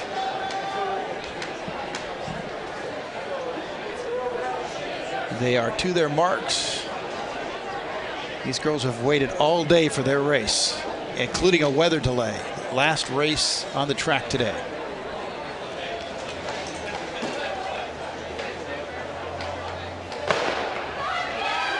Start is good, especially for Boyer of Curtis in the light blue. Look at her out in lane 5. With her in lane 3, Auburn Riverside's Brandy Williams. Boyer's going to stretch it on out. It'll be Boyer number 1, Williams 2, and out in lane 6, that looked like Edmund Woodway's Jenny Dickens with the third place finish. And those are the top 3. Those 2 automatically move into the final tomorrow. And then we keep an eye on 4th place. Time they got to beat is 26:11 from the first heat. That was Union's Ojuko. 24:77 the winning time in that second heat for Boyer. And you see she's out smartly, makes up the stagger even before they're in the turn. Good acceleration through, and then a pickup for Williams coming in 3. started to close a little bit, and Boyer found another notch, had another gear, and I think she probably has some more she can show tomorrow. Good job, as you mentioned, late by Dickens, the sophomore from Edmonds Woodway, to get up for third and guarantee herself a qualifying spot. And as these girls go back across the track to get their gear, we'll keep an eye on the scoreboard to see who the two timed qualifiers will be in those two heats. And it's 25-65 for Benjamin of Kentwood. That's good enough to get in. And Gievers of Issaquah was 25-7-7, and she's in. Yep, in by nearly 0.4 of a second. Nice run there. So as you see that scoreboard, number 4, Benjamin, gets a good enough time, and it'll flip over to number 5 for Gievers of Issaquah. They will join the final 8 tomorrow in the 200 meters. Well, the track crew gets to pack up. Now we all get to focus on the pole vault. Yeah. The bar is now at 14 feet. It has been that way. They have been doing a lot of warm-up out there at the pole vault pit because of our weather delay. Those kids were all given a chance to recalibrate their steps and re-stretch out as they get ready for competition now when we had our weather delay. You see Austin Sodorf of Woodinville with his back to you in that shot a minute ago, but we are apparently back to competition and a clearance. How about that after all the weather? Blaze Newman of Meade clears 14 even. That equals his qualifying time from the district meet, and he's the first we have seen to get over the 14-foot mark in the boys 4A pole vault. Of course, the big question in this one, Carl, is if anybody is going to come close to Jamison Shirley, a senior from Skyview High School in Vancouver. He has better than a foot on the rest of the field, clearing 15-7 in districts, and whether anybody else is going to be able to touch him is the key question right now in this final.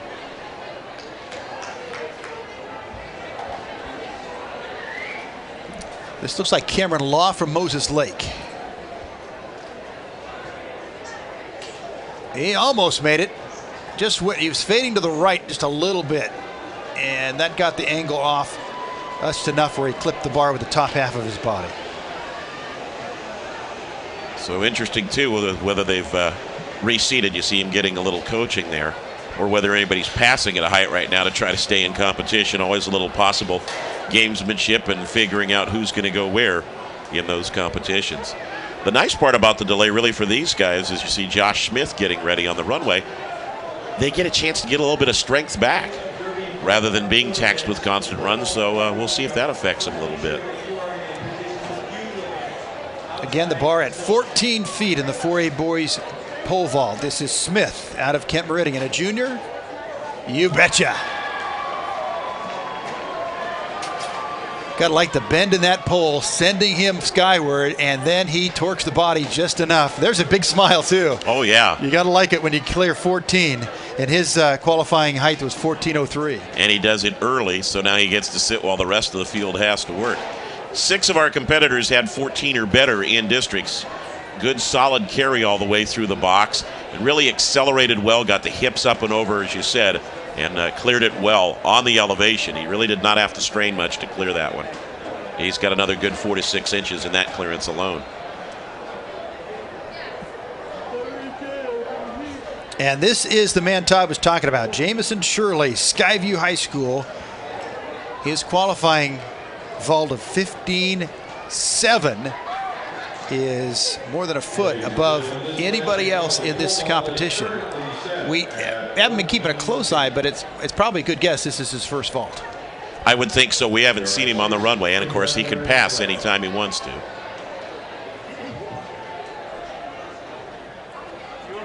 Here comes Shirley, senior out of Skyview.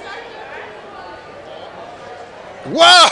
Oh, he caught it with the body coming down, though. He had it by about 2 feet up there, and he just didn't get the feet out of the way. He got a little relaxed, a little nonchalant, and caught it right across the chest on the way back down. Had it cleared, just didn't get enough push off from the pole to get the horizontal component of the vault that he needed for the clearance. The question, of course, now is, does that hurt you down the road when you get to fewest misses as a possible tiebreak? You know, if you're a guy who's cleared 15.7, you want to take care of this in one, and he didn't nonchalant it, but he definitely didn't go full technique. well over, but there you see, he just didn't finish off the vault. Yeah. But you know, everybody in the stadium that's still watching the pole vault and all the competitors who may not have seen him before now know who they're going to have to vault against. They saw how high he was. Austin Sodorf of Woodinville. Whoa! He had good height there too, but he clipped it with his feet. Yeah. Yeah, just lost the control. Had plenty of height. Yeah. And again, given all the conditions, the rain, the delay, and everything else, this could be a real interesting competition. And these guys, of course, eating it up. They're the center of attention right here. Yeah, it doesn't happen often for the pole vault when you're... Yes. He had the height. He just did not get enough horizontal movement. Had a little bit of wobble with his plant into the box on his run up as well. I don't know if that threw him off at the top of his vault or not. Back to Cameron Law of Moses Lake with one miss at this height. He's a junior.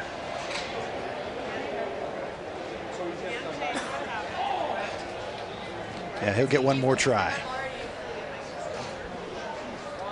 Force versus resistance. Is that it? He had the speed.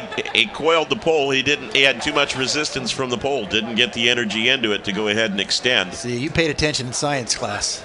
Well, yeah, and a little pole vaulting technique here and there, but watch the run up here. Good plant and acceleration. He's solid and he gets the good bend, but right there he stalls out. He just didn't have the upper body strength to extend and drive off the pole to make the clearance. And so right back to Shirley. Back to Jamison Shirley, second attempt at 14 feet. He's got a high jumper's body. Yeah. Well, and that helps too. You know, not quite as much to have to drive to the top of the pole.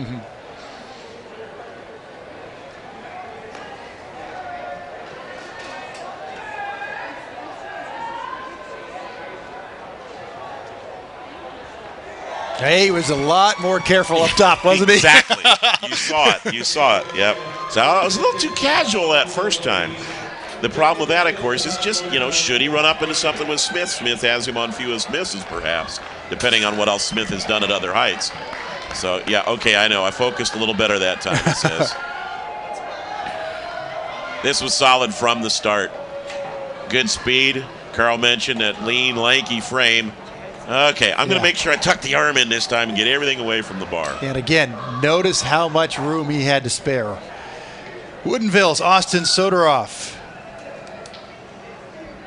He's over. There you go. And I think that might have been his third trip over. His last chance to clear 14. Much better acceleration. He's a little surprised, I think, by how well he got it. Remember last time he caught it with the feet, so that gives us 3 over unofficially at 14 feet even between Smith, Sodorf, and Shirley. Watch him again. Remember, he got the feet into the bar the last time. He makes sure he's way away. He's got so much speed. Yeah, woo! Yeah, he had time for the fist pump before he came down. Last try at 14 now for Moses Lake's Cameron Law.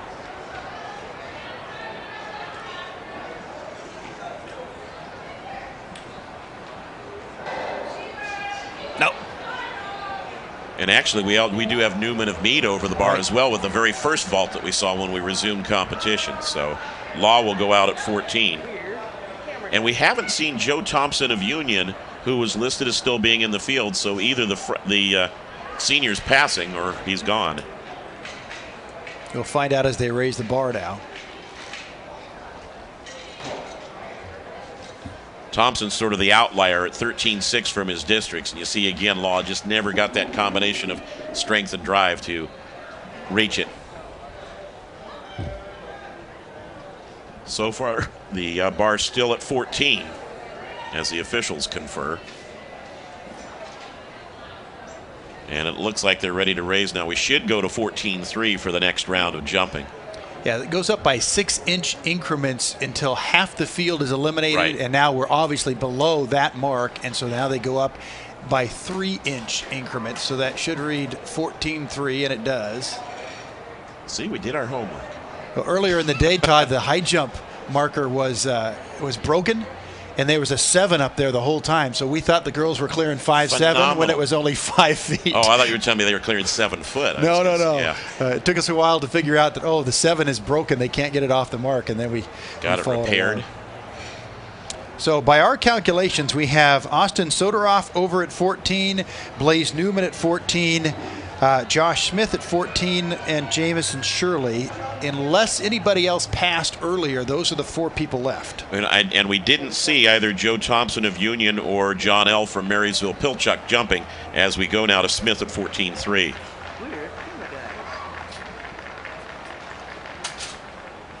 Hit it on the way up. So that's his first miss at that height. And Smith cleared this height in his districts. Watch him a second time. Left sider. Good acceleration. Didn't quite get the extension that he needed again. And it's, now as we said, you're getting to the heights that you've maybe only cleared once before and got. And he just didn't get as much power from the run to the pole for the extension as he would have liked. And pole vaulting, a bit like high jumping, is everything has to be perfect technique-wise, combined with the speed and power. Anything goes wrong, everything goes wrong. Right. You've got to hit your marks so that you drop right into the box, get the pole to enter properly, proper angle, get it up against the box for your plant, and then be able to drive that fiberglass pole and take speed into strength to get over the bar. Now we don't see anybody else getting ready to vault, and there is a chance that those other competitors are passing, and Smith may be the only competitor trying to clear 14.3. He does appear to be back right out on the runway once again, as he will take his maximum time allowable. So Newman trying to play the waiting game a little bit as well with Sordorf and Shirley.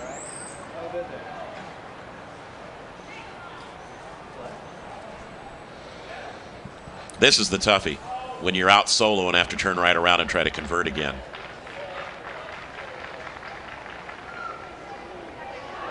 Closer that time. I thought he got off to a little bit of a slow start in his approach that time. He really didn't get to take away the first 2-3 steps, the acceleration that you want. He was smooth into the box, but I thought his speed was a little slower. As you said, his technique was better, but still not enough in the combination.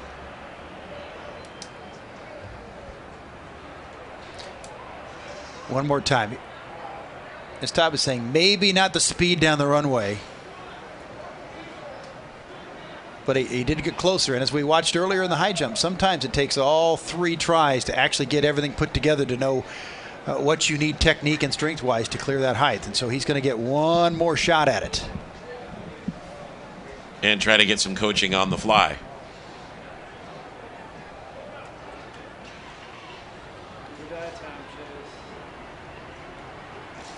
And he's all by himself.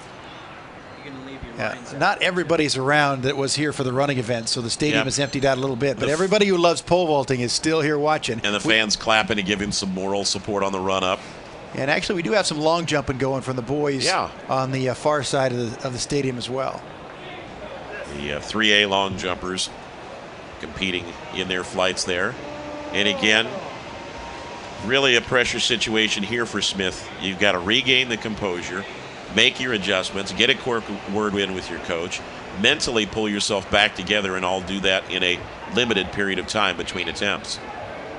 Yeah, usually in a competition there are 2 or 3 other vaulters. You get to sit down and take a break, maybe even put your sweats on. But here he goes with his third and final try at the height of 14.3, which he has cleared before just last week in the by-district competition to qualify for this meet. Better start this time. That's it for Josh. 14 feet is his height, and he'll see how those other competitors do. Now we're over the long jump. Very hard to pick out these athletes. That wasn't a good jump at all. That was Brian Bird of Eastmont. Oh, I thought for sure you were going to spare him after that. It's the only long jumper I've actually been able to pick out because he turned the right way. We could see the number on his chest. You know, watching that last one for Smith, I thought he had a shot at it, Carl. He had a better approach and appeared to have better speed and takeoff angle coming into the plant area, but didn't quite get the drive again. 14.6 is the bar now in the 4A pole vault competition. And first up is Union's That'd be Thompson then, Joe right? Thompson. Yeah. He passed 14 and 14.3.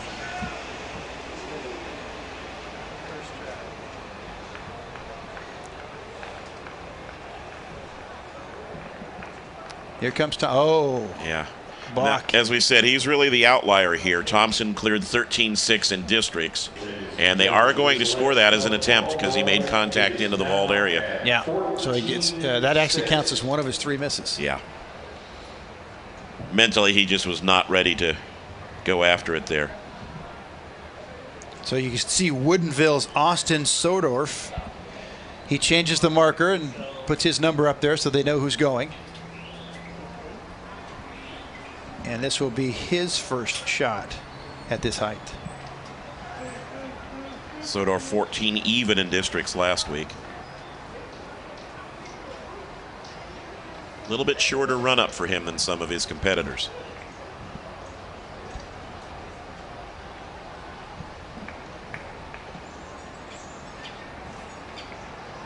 You bet. Oh, he had it, and then it's the same problem he had before. Yeah, it's the feet with him, which is really unusual for a vaulter to come down with the feet and knock the bar that way. Yeah, he's got plenty of height. He just doesn't get the height far enough horizontally into the pit. Watch the attempt again. He's got everything that he needs. Plenty of room in the clearance. Right here, he's got to get away further from the bar. He's releasing with the takeaway hand. He's going to have to work on making a little bit of better push-off to get more horizontal clearance on the bar. Well, we watched him 3 times. It took the 3rd attempt for him to get over 14. This is Newman from Meade, I think, who we saw jump early on. Yes, it is. He cleared at 14 feet, passed at 14.3. His first attempt now at 14.6. Holds that pole straight up before he starts his run.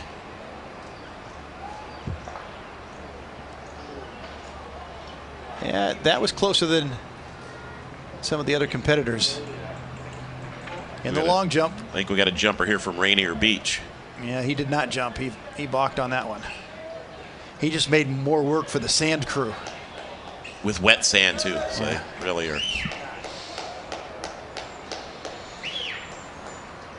Newman with his approach here. So you got to convert that big sideways bend in the bar back to vertical to get you lifted up again, and he just didn't take the upper body technique. Again, had pretty much the amount of height he needed, but not enough horizontal push over the bar. So here's our favorite, Jamison Shirley, who passed at 14.3 and is now set to record 14.6. Always interesting, too, Carl, for the vaulters, based on their technique, who uses a slightly different pole, a little more flex, a little less flex, depending on what you can put into the coil to bring it back out again. And there's also the weight restriction. Right. Yeah, a certain weight to a certain length and strength of pole. Nope. That's his first miss. So everybody we've seen go for 14.6 has come up with a miss. Ladies and gentlemen, this lets you know there are 4 pole vaulters left, jumping at 14.6 current. I watch it again here with Shirley, who has the best technique of anyone in the field. It's just a case of trying to put it all together right now. Didn't really get, you saw how the pole stayed much less flexed than many of the other competitors. Didn't get the drive that he wanted. Thompson's second attempt.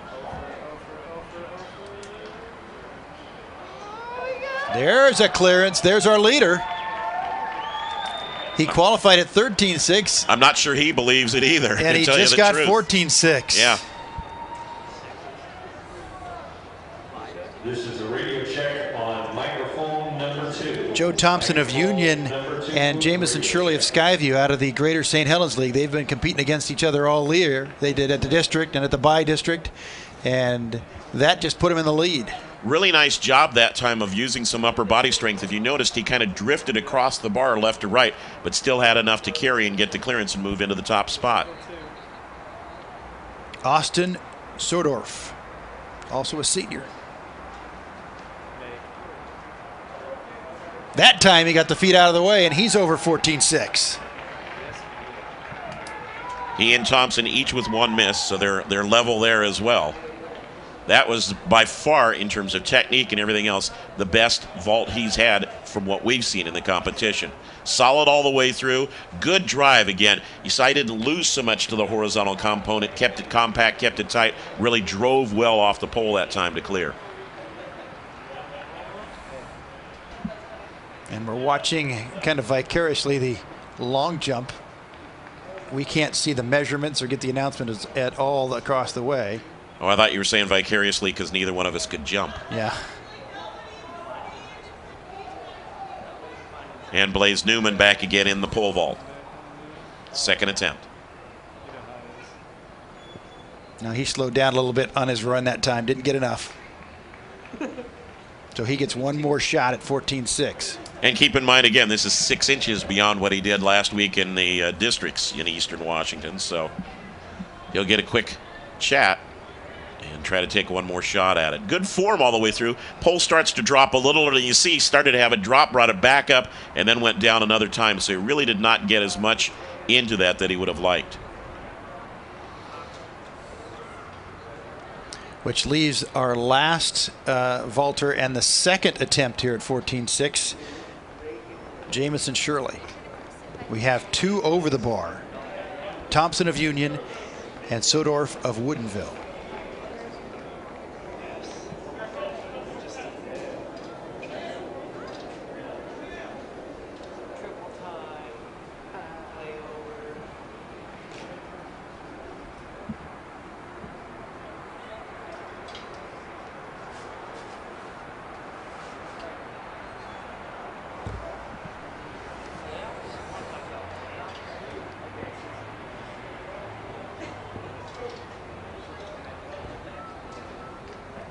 Second try for Shirley.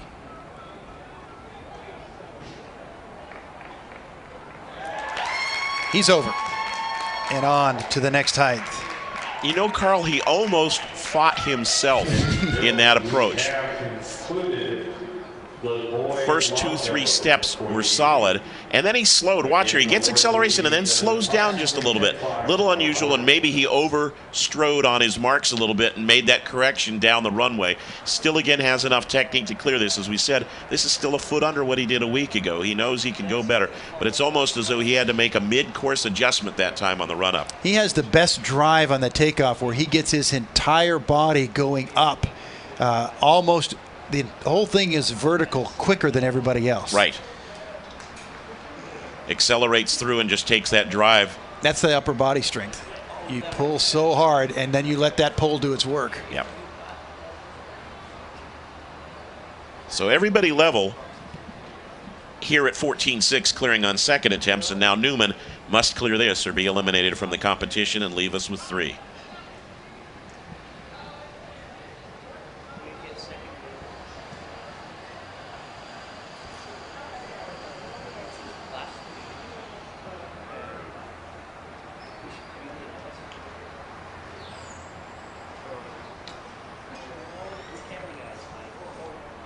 And that's it for Blaze Newman. We don't have a calculation on his misses, so we're not sure if he finishes 4th or not. It could be either him or Josh Smith because they both got over 14. That's right. Newman passed it at 14.3. You're right. So that is true. Smith may edge him there.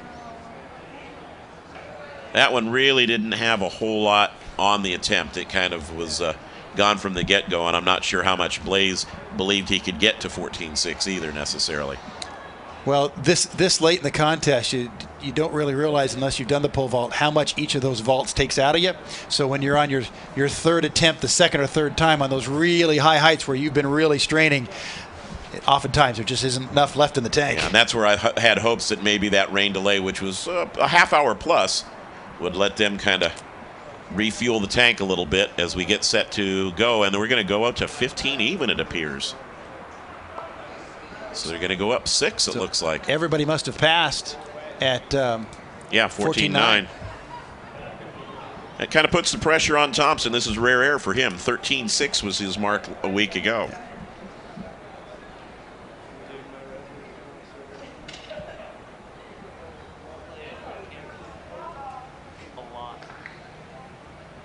First try.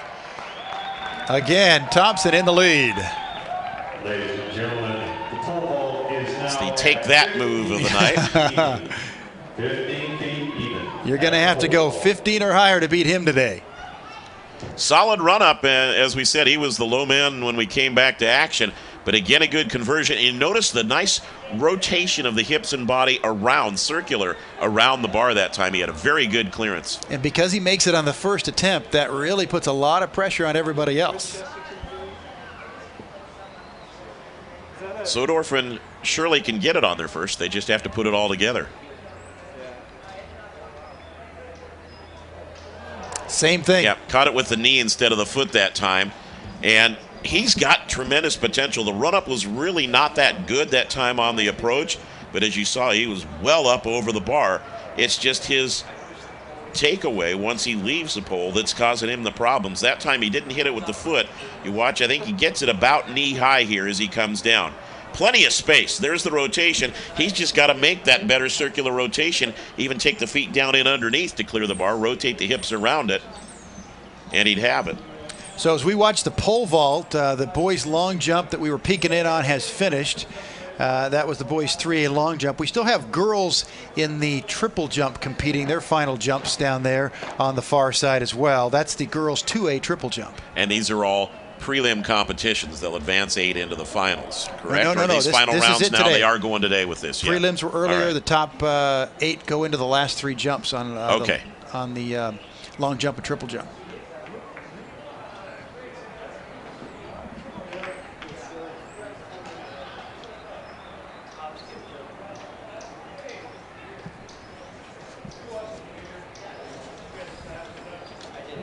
The way they had it written in the program originally, it looked like they were going to move on to a finals round. You see Smith, he's got the gear back on after going out at 14-3, and we are waiting for Jamison Shirley.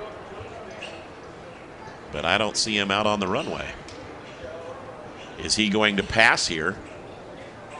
As it looks like he's sitting there, you see him getting up on the bench right underneath the soccer goal now. And the high jump and pole vault have that extra element of strategy of True. When do I pass and when don't I pass? And how can I affect my competitors by making those decisions? Can I rattle them by making the call? He held on, and the mystery was over. The warm-up shorts dropped, and he's ready to go again. And he knows in order to stay equal with Thompson, and with Thompson, he's got it cleared on the first try. Otherwise, he moves back by 1 miss.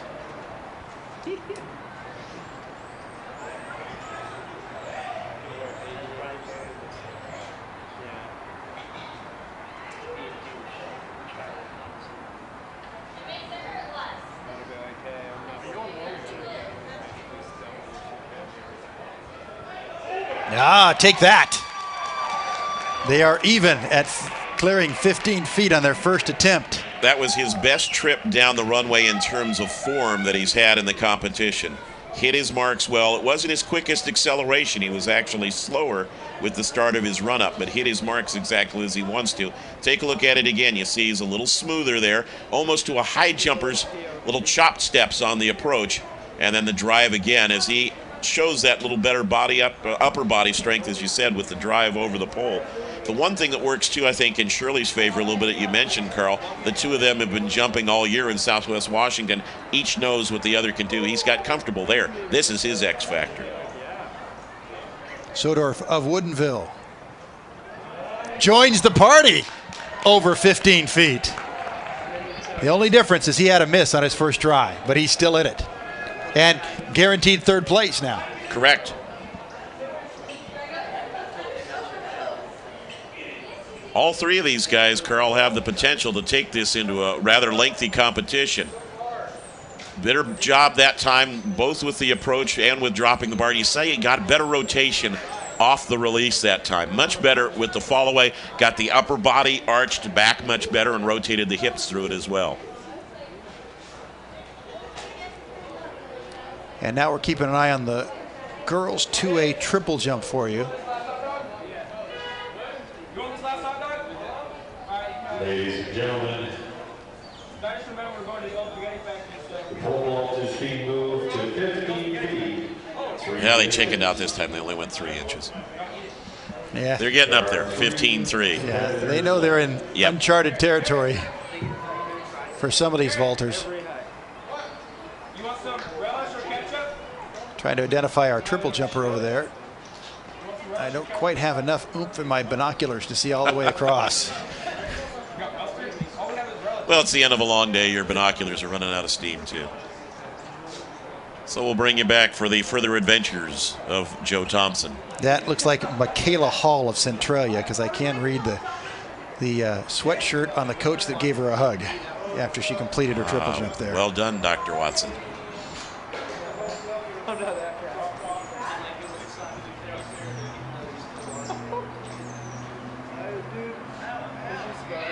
Thompson's first approach, 15-3.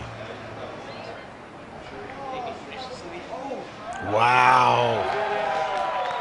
Little different technique. Yeah, a little fist bump, and why not? Did you notice again, Carl, that sideways drift across the bar is really clearing it with a good push-off, but that drift is going to make it a little harder for him. Well, he's cleared this height and the last height, 15 even, on his first try. 3 straight successful vaults. See how he goes sideways, starts mid-bar, clears it over to the right side of center.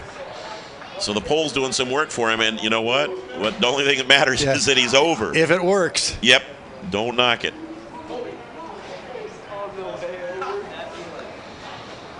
Sodorf of Woodinville. See if he can keep those feet out of the way on the way down. Nope. Yeah. Really wobbly. Hopefully he's all right there. He came down off the side of the mat a little bit. I think surprised more than anything else. Didn't look as though he made any contact with the standard. He was just really wobbly in the run-up to that, both with the pole carry and also with his stride. Watch here, he's just kind of loose. See, the shoulders are flexing, the pole's flexing a little bit. Just never really got that to where he wanted, didn't have the strength in the plant to make that vault successful.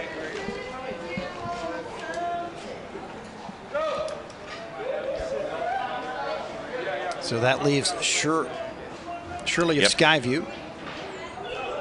He's working the moment there. Yeah, you can see him sitting in the soccer goal there. Down in Vault Central. They get a little bit amount of time, and he'll use all of it.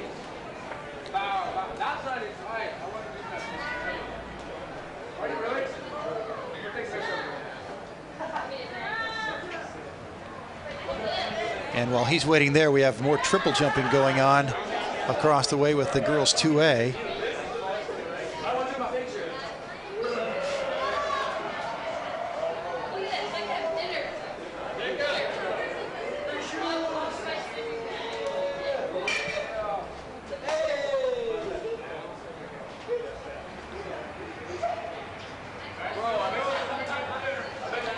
She was farther out of the pit, but she chose a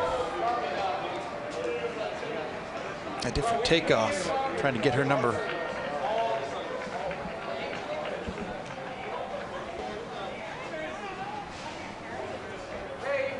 No activity yet at the pole vault. So is Shirley making a pass at 15-3? We watch. That was Anna Carty of Deer Park, a freshman who just jumped in the triple. And he does not appear to be moving. Yeah, he's in a tight match now. Yeah, this is serious stuff. And it can backfire, but again, he's still well under his PR. Does he use this to try to make Sodorf make consecutive attempts and force him out of the competition? So then it becomes head-to-head. Well, wait a minute, he's stirring, and here we go. Unusual in that he's doing a lot of his visualization there seated before he gets out to the runway. This will be his first attempt at 15-3, trying to stay level in the competition with Joe Thompson.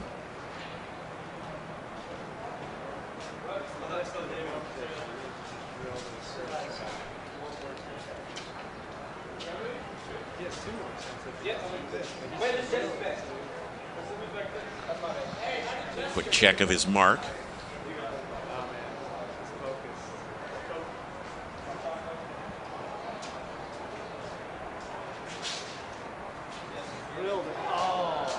Close. Yep. Stalled out about the upper third of the elevation that time. Didn't have as much drive as he's had in previous attempts.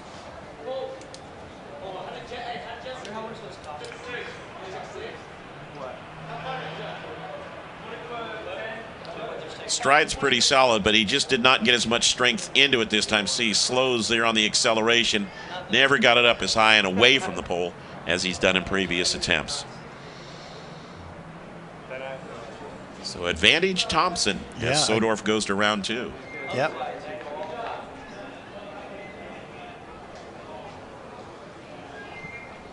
His takeoff point a good 10 to 15 feet in front of that for Shirley. Yeah, he's a lot shorter rundown. Great drive. Great vault. Yeah, he should be excited. That was perfect technique for Sodorf from start to finish. Good marks, good speed, smooth through the acceleration point, and just drove off of the plant. He's consistent his last 3 heights. Miss, make, miss, make, miss, make. He always takes 2 tries.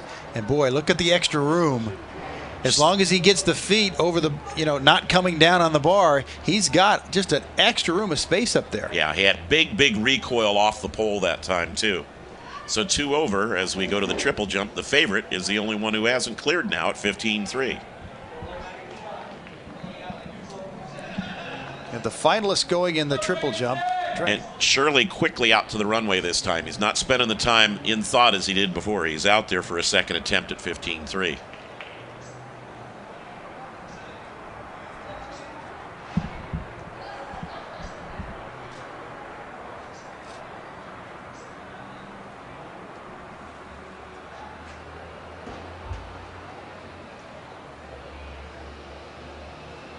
No, not even close. And guess what now? The number 1 seed has to go right back to the runway and try to clear it.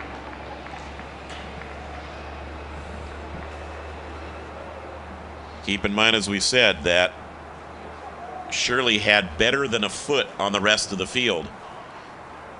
And at last week's by district, he beat Joe Thompson of Union by 2 feet and an inch.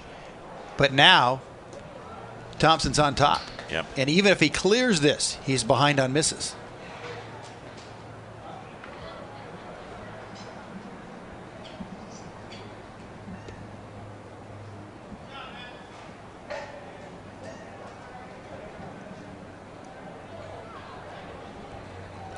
And it looks like we're done in the girls' triple jump. Might be able to get some results from that. We had the boys' long jump finish up just a few minutes ago, and our competitors are all wrapped up in the girls' 2A triple jump. And so now Jamison Shirley has to stare down the bar one last time after, as you said, really in terms of technique, not a very good approach on that last one.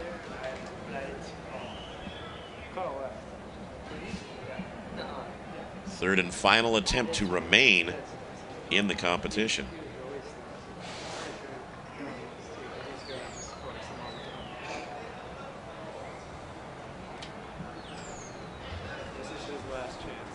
Checks with the coach again.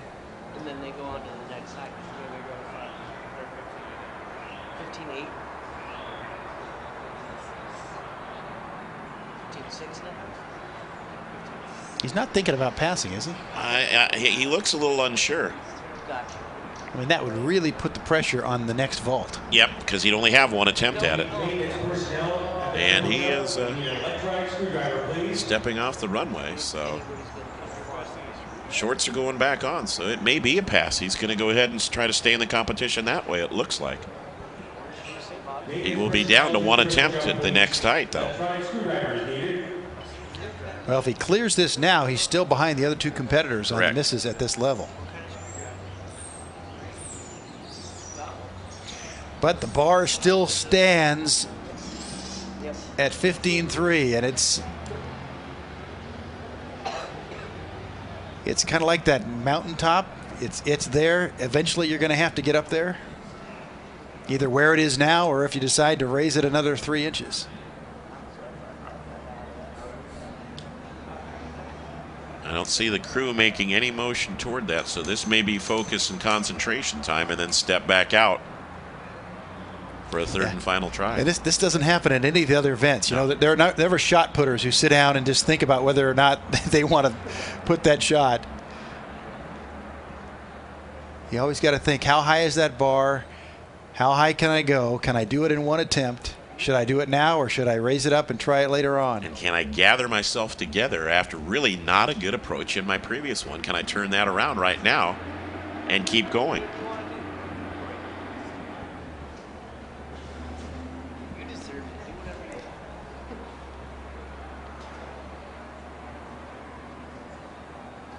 It also resembles a little bit like a pitcher with a no-hitter going. Nobody sits down next to him. This is all yours, my friend. He grabs his weapon of choice and walks to a spot on that runway that he has marked, that he is used to. It's the proper distance. He's worked on that. He knows exactly where he needs to stand. This is the spot where the competitor in you has to come out. Right now, his message, his self-talk has to be, I can do this. I can nail this. I've been over this height 100 times. He walked to the runway with an air of uncertainty.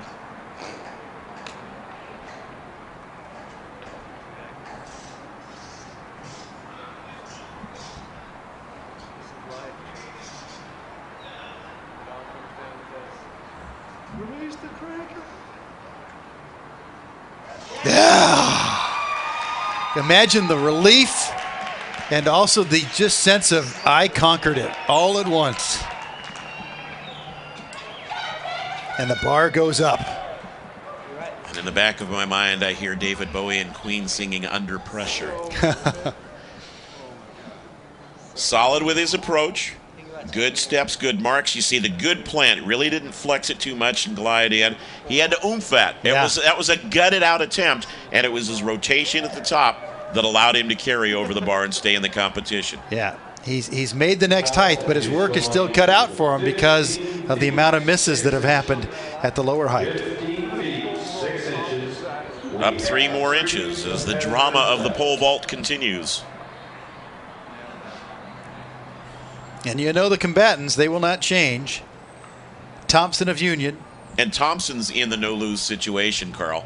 Hey, I'm way beyond where I've ever gone before. I'm top 3 at state. I didn't expect this. Nobody expected this. And I know he's not saying that necessarily. But he's got nothing to lose against the 2 higher-rated vaulters right here. He's having an incredible day, and he just hopes to keep putting it together right now. And he always gets to go first because of how things are seated. Which can be a plus if he clears. Make his statement. Not this time. Yep. That's his first miss since his first attempt back at 14.6. You saw the big bend that time, and he never really got the upper body up over it to get the drive.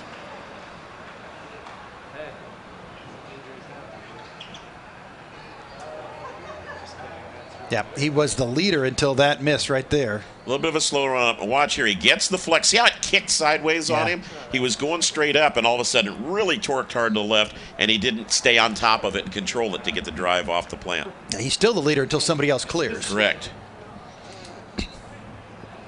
Austin Sodorf of Woodinville, senior. He was closer that time. Yep. First time he's had sort of a quote-unquote traditional miss. Right, exactly. Rather than playing footsie with the bar, he grazed it right above the waist level, in between waist and chest level that time with his technique. He still looks, I'd say, on technique form right now, Carl. He's probably the most complete of the 3 at the moment. There you see him actually getting an upper leg as he came down. Didn't get good push away on the release. So while we wait for Jamison Shirley, I can get you the results from the 2A girls triple jump. Alexandra Lanzenfam of North Kitsap, 38 feet 9 1/4 inches. She's your winner. Second, Emma Berg of North Mason. She went 35 7 1/2. And Anna Guo of Pullman went 35 2 1/4. Those are your top 3 jumpers in the triple jump. That's a pretty good margin of victory, winning by more than 3 feet, correct? Yep, 3 feet 2 inches. That's a pretty good distance. The second and third close to one another, but that's quite a leap. So from being on the edge of elimination, Shirley can now move into the lead with a clearance on this attempt. Such is the soap opera that is the pole vault. As the bar turns, falls. As the plant is made. All my run-ups. Apparently we have reviewers on the other end here. Somebody's got to be watching. You know, this is thrilling drama to watch. Usually the pole vault for us is an after effect between all these running events, but to watch these kids and how their technique changes and how you really, being able to concentrate on this for about 45 minutes now is really a joy. This is Skyview High School's Jamison Shirley. First try at 15.6. He cleared 15.7 in the By District last week.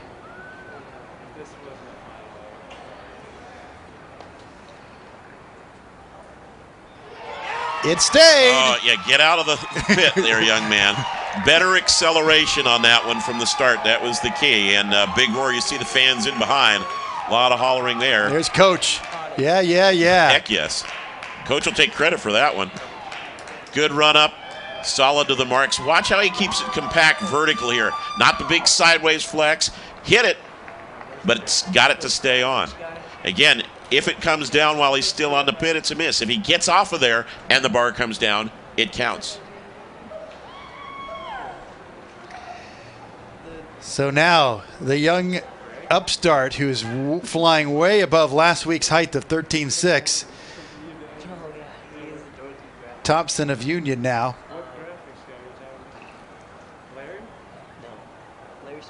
Second attempt.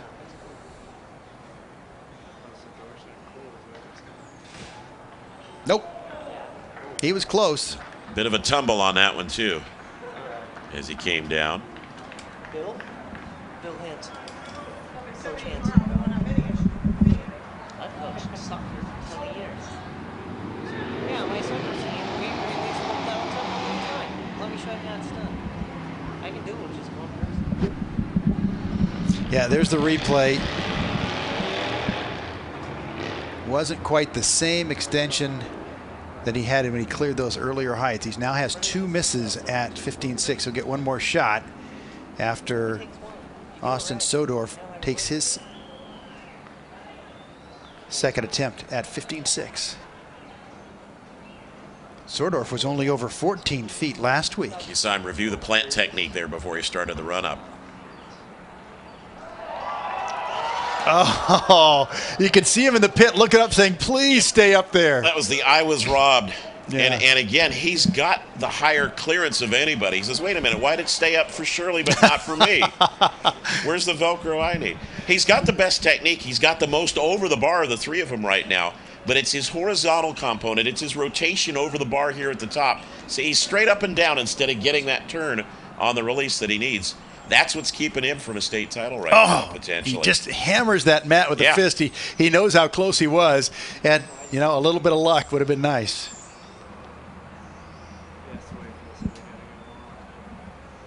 So we have 2 more attempts at 15.6. One from Thompson to try to stay in the competition and one from Sodorf to try to stay in, as Jamison Shirley has now taken the lead by clearing on his first attempt. And if Sodorf should go out, that vault we just watched is the regret that he will have tonight, because he had height, he had the clearance, and hopefully he can put it all together in the next attempt.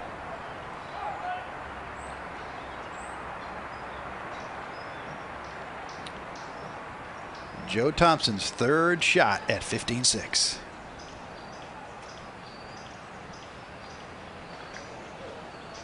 On the way up. Yeah. Joe, it was a great show, my friend. We enjoyed watching it.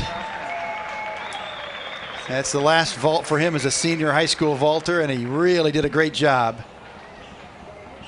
He could be second, depending on what happens with Austin Sodorf. Number 8 seed going in, and he's a top 3 finish here at state.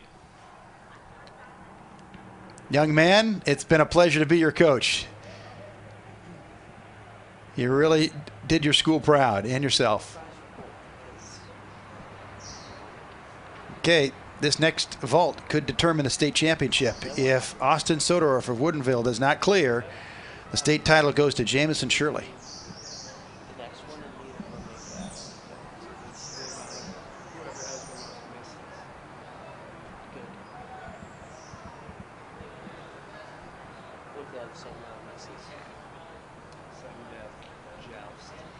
And if you've been watching for the last few minutes, you know he gets plenty of height.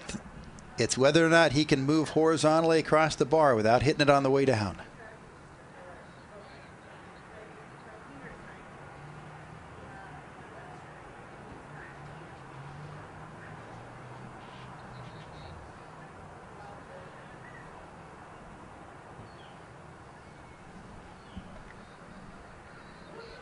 Yeehaw! That's the don't languish too long there. That's the Nestea plunge. And to be honest, as I watched that run up, I was shaking my head. I didn't think he had the speed that time to carry himself over the bar. That's where technique rescued him, because this was not his best approach. See, he's loose there in the run up. Upper body really not as solid as he wants to. But much better rotation. Yeah. You saw it too. It's kind of like if you give him 3 shots, on one of the 3, he's going to get the rotation he needs, because on the other 2, we see him get high enough and come down on it. But now he does trail in misses because it took him 3 tries there. The pole vault is going to 15 feet, 9 inches.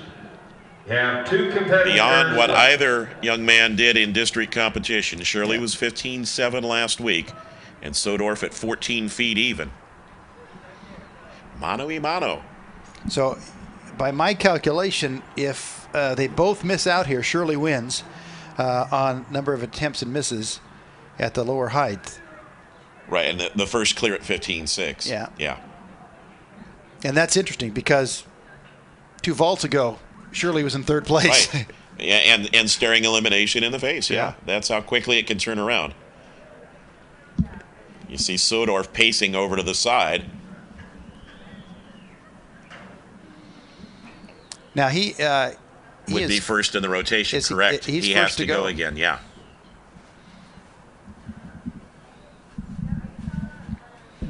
Now, we appreciate you if you're watching this live on the WIAA network. I mean, this is not the kind of drama we get to see from the pole vault usually because of all the other events going on, but it is the last one going on here tonight.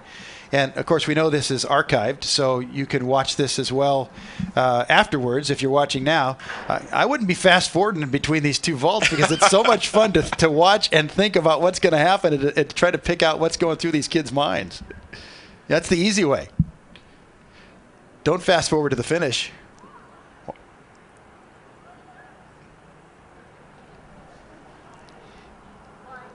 Yeah. And if we get a chance here when Sodorf comes out, once he gets his footing, hopefully we can widen out and go a little bit to the left and show you the difference in the run-up now between where Sodorf is. And go ahead and go to the left, guys. If you'll pan back down the runway a little bit, there's Shirley's takeoff point. So there's the difference between the 2. Shirley, where that little tape measure is. Maybe on 8 the right, yards? at least. So interesting, the 2 contrasting styles that we see. Sodorf a little bit more strength perhaps on the shorter run-up. Definitely more muscular. Here he goes, 15.9. He's the first one to give it a try.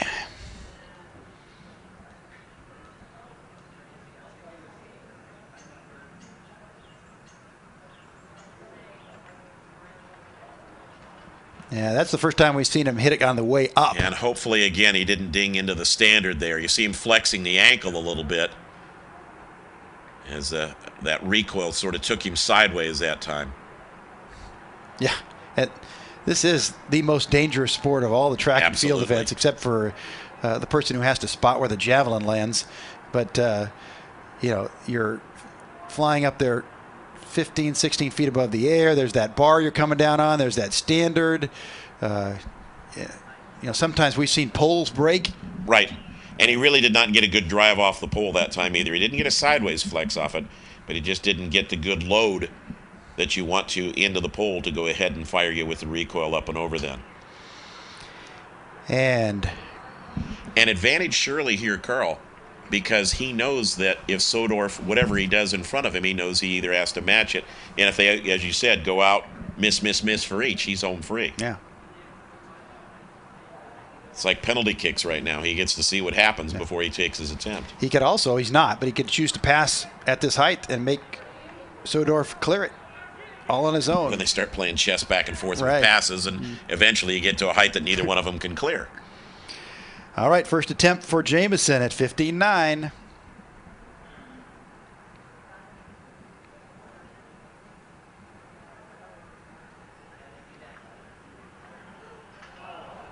much like the one that he cleared moments ago where he hit the bar, but it stayed up. That time, too much force. Yeah. Stalled out a little bit on the vert that time, too. Didn't get it up and over as well as he's done in previous attempts. As late as this is going, just imagine the bicep workout those workers are getting who keep raising that bar. Never mind them. How about the biceps for these two young guys? Yeah. Solid enough in the box, but again, you see just not quite as much flex, as much bend, the preload, and then the extension off of the pole that he would have liked. So one miss for each competitor. See him shaking the arms a little bit there, just trying to stay loose.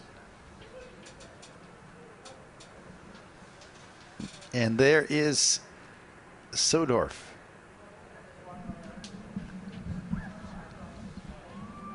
Last chance opportunity for both these guys, both seniors. Yep.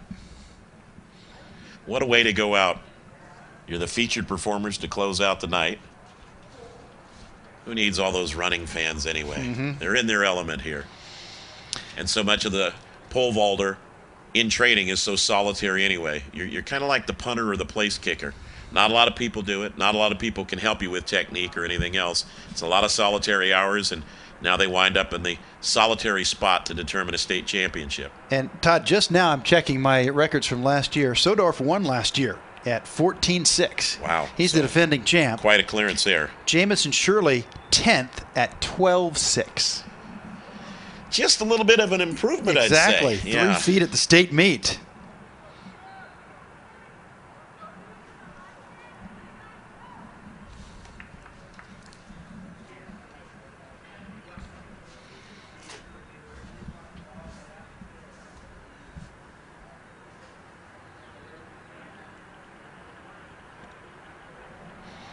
Second try for Sodorf, 59.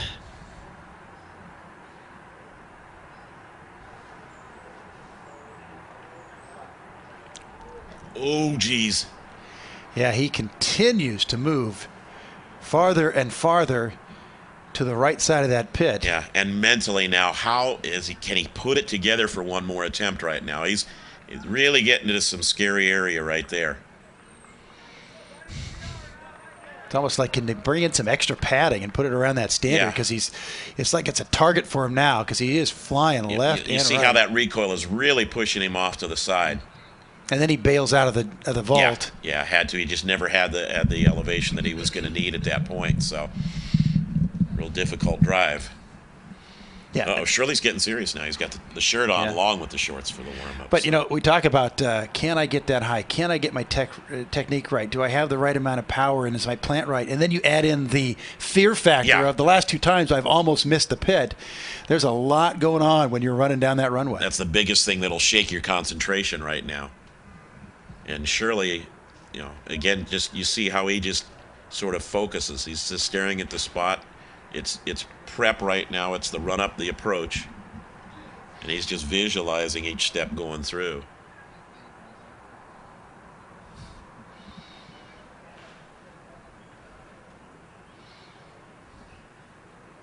I don't have my pole vaulting rule book here. I'm not quite sure how much time they get, but it seems like it's about a minute and a half. I think it was 90 seconds originally, but I'm not sure at the National Federation level. What is internationally, it's either 75 or 90, depending on competition.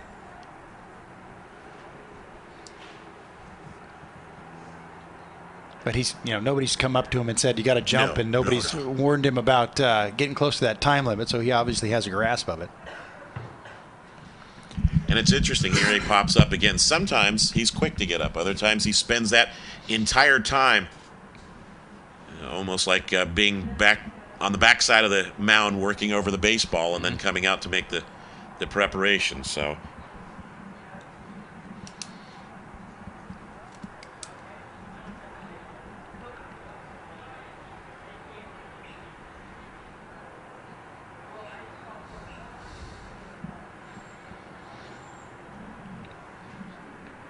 gets the hand set at the right spot.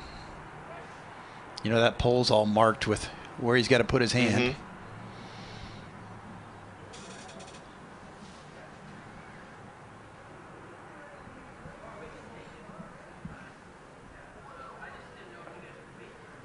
Re-grip and a little flex check there as well. 15.9 is the bar.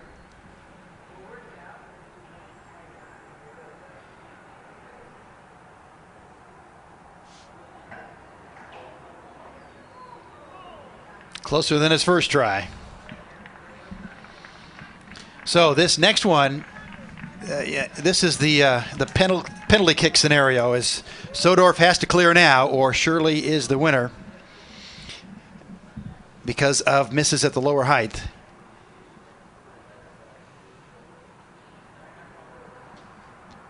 And the one little break that Sodorf gets as we watch this again is that Shirley took a while in the preparation for his attempt, giving Sodorf some time to kind of regroup.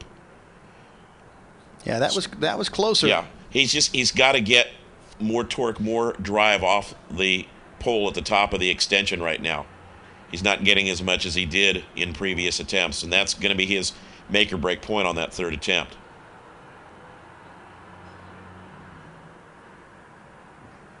So Sodorf, we saw him trying to, again, stretch. Maybe calf from that, too. He flexed the ankle one time, but it could also be a calf muscle. And that, plus the previous attempt, taking him deep to the edge of the pit and towards the standard. It's an awful lot to try to block out now and go after this to defend your crown. And again, he's attempting a foot and 3 inches more than he needed to win this last year.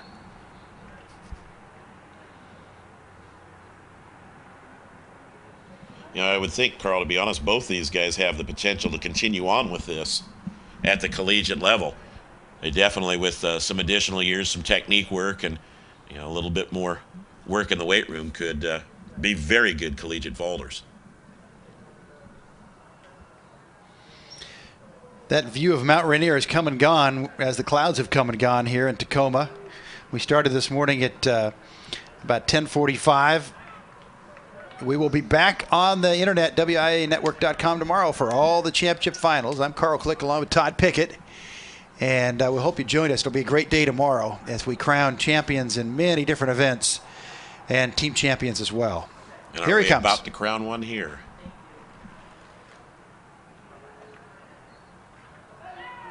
And the winner of the 4A pole vault is Jamison Shirley. And second place goes to Austin Sodorf there of Woodinville. Young man, that was a great competition. Second place is nothing to sneeze at after that great effort. And that was a very good attempt, too. I was really, really glad to see him bounce back and put together a solid attempt, a good run up here. This was, again, a makeable height for Austin. At times, we said, had the best technique all the way over, but there was his old bugaboo. The feet got him early. Rest of him, he had the height once again. And that's just a little technique refinement that more coaching will get for him. He's got potential to go a lot better in the collegiate ranks. There you see Sodorf there, first as a junior, second as a senior. You can understand his disappointment. Yeah. He was really, really close. He has run through the emotional gamut in the last few minutes. Being out in front, being near danger, and then having that last one to try to stay in it. But a good, solid performance again by Sodorf. So Jamison Shirley will give it one more shot at 15.9. Going to be interesting to see what he does now with the pressure off. He doesn't have to clear to win. Does that make this an easier vault for him? Yeah, I'd like to see him make it, because then we get to see him go up at 16 feet. Nope, but he is your winner. Skyview High School's Jamison Shirley wins it with a winning vault of 15.6. And he wins on misses because also Austin Sodorf cleared 15.6 as well. It was a great competition. Glad you enjoyed it with us here on the WIAA Network. And remember, that young man finished way down in the standings this year and improved more than 2 feet. Yeah, more than 3 feet. Better than 3. Be interesting to see whether last year was a disappointing year, what his marks were through the year, or whether this was a huge jump or he just bounced back from the despair. But again, biggest single thing, there he was, staring a lower place finish in the face. Moments away from not taking the championship, and went from a third clearance at 15.3, turned around and made a first clearance immediately at 15.6, which is what won him the competition. Well, we're glad you enjoyed it with us here on the WIAA Network. Tomorrow's events start early in the morning, 10 o'clock for the girls 4x200 relay. So join us on the network. Todd Pickett and I will be here to bring you all day championship results from the track meet here at Mount Tahoma. And another thing we're going to look forward to tomorrow in the field events will be a young man who has the most dominant mark of any high schooler in the country, Sean Keller in the 4A boys javelin, close to a national high school record and looking to possibly qualify for the U.S. Olympic trials, and we'll try to feature him tomorrow. We will. That's going to do it for our coverage here. You've been watching the WIAA 2012 State Championship Track Meet for the 2A, 3A, 4A classifications on the WIAA Network. But you can't stay here. Until we meet again, please drive home safely or to wherever your destination may take you, and we'll see you tomorrow for some more exciting